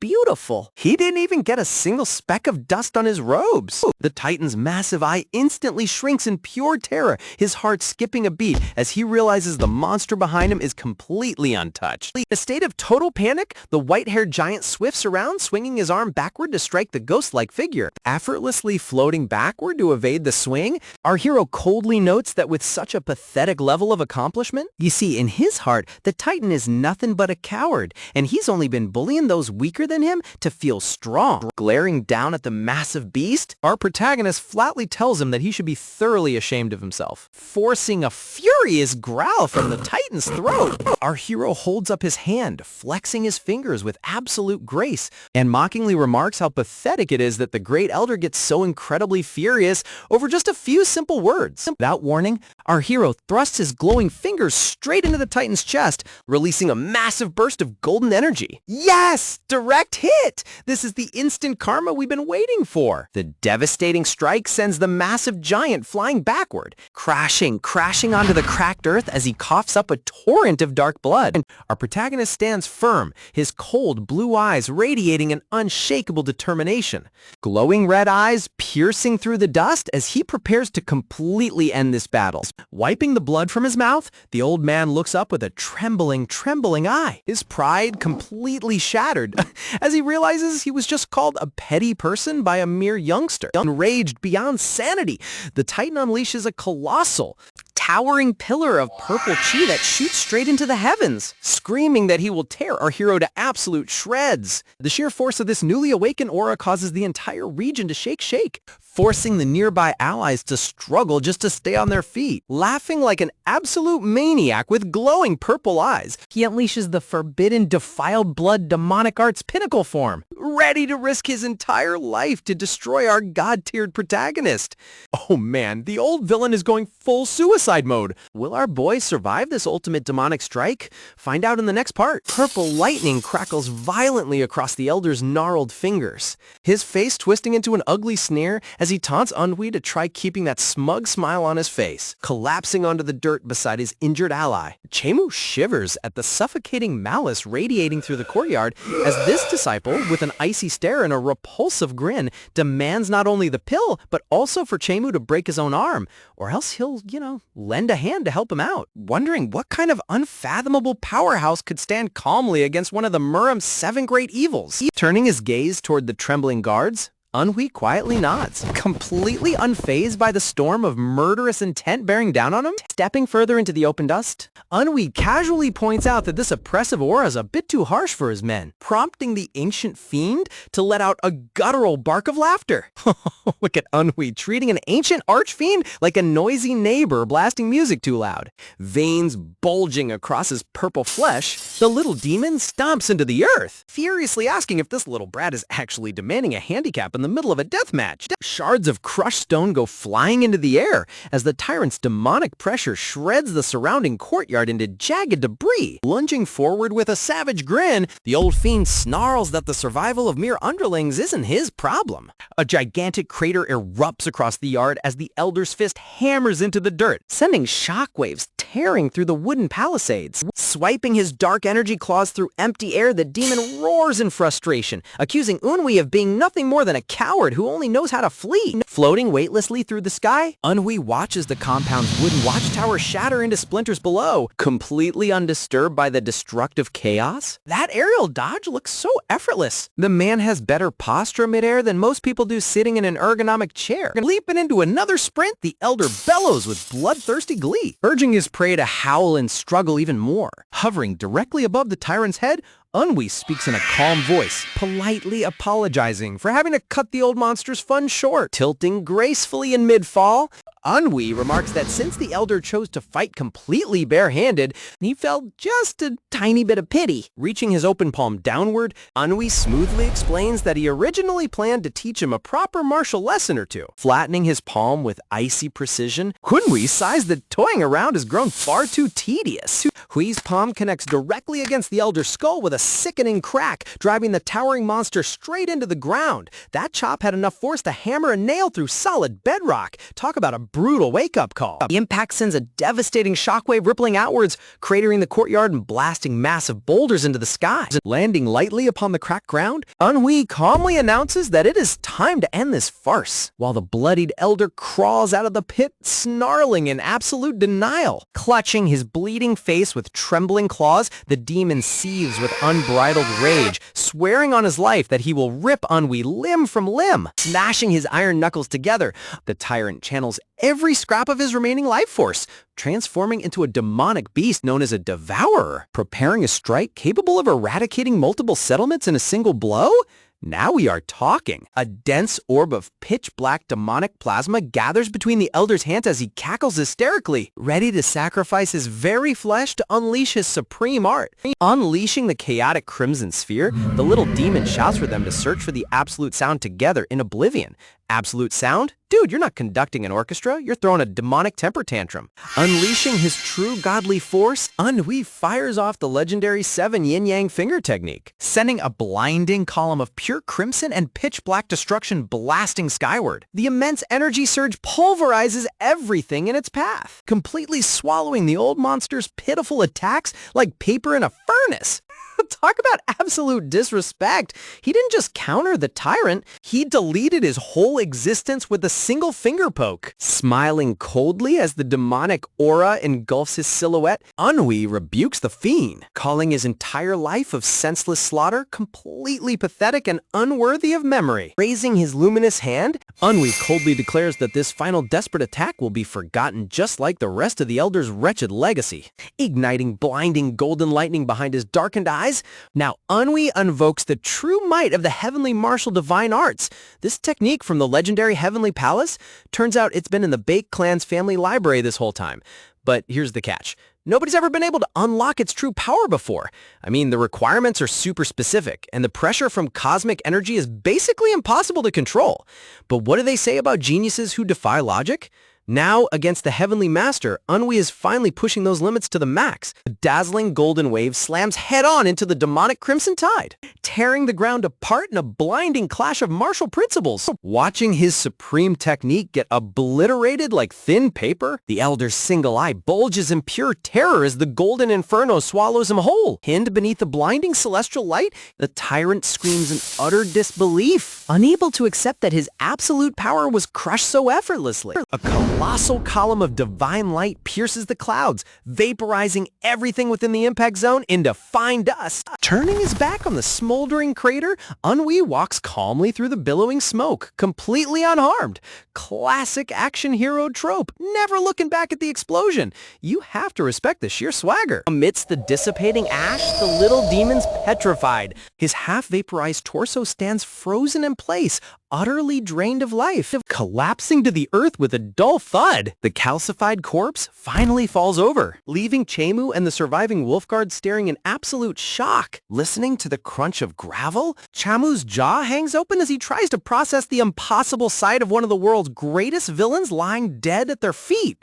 Looking up at the clear blue sky, Unwi calls out to his men in a warm, steady tone. Pausing with his hands resting calmly at his waist, Unwi simply asks his squad if everyone managed to make it out in one piece. Meantime, far away from the blood-soaked battlefield in a tranquil garden compound, green leaves drift gently across a crystalline lily pond under the brilliant blue sky. Standing gracefully along the wooden bridge, an elegant noblewoman gazes quietly into the distance as the peaceful morning wind catches her flowing robes. Wait, after that chaotic fight, switching straight to a high-class palace scene is giving me total narrative whiplash. Back at the Grand Pang clan estate, Se-Yan stands quietly by the balcony, gazing into the distance with eyes full of deep worry. Approaching gently from behind, Se-Yan's mother notices the biting chill in the air and urges her daughter to step inside to keep warm. Looking down with a heavy heart, Se-Yan worries aloud, noting that Unwi has spent endless nights out in the freezing wilderness during this dangerous mission. Even after seeing him demolish an archfiend, his wife still worries he might catch a common cold. That's true love right there. Se-Yan reflects that while the hardened warriors of the Pang clan are bred for harsh survivor, her husband's background is entirely different. Remembering the quiet days in their village, she recalls how Unwi patiently taught the local children to read and write with a gentle smile. Clasping her robes tightly against the breeze, she laments how unfair it is that a peaceful village scholar was dragged into the brutal, chaotic world of Murim, blood-stained affairs of the martial world. Rushing frantically across the wooden pavilion, a young family messenger shouts at the top of his lungs, calling for both mother and daughter. Wheezing heavily to catch his breath, the messenger urgently reveals that the White Wolf Squad has finally returned to the compound. Marching into the estate's main courtyard, Unwi leads his unit tall and proud, but he's met with a scene that stops him dead in his tracks. Right in front of him is that leader who smacked his back so casually, the one he respects so much, but he's kneeling in the dirt, hands bound like a common thief being held prisoner by their own clan, while the towering Taisan carries the severed head of the little demon by his side. Staring at the petrified severed head in horror, the surrounding Pang clan disciples freeze in disbelief, struggling to comprehend that the infamous demon was truly slain. Murmuring amongst themselves as the squad passes by, the onlookers wonder how the White Wolf Squad pulled off such an impossible victory, equally surprised that the village scholar survived. Narrowing their eyes in petty skepticism, some arrogant disciples whisper behind their hands, assuming Unwi was nothing more than dead weight carried by his guards. Oh, the irony! If only these benchwarmers knew who actually atomized the archfiend. Lifting his head above the crowded courtyard, Unwi's eyes instantly lock onto the familiar silhouette of his beloved wife approaching through the crowd. Beaming with pure relief, Se-Yan cradles their adorable little daughter, who points her tiny hands forward and happily cheers for her returning father. Catching sight of his family bathed in golden sunlight, Unwi's fierce warrior demeanor instantly melts into the softest, warmest smile, returning from the chaotic battlefield with an incredibly relaxed grin. And after all that hype, all that build-up, dramatic sigh, that dramatic moment finally comes as our protagonist casually announces, "Hey, I'm back." Seriously? That's it? Just look at that incredibly smug face. He looks like he just finished a nice walk in the park instead of surviving a life-or-death battle. Walking toward a massive grand temple building beneath a beautiful blue sky. And just like that, cheerfully, bam! The squad finds out they're about to meet the big enchilada himself, the great patriarch. And get this, whispers, "It's happening now." Our hero casually strolls along with his eyes closed in complete bliss, mentioning that the patriarch is exceptionally pleased with the squad for taking down that horrific demon lord, suggesting they use this rare opportunity to score some massive points with him. But suddenly, a tense silence fills the group as the scarred-faced deputy clenches his fist with intense anger, quietly calling out to his captain. Oh boy. Here comes the classic honorable warrior who absolutely hates taking credit for someone else's work. Glaring forward with an incredibly frustrated expression, the scarred warrior loudly protests, declaring that he absolutely cannot accept the fact that the entire White Wolf Squad is getting the glorious credit for subjugating the Demon Lord. An ominous shadow of a giant demonic hand appears behind the crew as the warrior explains that without their captain's unbelievable god-tier strength, they would have been nothing more than helpless like trembling broken playthings in the demon's grasp. Standing nearby, the massive powerhouse of the squad carries the terrifying severed head of the white-haired demon, firmly reminding everyone that it was their captain alone who fought the beast and sliced off his head. Reaching his massive hand toward the decapitated head, the warrior emphasizes that they have absolutely zero desire steal his glorious achievement. Now this is what I call true loyalty. These guys are ready to fight the entire world just to make sure their boss gets the recognition he deserves. The entire squad suddenly drops to their knees and performs a highly respectful martial arts salute, begging their captain to tell the patriarch the absolute truth about his supreme power. Turning back with an incredibly soft and warm smile, our hero gently sighs, teasingly telling his squad mates that they are honestly far too upright for their own good. Turning around with his hands folded casually behind his back, our protagonist flatly declares that the discussion is officially over, explaining that the one thing he absolutely despises more than anything else is people finding out about his true power and constantly bothering him. The scarred deputy's eyes instantly widen in pure shock, sweat dripping down his cheek as he suddenly realizes something incredibly mind-blowing. He tremblingly asks if the patriarch actually has no idea about his captain's true monster-level strength. Standing beneath the massive tiled roof of the courtyard, our hero calmly confirms that the leader doesn't know a thing. When the panicked deputy frantically asks about Lady Seoyin, our hero casually adds that she is completely in the dark as well.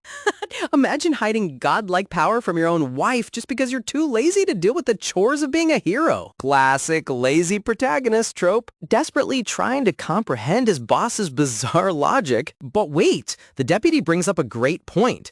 Why unleash his terrifying strength for this time if he wanted to keep it hidden? Our protagonist stops walking, looking back as he begins to explain. Looking back at his trembling crew, our hero's expression softens as he explains that since he had just officially become their captain, there was absolutely no way he could just stand by and watch his own subordinates get brutally slaughtered. With a highly charming, reassuring smirk on his face, our hero begs them to keep the secret, jokingly warning that if the terrifying truth ever gets out, his peaceful, predictable life will be over. Lazy lifestyle will be completely ruined.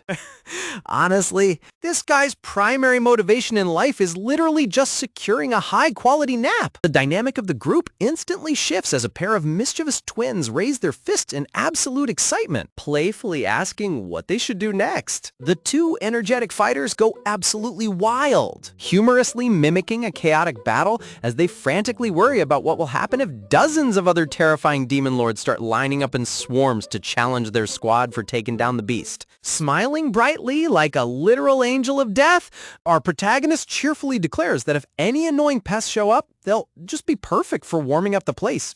He will simply vaporize them into walking corpses in a single second. The deputy face palms in total defeat, groaning that his captain says the most horrifying things with the most peaceful expression. Watching his weirdly charming captain walk ahead, the scarred warrior's face slowly softens into a small, highly respectful smile, deciding to let the matter slide for now. And just like that, our boy has completely won over his entire squad's hearts. Talk about flawless charisma. Stepping right up to the massive double doors of the main hall, the deputy turns back to his crew and roars at them to steal their absolute resolve, preparing them for the intense grand audience. He commands them to walk tall, declaring that once they cross these massive wooden thresholds, they will officially be known throughout the land as the legendary heroes who took down the Demon Lord. Deep within the grand estate, hearty laughter echoes through the traditional wooden halls as an influential figure inside. Whoever is relaxing behind those ornate sliding doors seems completely unfazed, totally oblivious to the absolute chaos Ennui just unleashed on the battlefield. Inside the grand, beautifully decorated chamber,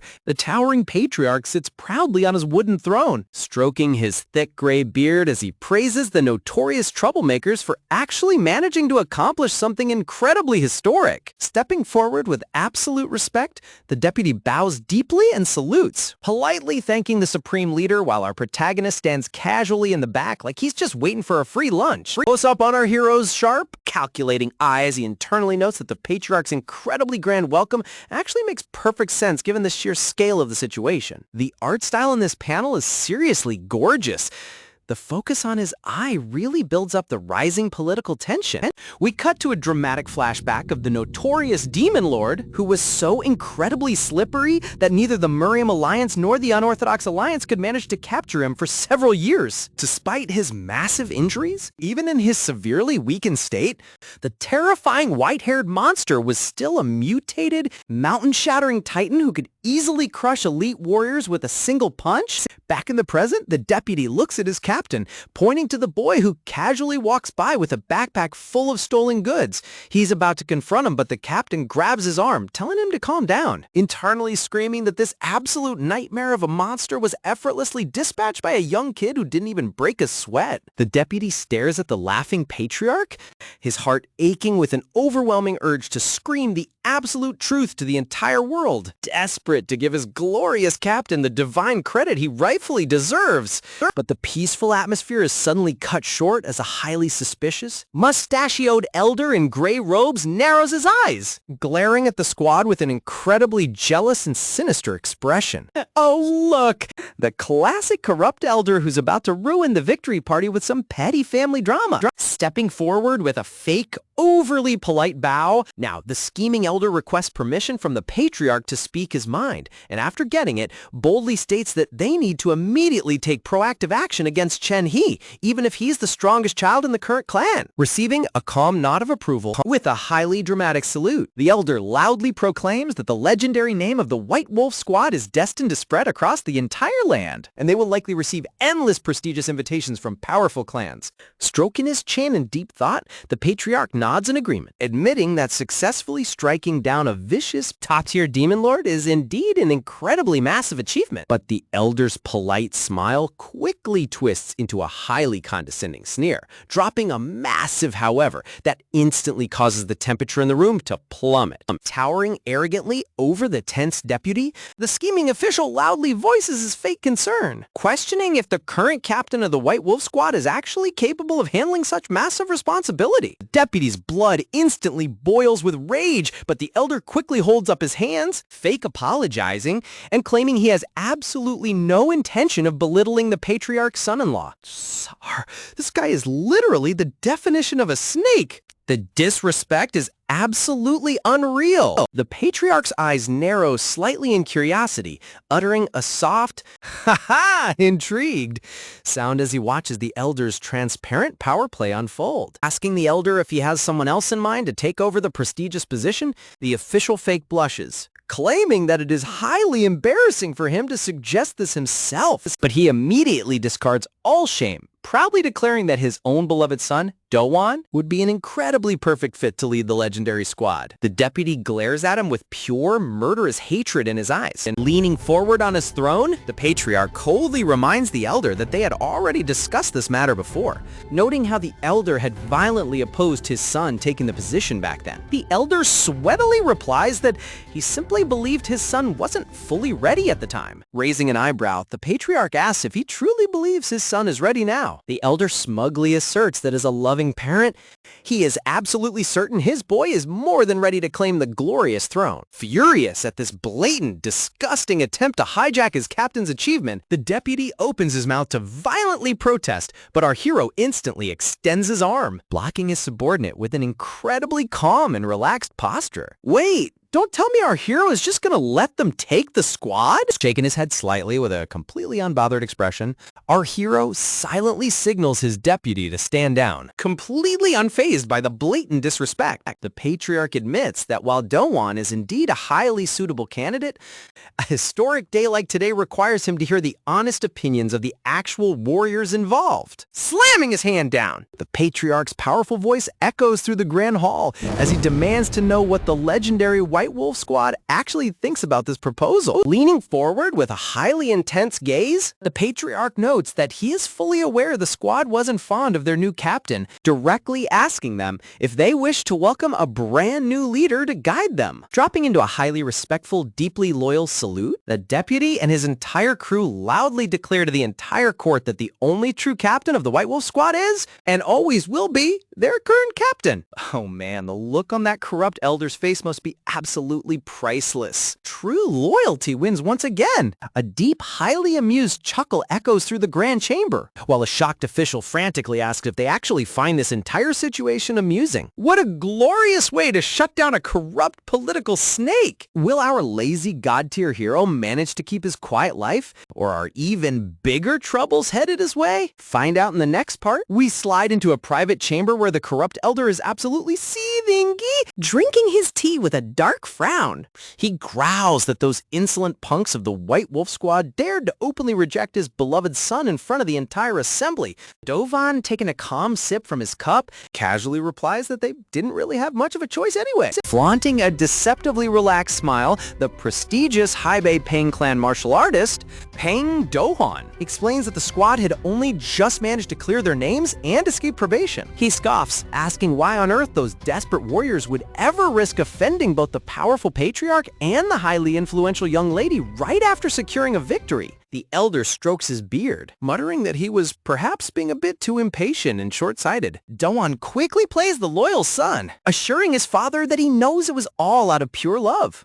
though his smile fades as he notes that the squad's final declaration was incredibly strange. He visualizes the scene from earlier, remembering the deep, unwavering resolve of the entire squad as they stood shoulder to shoulder, declaring with absolute authority that their only captain would always be their current leader. Seriously. The visual contrast between the squad's grim loyalty and Doan's sneaky plotting is top tier. Doan recalls the intense, fierce gaze of the deputy, who made it crystal clear that continuing to serve under their lazy boss was the collective, unshakable will of the entire squad. Bringing the cup back to his lips, Doan mutters that while he can fully comprehend the squad turning down his father's sudden proposal, it makes absolutely zero sense for them to draw such a ridiculously hard line just to stay with a notorious slacker. The elder leans in, his expression turning cold as he admits he noticed the exact same bizarre shift. He whispers that the entire atmosphere surrounding those rebellious fighters was completely different today, almost as if they had finally discovered their solid core. Looking down at the wooden table, the elder grimly notes that since the squad is now fiercely unified,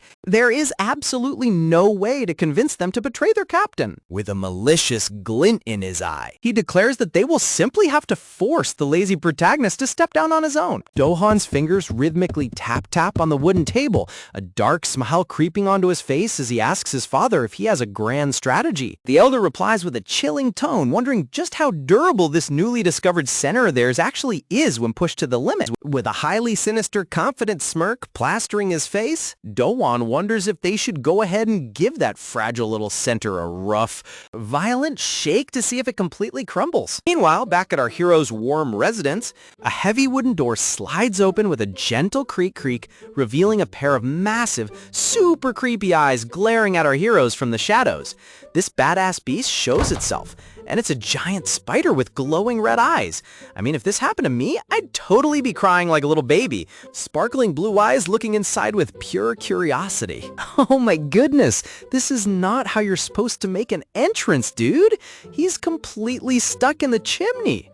Soyul is literally the most adorable little ball of sunshine in the entire Mirim. Spotting her favorite person in the entire world, the tiny girl squeals with absolute delight and sprints forward with rapid patter-patter footsteps to dive straight into her daddy's welcoming arms. Our lazy protagonist scoops her up in a tight, loving embrace, grinning from ear to ear as his adorable daughter proudly boasts about eating a mountain of delicious treats while he was away on his mission. He playfully rubs his stubbly cheek against her soft face, making her giggle and squeal that it tickles, while Lady Seoyen stands in the background with her arms firmly crossed, staring at them with a highly unimpressed expression. She coolly asks if he's finally home, prompting our hero to sweatily explain that the patriarch was so incredibly thrilled with their victory that he just had to spend some time celebrating with the squad. Internally, though, our boy's sweating bullets as a sudden sub-zero chill sweeps through the room. Swallowing hard with a nervous gulp, help?" Our protagonist tremblingly replies as his wife calls out to him with a voice that could easily freeze an entire ocean.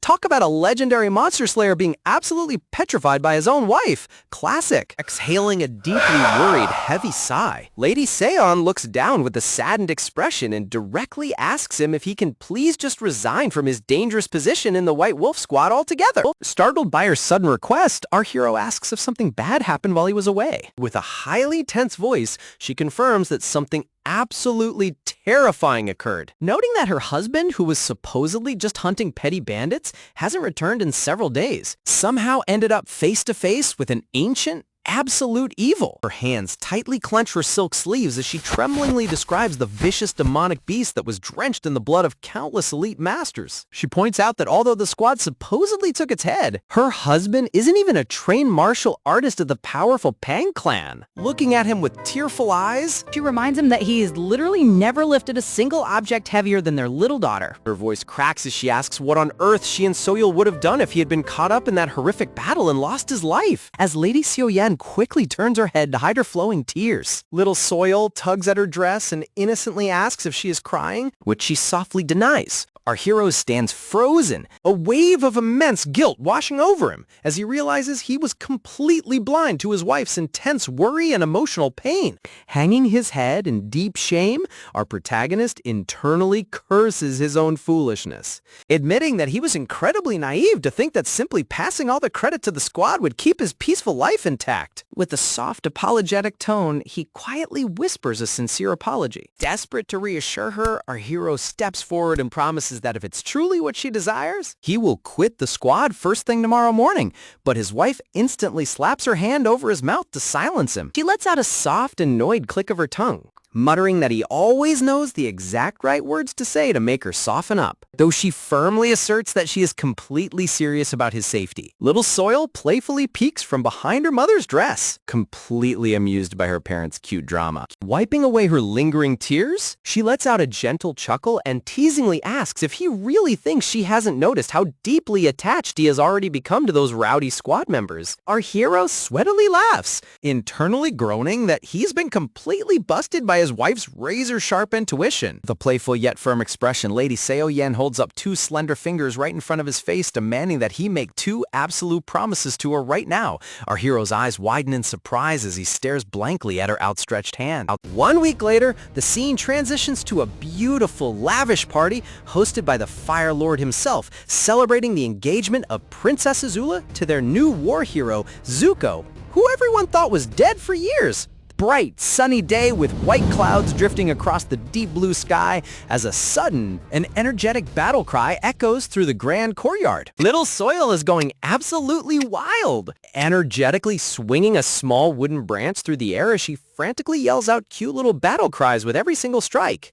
Seriously, this little warrior in training is way too precious for words. While his adorable daughter playfully battles a group of confused stray cats in the background, our protagonist stands calmly in the center of the dusty training field, holding a smooth wooden practice sword in his hands, staring intently at the tip of the wooden blade. Our hero's normally lazy expression completely vanishes, replaced by a highly focused, sharp gaze as he prepares to practice. With absolute grace and flawless posture, he begins to execute a series of stunning sword strikes, the wooden blade cutting through the air with a clean, satisfying whoosh. He recalls his wife's first strict demand, remembering how she made him promise that he would stay far away from any dangerous, life-threatening situations, high-stakes missions as much as humanly possible to ensure survival. Thrusting the wooden weapon forward with a burst of wind, he recalls her second promise that he would officially start learning basic martial arts so he could at least defend himself in a pinch. Finishing his practice routine,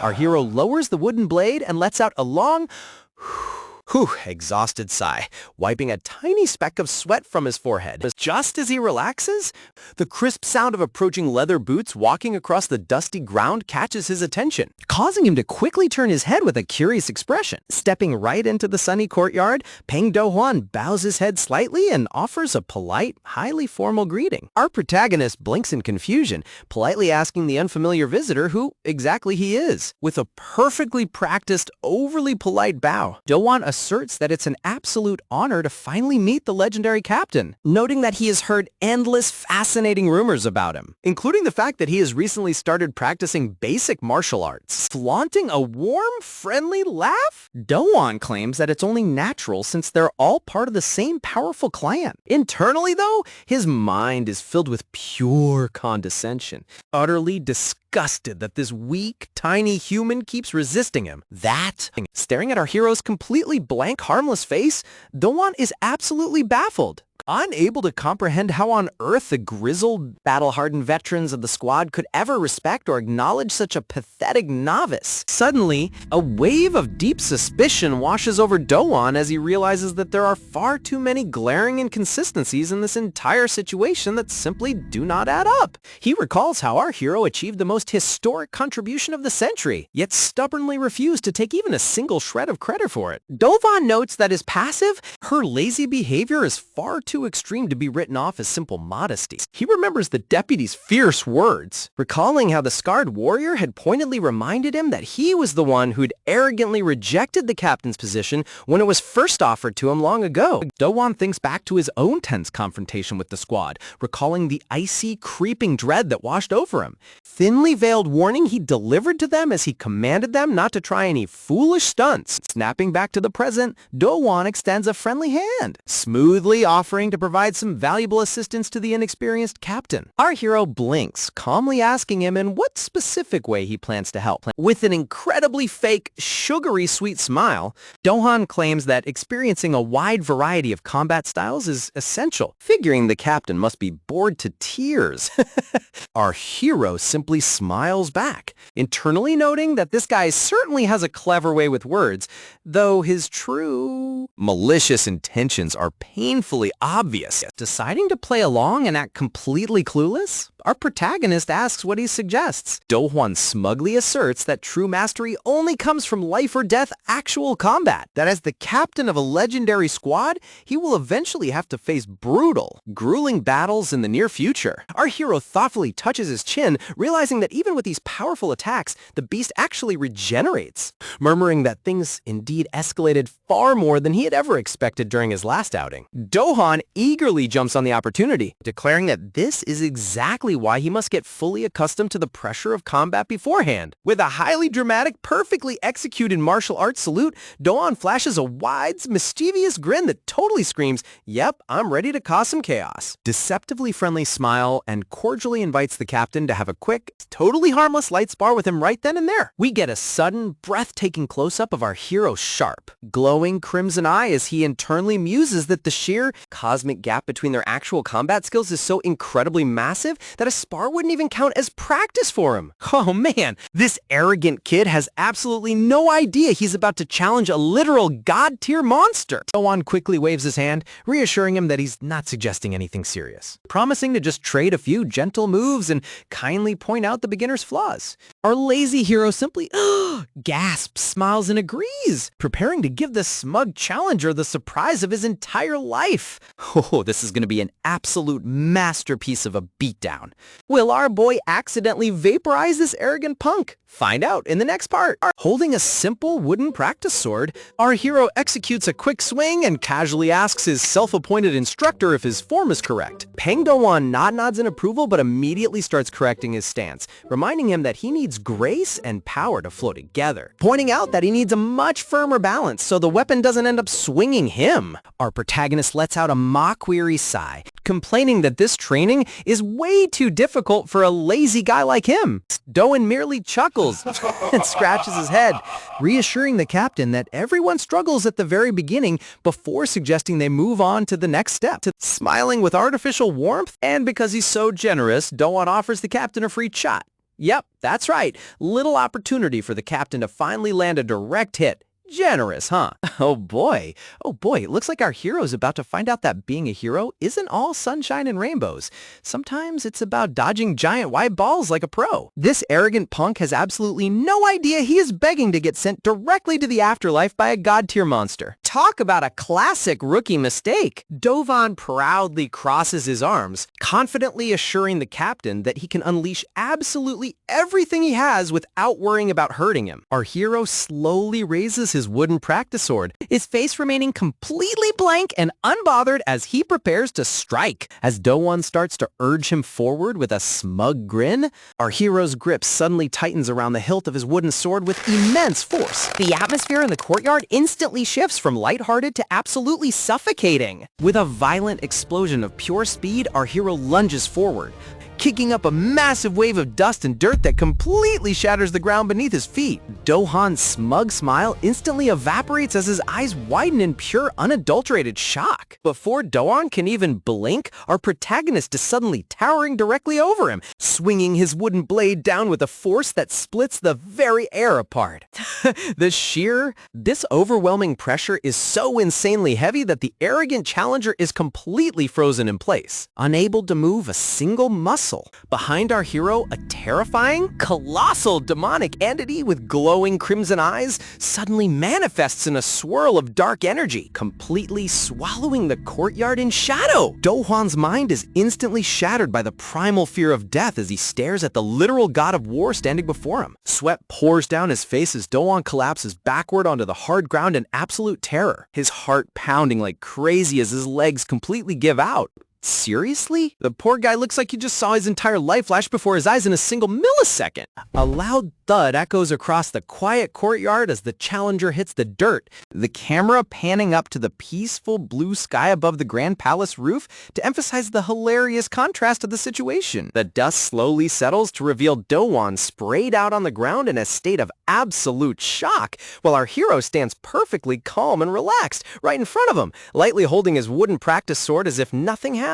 Gasps escape Dowan's trembling lips as he desperately tries to catch his breath, his face pale as a ghost as he internally screams, wondering what in the absolute world just happened to him. Staring up at our hero's gentle, pleasant smile, Dowan is completely paralyzed by a wave of intense confusion, unable to reconcile this harmless-looking scholar with the ancient monster that just stood before him. Standing in flawless, synchronized rows, the entire White Wolf Squad is gathered in the courtyard, dressed in their sleek black martial arts robes and looking incredibly disciplined. With a powerful, booming voice, Vice Captain Ochemu stands at the front of the formation and loudly shouts out a formal greeting to their esteemed captain, walking over with a relaxed, casual stride. Our protagonist warmly greets them and asks if they all managed to rest well, to which the entire squad enthusiastically roars back in unison. Ochemu steps forward with a highly serious expression as our hero notes that they had something important to discuss. Our boy internally panics, desperately hoping they aren't about to drag him into another life-or-death crisis. With a tired, deadpan face, our hero asks if they are still unhappy with him being the captain and want him to step down, causing Chemu to instantly freak out and wave his hands in panic. The rest of the squad immediately starts screaming and pointing fingers, hilariously shouting that the previous rebellion was entirely Chemu's fault and that they were just innocent pawns. Chemu's face turns bright red as he furiously screams at them to shut up.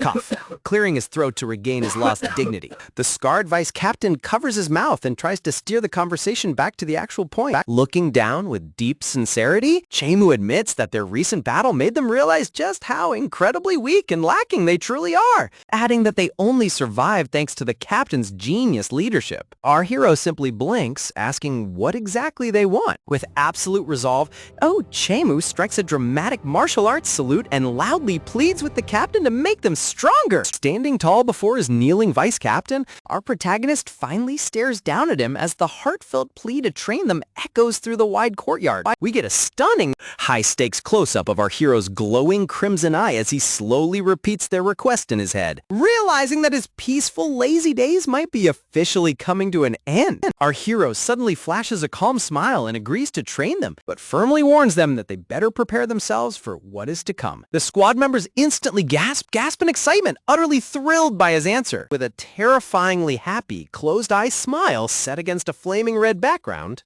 our protagonist darkly murmurs that his training methods are going to be incredibly strict and grueling. Oh man, that previous scene with little Elia and her dad being torn apart over powers? Hits hard. But trust me, that's just the tip of the iceberg. We're diving into origin stories, timelines, and enough chaos to make Gojo blush.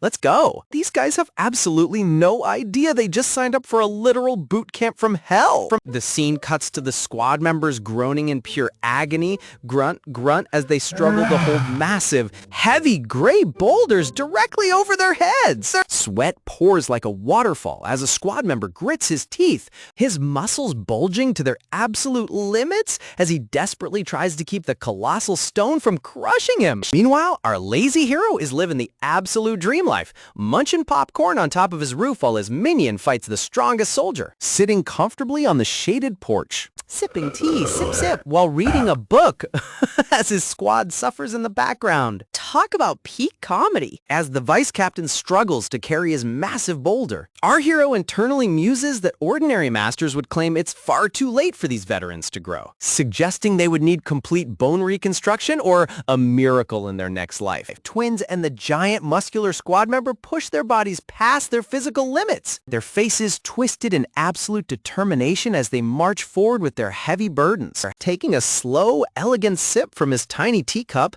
our hero's eyes gleam with absolute confidence as he notes that unlike others, he can clearly see the hidden potential within them to reach a legendary higher realm. Lightly tapping his finger on his small wooden table, our protagonist suddenly senses a presence and looks up at the roof.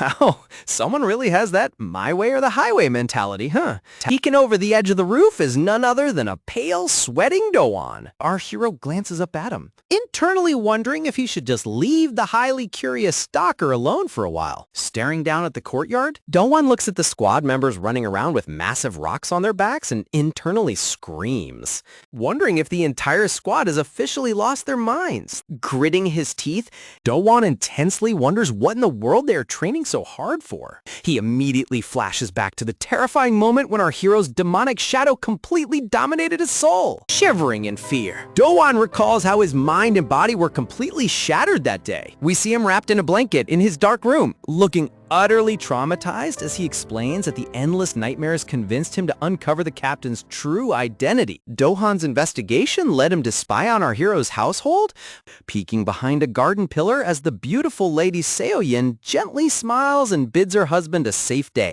He then saw little Soyul running through the garden with the most adorable, sparkling blue eyes, her cute cheeks flushed pink as she happily giggles. Giggle, giggle. Watching our hero and his wife happily lifting their daughter into the air, surrounded by beautiful flowers, was, like the cherry on top. Doan actually started smiling warmly, foolishly thinking that starting a family of his own might not be such a bad idea. Shaking his head violently in chibi form, Doan suddenly snaps out of his daydream, hilariously screaming to himself that he is completely losing focus. Back in the present, Doan glares down from the roof, cornering one of the guys in his target group, frustrated that his investigation yielded absolutely zero clues about the captain's past, while our hero simply looks up with a giant, confused question mark floating over his head. With a sharp slam, our protagonist shuts his book, instantly catching the attention of his exhausted squad. Sitting casually on the porch, our hero commends his squad, noting that they held out much better than he had anticipated.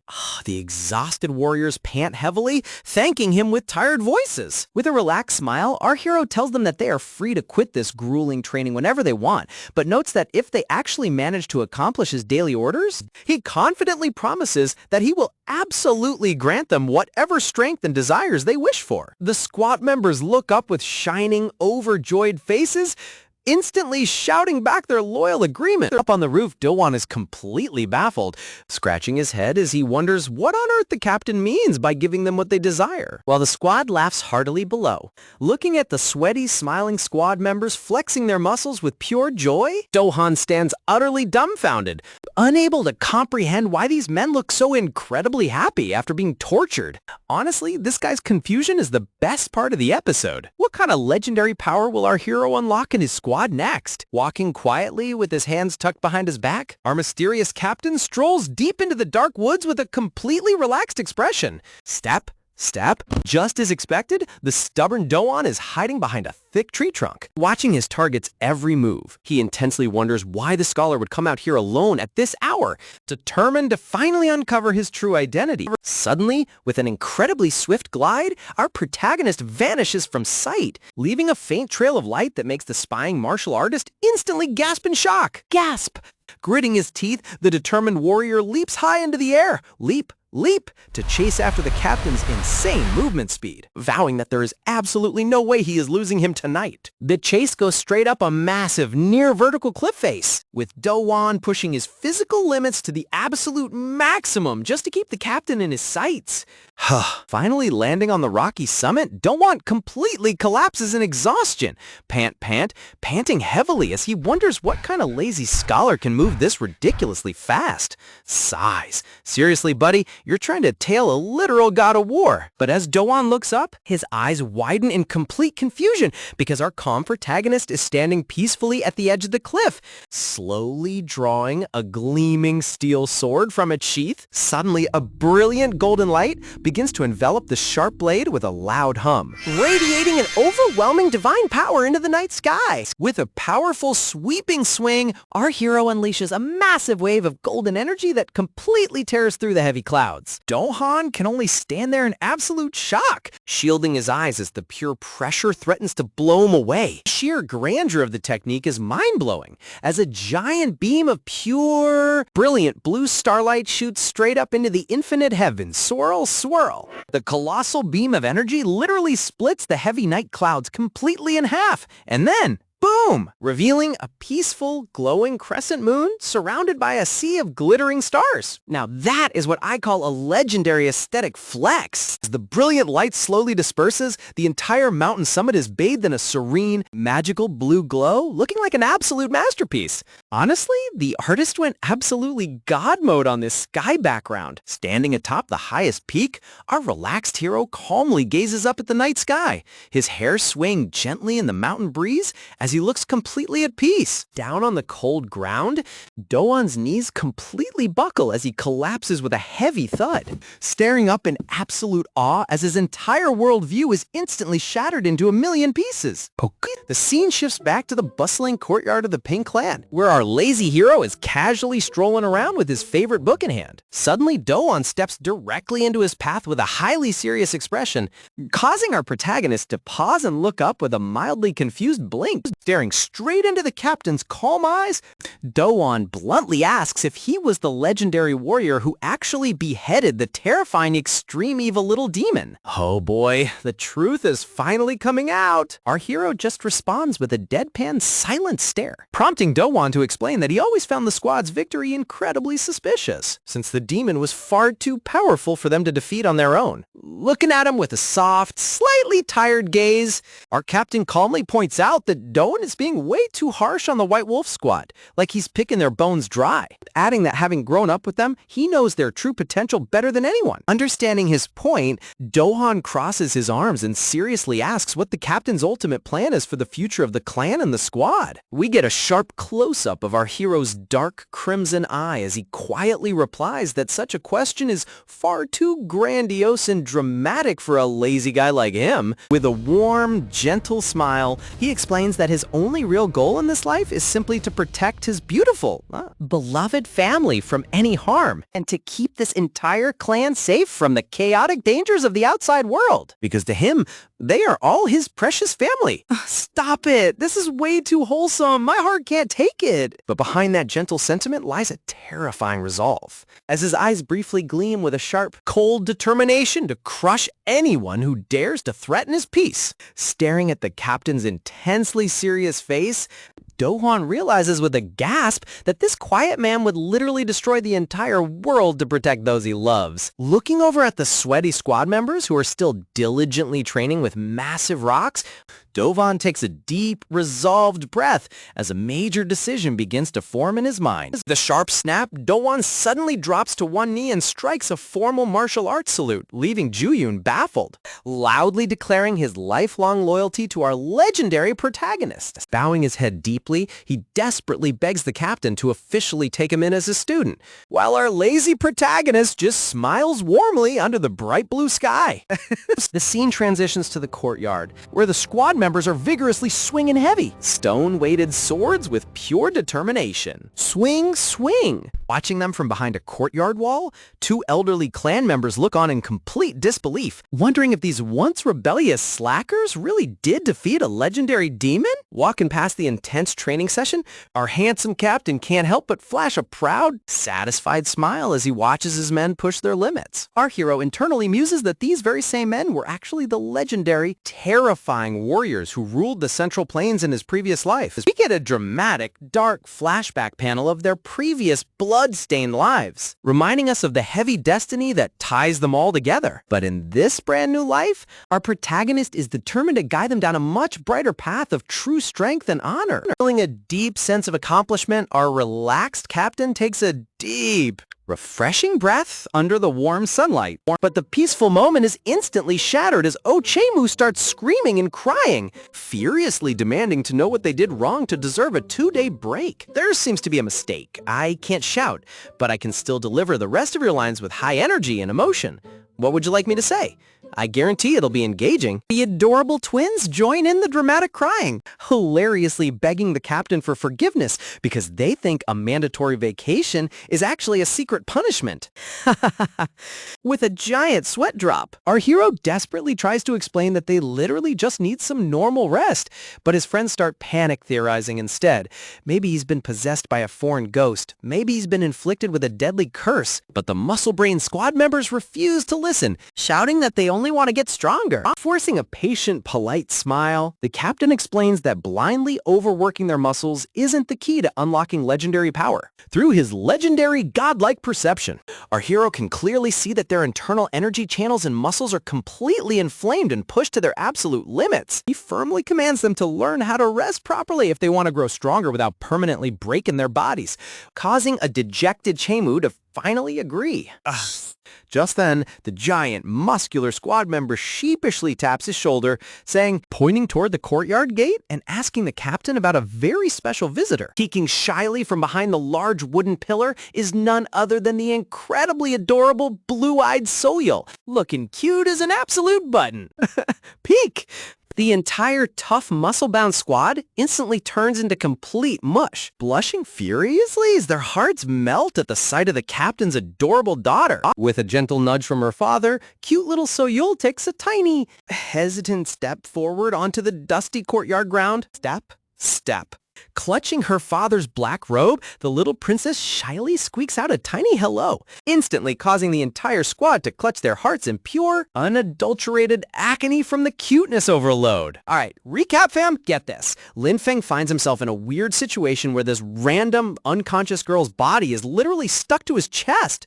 Talk about awkward. He's trying to figure out how to separate them when this old dude in black suddenly pops up and starts threatening him. Turns out this girl is someone important and this old guy is trying to capture her. Lin Feng, being the boss he is, isn't scared at all. He's like, oh, you want to kill me? Well, get in line, buddy. The massive, towering squad member kneels down with a giant, goofy grin, gently waving his massive hand to say hello, which totally startles the poor little girl. With a quick whoosh, the terrified Soyeol instantly dives right behind her father's rope, leaving the heartbroken giant completely frozen in absolute shock. Oh man, what an incredibly hilarious way to end the day. While the sparring grounds cool down, Eunwi casually mentions that little Soyeol didn't flinch at all around the fearsome patriarch and actually took an immediate liking to him, leaving the gigantic guard standing frozen in utter disbelief. Gearing up with exaggerated comic waterworks, the hulking warrior dramatically insists that folks normally weep from pure awe in his presence, only for his scarred comrade to deadpan that people only cry because they're terrified out of their minds. Framed by a halo of radiant cherry cherry blossoms, little Soil looks up with the purest round eyes, sweetly telling the crying giant not to shed any tears. Clutching the little cloth against his chest like a priceless national treasure, The muscular titan blushes red while Ennui can't help but chuckle at how easily his toddler daughter domesticates hardened killers. forget legendary sword techniques, Soil's sheer cuteness is officially the most lethal weapon in the entire martial realm. The wholesome moment is interrupted as a smooth, refined voice drifts through the courtyard, greeting the squad and praising their diligent training beneath the morning sky. It's the eldest young master of the Peng clan. Strolling over in elegant blue robes, while the squad members respectfully dismiss the exaggerated praise about their reputation. Offering a warm, remarkably gentle smile, the clan heir looks at Ennui with a calm and welcoming expression, carrying none of the arrogance typical of elite martial lineages. Turning toward his new brother-in-law, then the young master politely asks if Ennui has a moment to step away for a private conversation. Gazing up into the bright azure sky, he suggests going out to get some fresh mountain air together. You know, whenever two main characters decide to take a walk in a manhwa, we're either getting a massive lore drop or a heart-to-heart that changes the entire plot. They arrive at a breathtaking vantage point overlooking a vibrant hillside village, where cheerful commoners eagerly bow and shout their heartfelt gratitude toward the young master. A kindly village matron runs forward offering a steaming plate of hot buns and, tells them that after seeing her son on the battlefield, they just had to pay their respects, happily declaring their eternal devotion while the young master graciously accepts with a humble laugh. Ennui looks on approvingly as his brother-in-law tells his brother-in-law that if they truly wish to repay him, they should simply live long, peaceful, and happy lives. Sitting across from each other inside a secluded wooden pavilion surrounded by vibrant wildflowers, the heir asks about Sodom Village, noting that Seoyan always described it as a truly wonderful haven. Gazing into the distance, the eldest brother confesses that this isolated hilltop pavilion has always been his personal sanctuary whenever the stifling duties of the Peng clan became too heavy to bear. He recalls the bitter past when he first rescued these villagers from brutal bandits, only to be met with resentful tears from people terrified that his temporary heroics would bring worse retaliation after he left. Rather than walking away, the young heir boldly pledged to shoulder their safety forever, refusing to let innocent lives suffer on his watch. Honestly, look at this guy. It's so refreshing to see a noble clan heir who isn't a petty villain, but an actual righteous leader with real moral backbone. Only after realizing he genuinely meant every word did the fearful villagers finally let down their guard and welcome him with open hearts. His smile fades slightly as he admits that if he hadn't miraculously survived his near-fatal ambush on the road back then, He would have broken that sacred promise to his people. looking directly into Ennui's calm eyes, the young master reveals that he never got the chance to properly thank the mysterious warrior who saved his life that fateful day. With unshakable conviction, he firmly states that despite how absurd it might seem for an ordinary scholar to possess such power, he knows Ennui was his true savior. Meeting his gaze without a hint of panic, Ennui offers a slow, subtle nod, quietly confirming the truth between them. The young master wonders aloud why such a peerless powerhouse chose to rescue him, softly concluding that it was because he welcomed Ennui with open arms the moment they arrived. Ennui's crimson eyes soften as he confirms that very truth. He saved the heir simply because the young master was the first person in this ruthless family to embrace them as true blood. Man, their mutual respect is unmatched. It takes a real grand master to casually reveal his identity over a plate of steamed buns like it's nothing. Flashes of little Soil placing a colorful flower crown atop the master's head flicker through Ennui's mind, proving how deeply their pure intentions move the family. Laughing heartily, the eldest brother acknowledges that Ennui must have valid reasons for concealing his godlike martial arts, but warns that keeping such boundless power hidden will only draw troublesome pests in the future. Looking at him with deep sincerity, the heir urges Ennui to place his full faith in the Peng clan, promising that whenever he decides to unleash his might, the realm will have no choice but to fully shatter. The entire lineage will stand firmly behind him.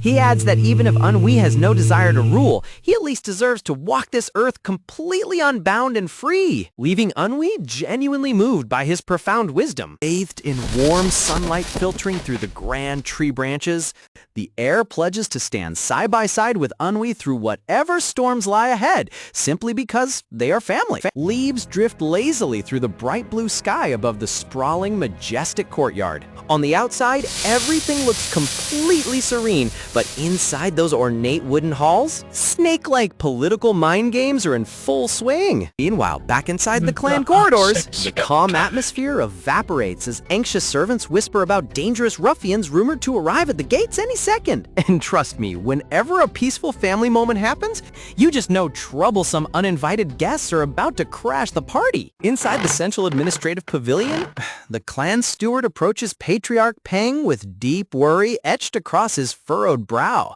questioning if they truly intend to welcome these visitors. Crossing his massive muscular arms, the patriarch lets out a deep chuckle, asking if his advisor is still stubbornly opposed to the meeting despite knowing the visitor's wicked reputation. Hardening his expression, the steward names the approaching delegation the notorious Sarimdam of the Orthodox Murm Alliance. They are a merciless strike squad of elite young talents handpicked and groomed by the Murm Alliance specifically to eradicate the brutal, unorthodox Black Gate. While the Alliance claims this tour is a standard final training journey to seek guidance from prestigious clans, trail after trail of bloody violence follows in their wake. The steward grimly recounts how one of their sociopathic prodigies, Gu Juno, brutally humiliated an entire noble family, personally snapping both arms of the young master. These Murm Alliance elites love preaching righteousness while acting 10 times worse than the bandits they hunt. He points out that even prestigious powerhouses like the Namgang and Tong clans suffered severe humiliations, meaning smaller sects stood no chance against their rampant brutality. Despite the steward begging him to refuse their entry, Patriarch Peng firmly orders the estate to receive them exactly as planned. The patriarch narrows his weathered gaze, grimly noting that turning away an official delegation from the alliance would only invite political venom and endless diplomatic nightmares. High atop a jagged cliff overlooking the colossal fortress of the Hebei Peng clan, a white-clad boot steps firmly onto the rocky ledge. 4 arrogant figures from the infamous Sarimdan look down upon the sprawling fortress, treating the legendary martial estate like mere hunting grounds for their sick amusement. Down at the grand estate entrance, the main gates swing wide as a Peng clan representative bows deeply, formally guiding the guests onto clan grounds. Watching from the pavilion steps, a young maid grips her sleeves tightly, sweating as she watches the terrifying newcomers stride inside, striding with palpable bloodlust down the paved courtyard. And the Sarimdan squad radiates pure disdain for everything in sight. Look at how smug these kids walk. They really think they're running the whole martial world just because they got a little fancy training from the Alliance. Cracking his knuckles with a bloodthirsty grin, Guak Sedu wonders aloud if the Pen disciples will prove more entertaining than the weaklings they beat up earlier, while the cat-eared Yon Soye scoffs that their past victims were complete trash. The refined swordsman Yu Untak chimes in, reminding them that rumors claim the Hebei Peng clan managed to eliminate the fearsome extreme evil little demon. Guak Sedu blinks like an idiot, asking what that even is, prompting Yan Soye to snap at his sheer ignorance before their commanding officer cuts in, turning his head with a chilling, shadowed sneer.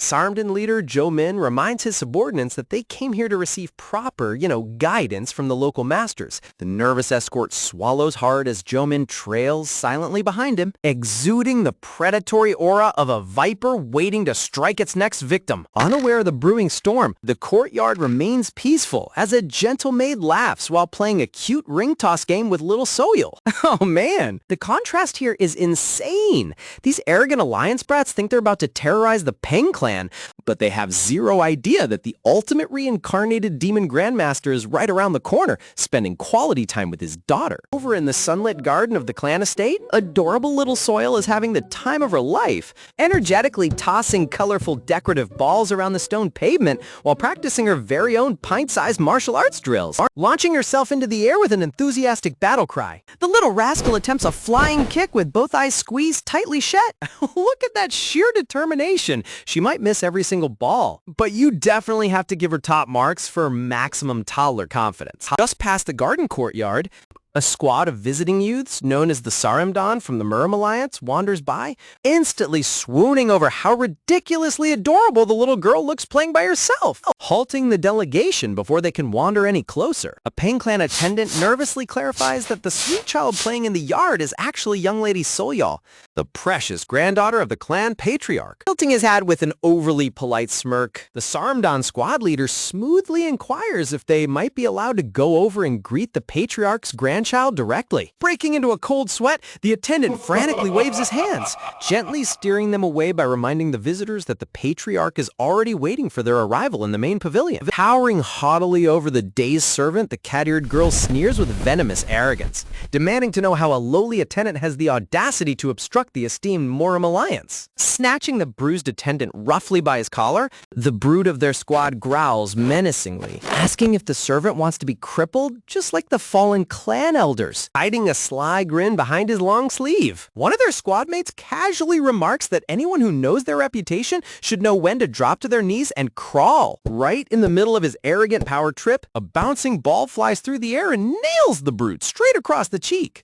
Direct hit. That has got to be the most satisfying projectile interruption ever recorded. Another stray toy ricochets wildly off the cat-ear girl's head and plants itself right into the other guy's smug mug. Reacting with razor-sharp martial instincts, the blue-haired leader snaps his hand out to snatch the incoming red ball firmly out of the air, eyeing the intruder in surprise, clutching her favorite red ball tight against her chest. Soyu glares at the bullies and orders those nasty demon lords to stop hurting their servant, veins popping across her forehead in pure outrage. The cat-eared noblewoman seethes with anger at being branded a wicked demon lord by a mere toddler. Striding forward without an ounce of shame, the arrogant girl unleashes a stinging finger flick straight onto the child's forehead. Seriously? Flicking a toddler just to protect your fragile ego is peak villain behavior right there. Crossing her arms with a self-righteous huff, I'm just a language model and can't help but that. Squeezing her eyes shut in overwhelming pain, poor Soyil bursts into tears as a giant red welt blooms right across her forehead. Suddenly,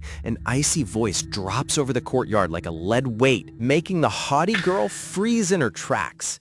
Looming like an insurmountable mountain behind her, the colossal frame of Tai-san casts a pitch-black shadow over the visitors, coldly demanding to know what they think they are doing to their young miss. Stepping swiftly between his teammate and the giant warrior, the rough-haired Saramdan swordsman scoffs, asking if treating visiting alliance envoys with intimidation is standard clan protocol, glaring down with pure disdain. Tai-san retorts that one must behave like a proper guest first if they ever wish to be treated like one. Gritting his teeth with veins bulging along his jaw, the visitor snaps back, asking if an ordinary foot soldier really has the guts to challenge a genuine alliance prodigy?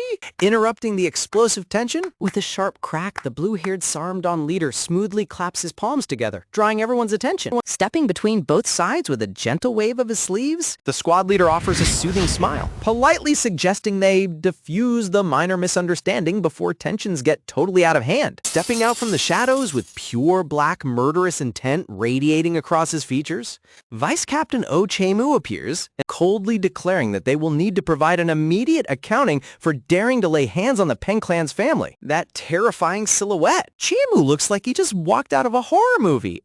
Offering a calm, unbothered bow, the Saramdan leader feigns polite ignorance, claiming he failed to realize they were addressing the legendary White Wolf Squad. Clasping his hands in a traditional martial greeting, the cunning prodigy proposes that true warriors settle grievances not with petty arguments, but through martial combat. Maintaining an unreadable, serene expression under the bright midday sun, but with a smile, the young leader casually invites the White Wolf Squad to engage in an official friendly spar. Leaning in close, with eyes sparkling with calculating ambition, the prodigy remarks that getting a chance to test their mettle against the famous warriors who slew the little demon is simply too thrilling to pass up. Narrowing his hardened gaze as crimson light glints in his eye, Chae-moo instantly deduces that this entire confrontation is an intentional provocation meant to gauge their squad's true combat prowess. Over by the garden wall, the tearful mother rushes over to cradle little Soil, while the bruised attendant nurses his swelling face in silent humiliation. Gritting his jaw with a sinister smirk, Chemu decides he is more than happy to indulge their foolish death wish. Resting his hand firmly at his waist with an imposing stance, Chemu accepts the challenge on behalf of his squad. agreeing to a formal martial exchange. Deep inside the Hebei Peng clan's private inner pavilion, The older son nervously approaches his seated father, asking why the old master appears so completely unconcerned about the alliance's arrival. And savoring a warm sip of tea, the patriarch dismissively scoffs, asking why anyone would ever lose sleep over a few crawling earthworms squirming into their estate. taking a seat across the grand wooden table, the son presses further. Shrewdly questioning whether his father has a hidden motive for permitting the unruly alliance unit inside their compound. Setting his teacup down with deliberate calm, the patriarch hints that some plans are better kept under wraps, just as a frantic family guard bursts through the pavilion entrance. Clinging to the doorframe while gasping for air, The flustered guard frantically struggles to articulate the urgent crisis unfolding out in the yard. explosive boom rocks the entire room as the patriarch's massive fist smashed straight through the solid oak table, instantly pulverizing it into flying splinters, veins practically bursting from his skull under pure volcanic rage. The old titan stammers in disbelief that these outsiders dared to touch a servant, and worse, his absolute world. Bellowing with earth-shaking grandfatherly fury, the patriarch roars that these suicidal maniacs laid hands on his precious Yule, demanding they march out instantly to slaughter them where they stand. You know you messed up big time when the clan patriarch goes full berserk mode over his grandchild getting a single forehead flick. Hurriedly bowing while stepping out into a swift sprint, the son urges his berserk father to remain inside to prevent an all-out clan war, promising to handle the insolent visitors personally. Collapsing heavily back into his grand chair, the monstrous old warrior rubs his throbbing temples and takes a long, ragged breath, trying to keep his murderous aura in check. Back at the estate's main courtyard, and so the blue-haired Saramdon leader politely opens the duel proceedings, mocking voice, practically rolling out the red carpet for Yi Han to meet his doom, thanking the legendary White Wolf veteran for accepting their invitation. Standing center stage before the gathered disciples, the Alliance leader establishes the ground rules, suggesting they conduct one-on-one matches purely in the spirit of trading martial knowledge. Stepping up behind his burly subordinate, Chemu quietly instructs him to remember that this is an official spar and to hold back his lethal power appropriately. Rolling his massive shoulders with an intimidating smirk, the muscular wolf guard draws his wooden blade, enthusiastically promising to hold back just enough to keep his arrogant challenger breathing. Stepping boldly onto the sparring floor, the rough-haired envoy announces himself as Guak Sidu of the elite Sarimdan unit. Shifting his stance with fluid precision, Sedu's fingers tighten over his wooden blade as combat commences. The two blades collide with jarring force, but Taesan doesn't budge an inch. Look at Sedu's face twisting in absolute disbelief. He thought he was fighting a standard guard, but he basically ran headfirst into an immovable brick wall, veins throbbing along his forehead. Sedu grinds his teeth as he realizes the monstrous gap in pure physical power. Unleashing a burst of raw momentum, Taesan sends Sedu flying backward through the air before slamming hard across the stone pavement. Coughing violently on all fours, Sedu curses under his breath, wondering if he just picked a fight with a wild mountain bear instead of an ordinary human. Stepping up behind his defeated subordinate, Joe-Min glares down with an icy sneer, asking if Senu genuinely intends to disgrace their squad like this. Radiating dark pressure from behind his shadowed glare, Joe-Min warns that any defeat here reflects directly on the prestige of the Murim Alliance, urging the group to be swift, ordering him not to shame the masters who raised him. Talk about extreme toxic workplace pressure.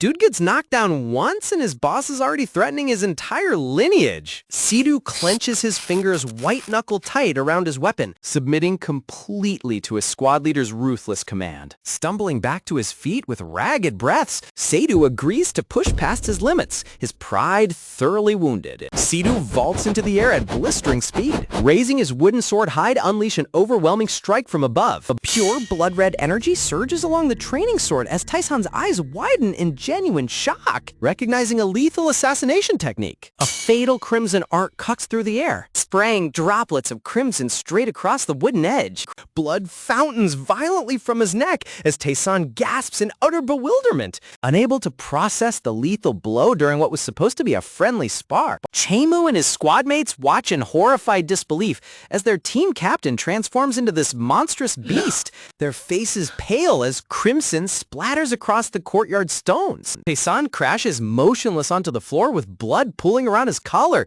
prompting a panic scream from his comrades. What kind of friendly spar involves an intentional throat slit? These Alliance envoys aren't guests, they're straight-up murderous snakes. Rushing to his fallen subordinate, Chaemu tightly compresses the bleeding neck wound while furiously demanding why Sedu aimed directly for a lethal vital point. Covering her mouth in theatrical amusement, the cat-eared noblewoman giggles, mocking the White Wolf Squad for barking so hysterically over a minor scratch. Offering a shallow, theatrical bow, Jo-min offers a completely insincere apology for his teammates' supposed overzealousness, tilting his head with an unsettlingly bright gaze. The blue-haired prodigy smugly asks why everyone's throwing a tantrum when the wound clearly isn't fatal. Chaemu gnashes his teeth in disbelief, completely dumbfounded by the visitor's unbelievable audacity. Brushing aside the spilled blood with a cheerful wave, Jo-min casually suggests they continue the exhibition matches without ruining the festive atmosphere. Flashing a cheerful grin while Sedu smirks behind him, Jo-min remarks that an opportunity to cross blades with such renowned fighters might never come again. Chaemu's jaw tightens as pure venom drips from his thoughts, resolving to make these insolent brats pay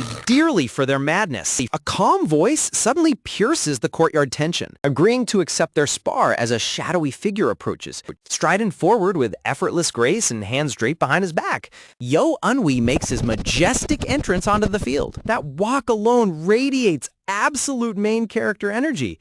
The visitors have no idea who they just dragged into the arena. Eunwoo introduces himself as the captain of the White Wolf Squad, while Jo-min returns the greeting, politely praising the leader for showing reasonable sportsmanship. Jo-min watches with mild curiosity, wondering how the squad's figurehead plans to handle the duel. Resting a hand gently against his chest, Eunwoo proposes a special arrangement, inviting the visitors to face him in a continuous gauntlet match. Looking Jo-min dead in the eye, Eunwoo cheerfully claims he is actually the weakest martial artist in the entire squad and has barely begun learning the basics, so they have nothing to fear. Narrowing his calculating blue eyes, Jo-min silently wonders if this man is cracking an absurd joke before formally accepting the terms. Sedu steps back up to the plate, tightly gripping his training weapon as he prepares to cut down this supposedly weak captain. Facing each other across the expansive courtyard pavement, both swordsmen assume their battle stances. Sedu explodes forward with blinding velocity, desperate to erase his previous humiliation with an overwhelming single strike.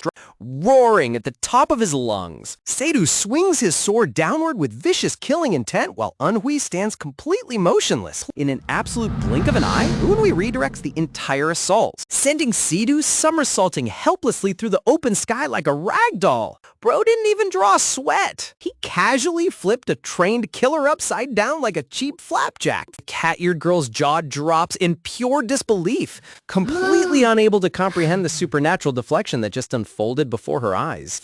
Turning with crimson eyes gleaming like glowing rubies, Eunwoo smiles coldly and simply says the word, "Next." Clenching his fists until his knuckles turn white, Jo-min scowls as his confident facade begins to crumble. Watching Sedu's limp body crash onto the stone floor, the noblewoman realizes in terror that the captain had been hiding his unfathomable mastery all along. Laughing heartily from the sidelines, the White Wolf Squad members holler at the Alliance Squad, demanding an explanation for their attack, teasing them to hurry up and step into the ring since their captain is eagerly waiting. His bruised subordinate warns him to proceed with extreme caution, but Jo-min dismissively cuts him off, declaring that his caliber is leagues above ordinary failures. Flashing an eerie, sinister glare over his shoulder, Jo-min coldly reminds his injured comrade that useless trash has no right to lecture a true genius. Pushing forward with unwavering arrogance, Jo-min convinces himself that whatever tricks the White Wolf captain possesses defenses will crumble before genuine Alliance elite training. Striding purposefully into the center ring with his training sword dragging along the ground, Zhou Min admits he was momentarily caught off guard, but promises things will be entirely different against him. Snapping into an impeccably polished stance, Zhou Min offers a chilly warning, stating that his personal sword art is remarkably fierce and rarely leaves opponents in one piece. Shrugging his shoulders with an utterly nonchalant smirk, Onwee casually replies that reckless overconfidence is completely understandable for raw beginners, driving Zhou Min into silent fury. Exploding into a blinding tempest of swirling blue chi, Zhou Min glares with venomous killing intent, his gaze cutting through the smoke like a poisoned dart, silently vowing to permanently cripple the insolent captain before lunging into the fray. Looking closely at the martial artist in the courtyard, the shocked spectators can barely believe their eyes as they whisper about the technique being displayed. It turns out that this crazy style is actually the legendary 8 resounding sword arts, which blast powerful sonic waves at his enemies. An insanely rare peerless technique used by the famous sword emperor of the 12 Venerables. Everyone is completely dumbfounded that such a young warrior has already mastered such a god-tier secret martial art. Seriously? If he has the backing of a legendary emperor, his power level must be absolutely off the charts. But even facing a kid who has a literal god-tier legacy behind him, our relaxed captain stands completely calm with his wooden sword in hand, looking like he's just waiting for his morning coffee to brew. Honestly, check out that deadpan face. This guy is about to turn a legendary technique into a complete joke. With a powerful burst of energy, the arrogant challenger lunges forward with a lightning-fast step, determined to pierce straight through our captain's defenses in a single move. But with an incredibly casual flick of his wrist, our hero parries the strike, causing a loud clang that echoes right across the stone courtyard as the pressure is effortlessly deflected. The challenger presses the attack, swinging with pure fury, but our captain just glides around with a smug, relaxed grin, like he's just sunbathing on a beach, parrying every single blow like he's swatting away annoying mosquitoes. Getting back across the dusty ground, slide. The young master grits his teeth in pure frustration, internally screaming about how infuriating it is that this lazy scholar can dodge every single one of his best moves so easily. Determined to force our protagonist to take him seriously, the warrior smashes his sword down, triggering a massive boom that completely covers the entire courtyard in a thick cloud of debris. Crashing through the thick smoke cloud, the challenger charges forward with his blade glowing with a brilliant blue light, wearing a completely unhinged grin as he prepares his ultimate technique. So after everything, this is where it ends. Roused by his scream, the crew bursts into the cabin, and there's Leo over Sarah's body, bloody and broken. Now he's cornered, trembling, as all their shocked faces and weapons point right at him. Talk about a hopeless situation. Screaming at the top of his lungs, he unleashes a mass blinding vertical slash of energy that threatens to tear the courtyard completely to pieces. I'm sorry, but I cannot speak in a shouting voice. I can, however, deliver the line with excitement or urgency by using a faster pace or increased cadence. Would you like me to do that instead? The sheer power of his meteor shower sword style is absolutely breathtaking as a giant crescent wave of blue light rips through the air, whoosh whoosh, heading straight for our motionless protagonist. Standing tall with his back turned to the camera, our captain looks like a legendary giant, radiating power with his huge frame and carrying a massive axe, completely unbothered by the terrifying cosmic-level energy crashing down on his head. Seriously? The artist's lighting in this panel is a total masterpiece. The contrast between his dark robes and the blue light is top tier. The sheer wind pressure from his casual parry literally splits the concrete courtyard floor in half, sending dust and shattered stones flying everywhere. Gah! Crack! Crack! Down on the ground, the cocky challenger is sweating profusely as his eyes widen in complete horror, barely able to process the fact that his ultimate move was just swatted away like a fly. He internally rants that by all logic, this random captain should be begging for mercy at his feet right now, completely unable to accept the reality of the situation. refusing to believe he is outclassed. He screams out in pure rage, panting, yell, and channels every last drop of his internal energy to charge forward for one final desperate attack. In a literal blink of an eye, our hero completely vanishes from his sight and reappears right behind his shoulder, whispering with a terrifyingly calm smile if it's finally his turn to play. Oh boy, the goosebumps are real. The challenger's heart completely stops as he spins his head around, his entire face contorted in absolute terror as he realizes he is completely at the mercy of a monster. Raising his simple wooden sword high into the air, our protagonist unleashes a massive wave of dark purple pressure that instantly suffocates the entire area. Looking up at the descending doom, the challenger's dilated eye shakes in pure, primal terror gasp as his entire mind is flooded with the overwhelming sensation of an impending, violent death. But what is that fear? Is he really that strong? In his terrified mind, he experiences a vivid hallucination of his entire body being cleanly sliced in half by a blinding line of white-hot light. Rip, completely destroying his warrior spirit. As the energy suddenly disperses, the poor kid stands frozen like a statue. His eyes completely rolled back and a thin line of drool trickling down his chin, drip, as our captain casually points the wooden sword at his throat.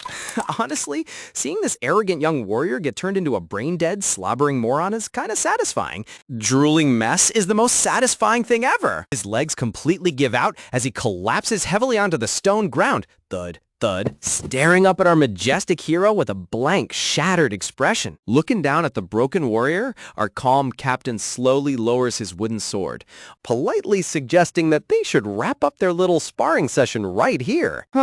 Instantly, the entire White Wolf squad erupts into wild cheers and shouts on grunt, pump-fisting the air in pure celebration of their captain's absolute masterclass. Walking over to the shivering loser, his sister and companions politely thank the captain for the match, completely oblivious to the turmoil he's feeling internally, adding with a sigh that fortunately his physical injuries aren't too severe. Suddenly, his face frozen with shock, the Trash Master starts going nuts, grabbing his hair and freaking out. Oh yeah, there's no coming back from this one, right? But suddenly, the Trash Master snaps. Bam!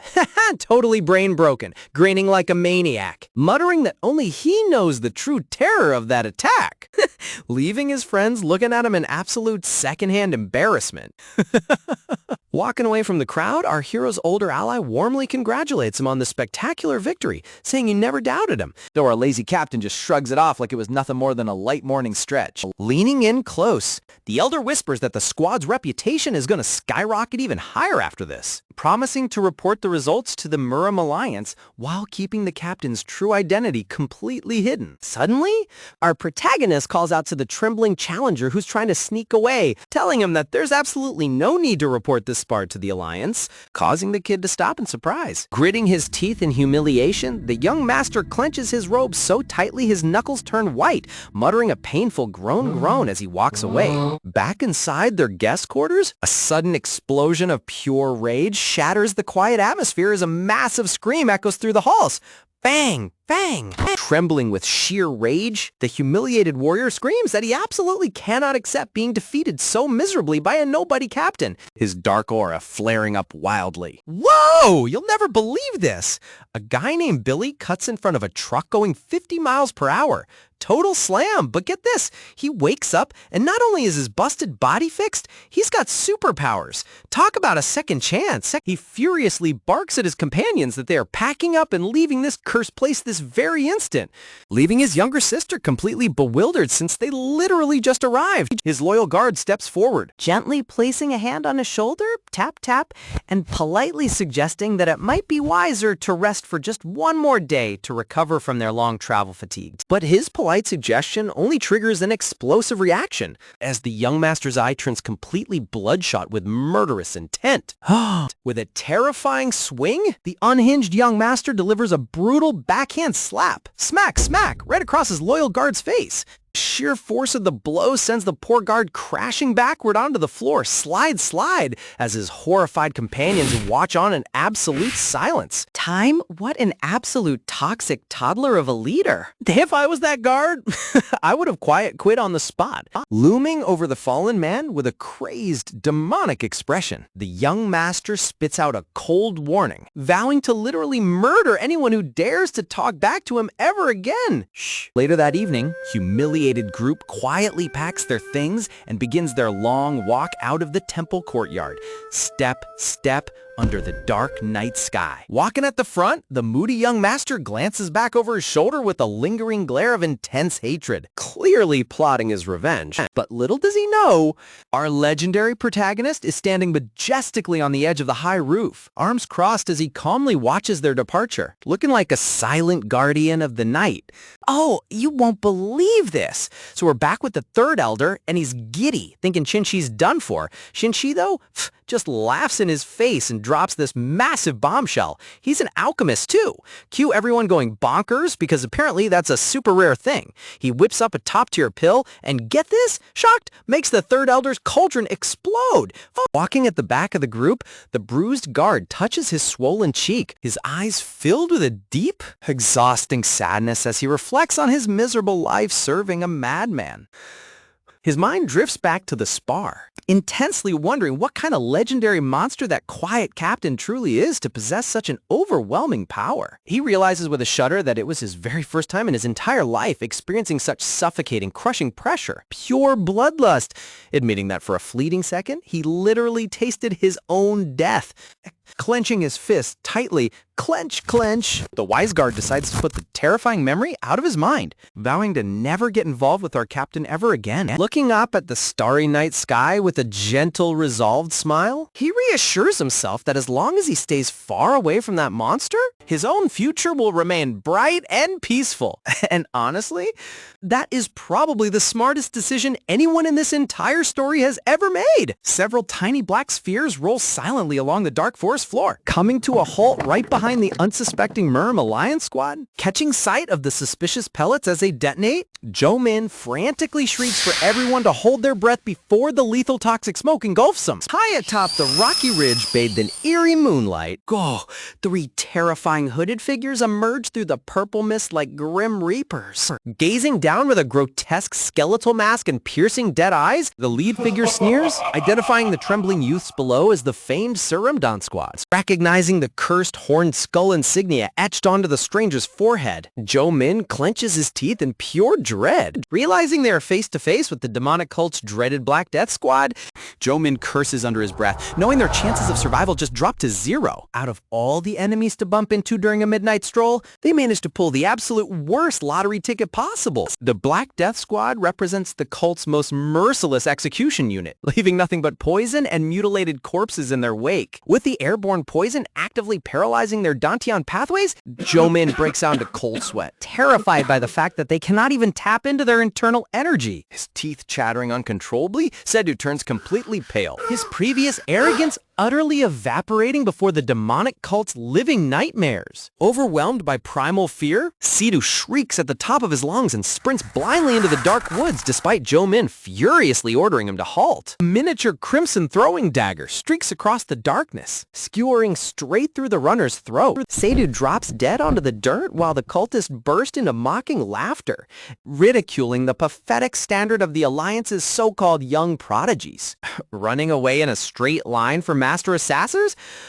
Honestly, what did bro think was gonna happen? Analyzing the situation with cold, calculating eyes, Jarman quickly realizes the assassins didn't wipe them out instantly because they want something specific, darkening his expression into a sinister mask. Joe-Min resolves that if everyone cannot make it out alive, he will ensure his own survival at any cost. Stepping forward with steady footsteps, Joe-Min directly asks the intruders what demands they have, while calmly grabbing a glass of wine, earning a smirk of amusement from that masked elder. The elder proposes a sadistic bargain, declaring they will spare exactly one survivor willing to act as an undercover informant inside the Mirim Alliance. Harrowing terms require the survivor to swallow lethal goo poison and have the cult seal permanently branded into their flesh. Stepping forward with fiery resolve, the cat-eared swordswoman bravely volunteers to take the burden onto herself to protect the rest. Look at her stepping up while the men are shivering in their boots. Major respect for having actual backbone.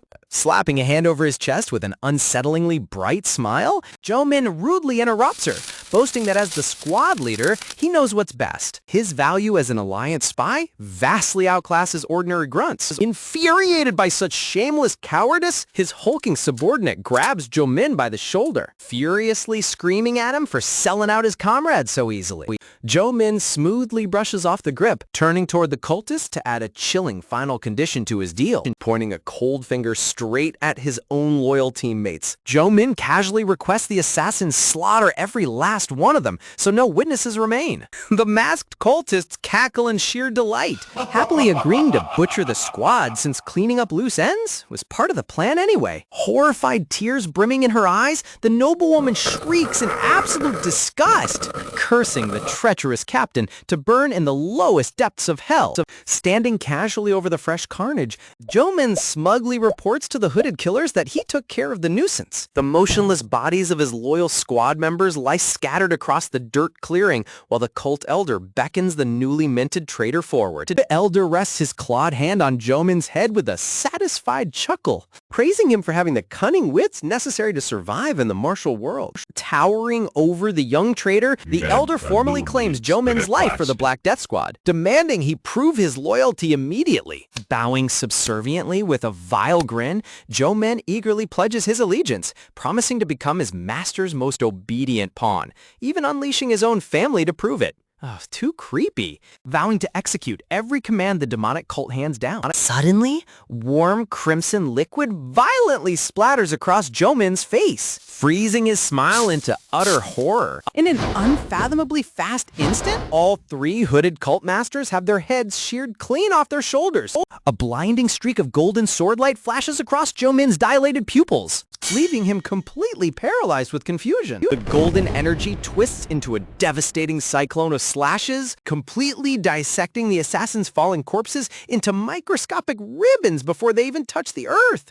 That technique is ridiculously clean. The man didn't just kill them, he erased them from the molecular census. A majestic voice echoes from above the ridge, noting with chilling disappointment that Joe-min ended up choosing the exact vile path that was foreseen. Towering against the radiant full moon with glowing blade in hand, Yo Eun-hui coldly declares that had the traitor maintained even an ounce of moral decency, his fate tonight would have been spared. Trembling violently while clawing at the dirt, someone wails that it's unfair and that he simply wanted to survive.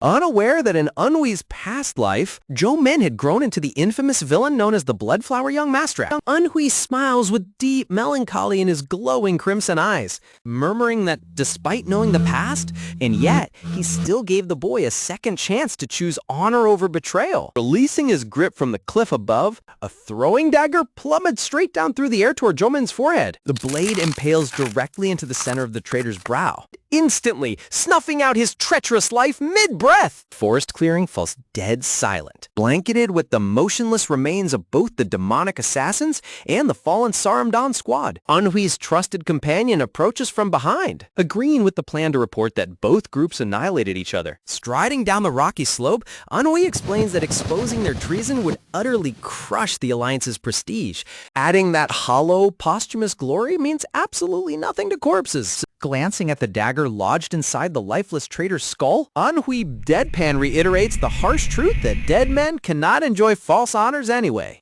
Eun-hui is playing 4D chess with the political landscape. He protects the Alliance's morale while eliminating future demonic war criminals ahead of time. Accepting the logic with a polite nod, the ally watches his leader's back, privately wondering how Eun-hui could possibly have anticipated every single detail. In a vivid recollection of the night's events, the demonic assassins had emerged precisely at the exact time and location Eun-hui predicted. Even Joe-min's instantaneous submission and treacherous proposal unfolded identical to Eun-hui's prior foresight. Staring up into the starlit canopy with deep intrigue, the companion wonders just what kind of unfathomable ancient past your enigmatic leader truly carries. Meanwhile, in a lavish study, an ink brush violently jerks across parchment as a shocked voice echoes in disbelief upon receiving sudden, unexpected news. Deep within the shadowy sanctum of the demonic cult, a masked messenger bows flat against the ornate floor as an ominous white-haired figure questions the absurd report, belittling the idea that an unknown squirt could possibly disrupt a guild that even nations fear. Demanding to know if his elite operatives truly perish together in battle? Sweating bullets beneath his black face covering, the subordinate stays completely paralyzed in terror while his master coldly asks how seasoned assassins could possibly get annihilated by mere defenseless children. Setting his calligraphy brush onto the scroll, he begins slowly blending the colors while focusing with all of his might. The shadowed Grandmaster sees with quiet fury, remarking that elite executives from the Black Death Squad dying like stray dogs on a trivial mission brings immense disgrace upon the demonic cult. Man, these evil cult overlords really have zero tolerance for bad news. If you deliver a failed report in this sect, your life expectancy drops to about 5 seconds. Muttering how utterly irritating this failure is, the master casually raises his palm as overwhelming purple ki instantly locks onto the messenger's throat, leaving the poor scout writhing and gasping for air in pure agonizing torment. As those arrogant Marim Alliance elites take their first steps into the courtyard, Knuckles turned bone white with suppressed fury. Oh man, you can feel the intense aura radiating through the panel. These Saramdon fools genuinely think they're walking into a helpless target, but they're about to find out the hard way that the Pang Estate isn't some weak clan they can just bully without paying in blood. With a hollow thud, the withered corpse collapses backward onto the wooden floor with sunken, lifeless eyes, while the ruthless elder sits impassively atop his high platform without showing an ounce of remorse. Clicking his tongue in disgust, the sinister master watches another attendant quietly haul the dead scout away. He became acutely aware that an unexpected variable must have intervened to wipe out his strike team, narrowing his sharp eyes with a chilling sneer. Meanwhile, the demonic cult elder is wondering what kind of hidden monster could possibly be pulling the strings behind the scenes. Oh boy, just wait until this old tyrant realizes the person who wrecked his squad is a reincarnated grandmaster who could wipe the floor with his entire cult before lunch.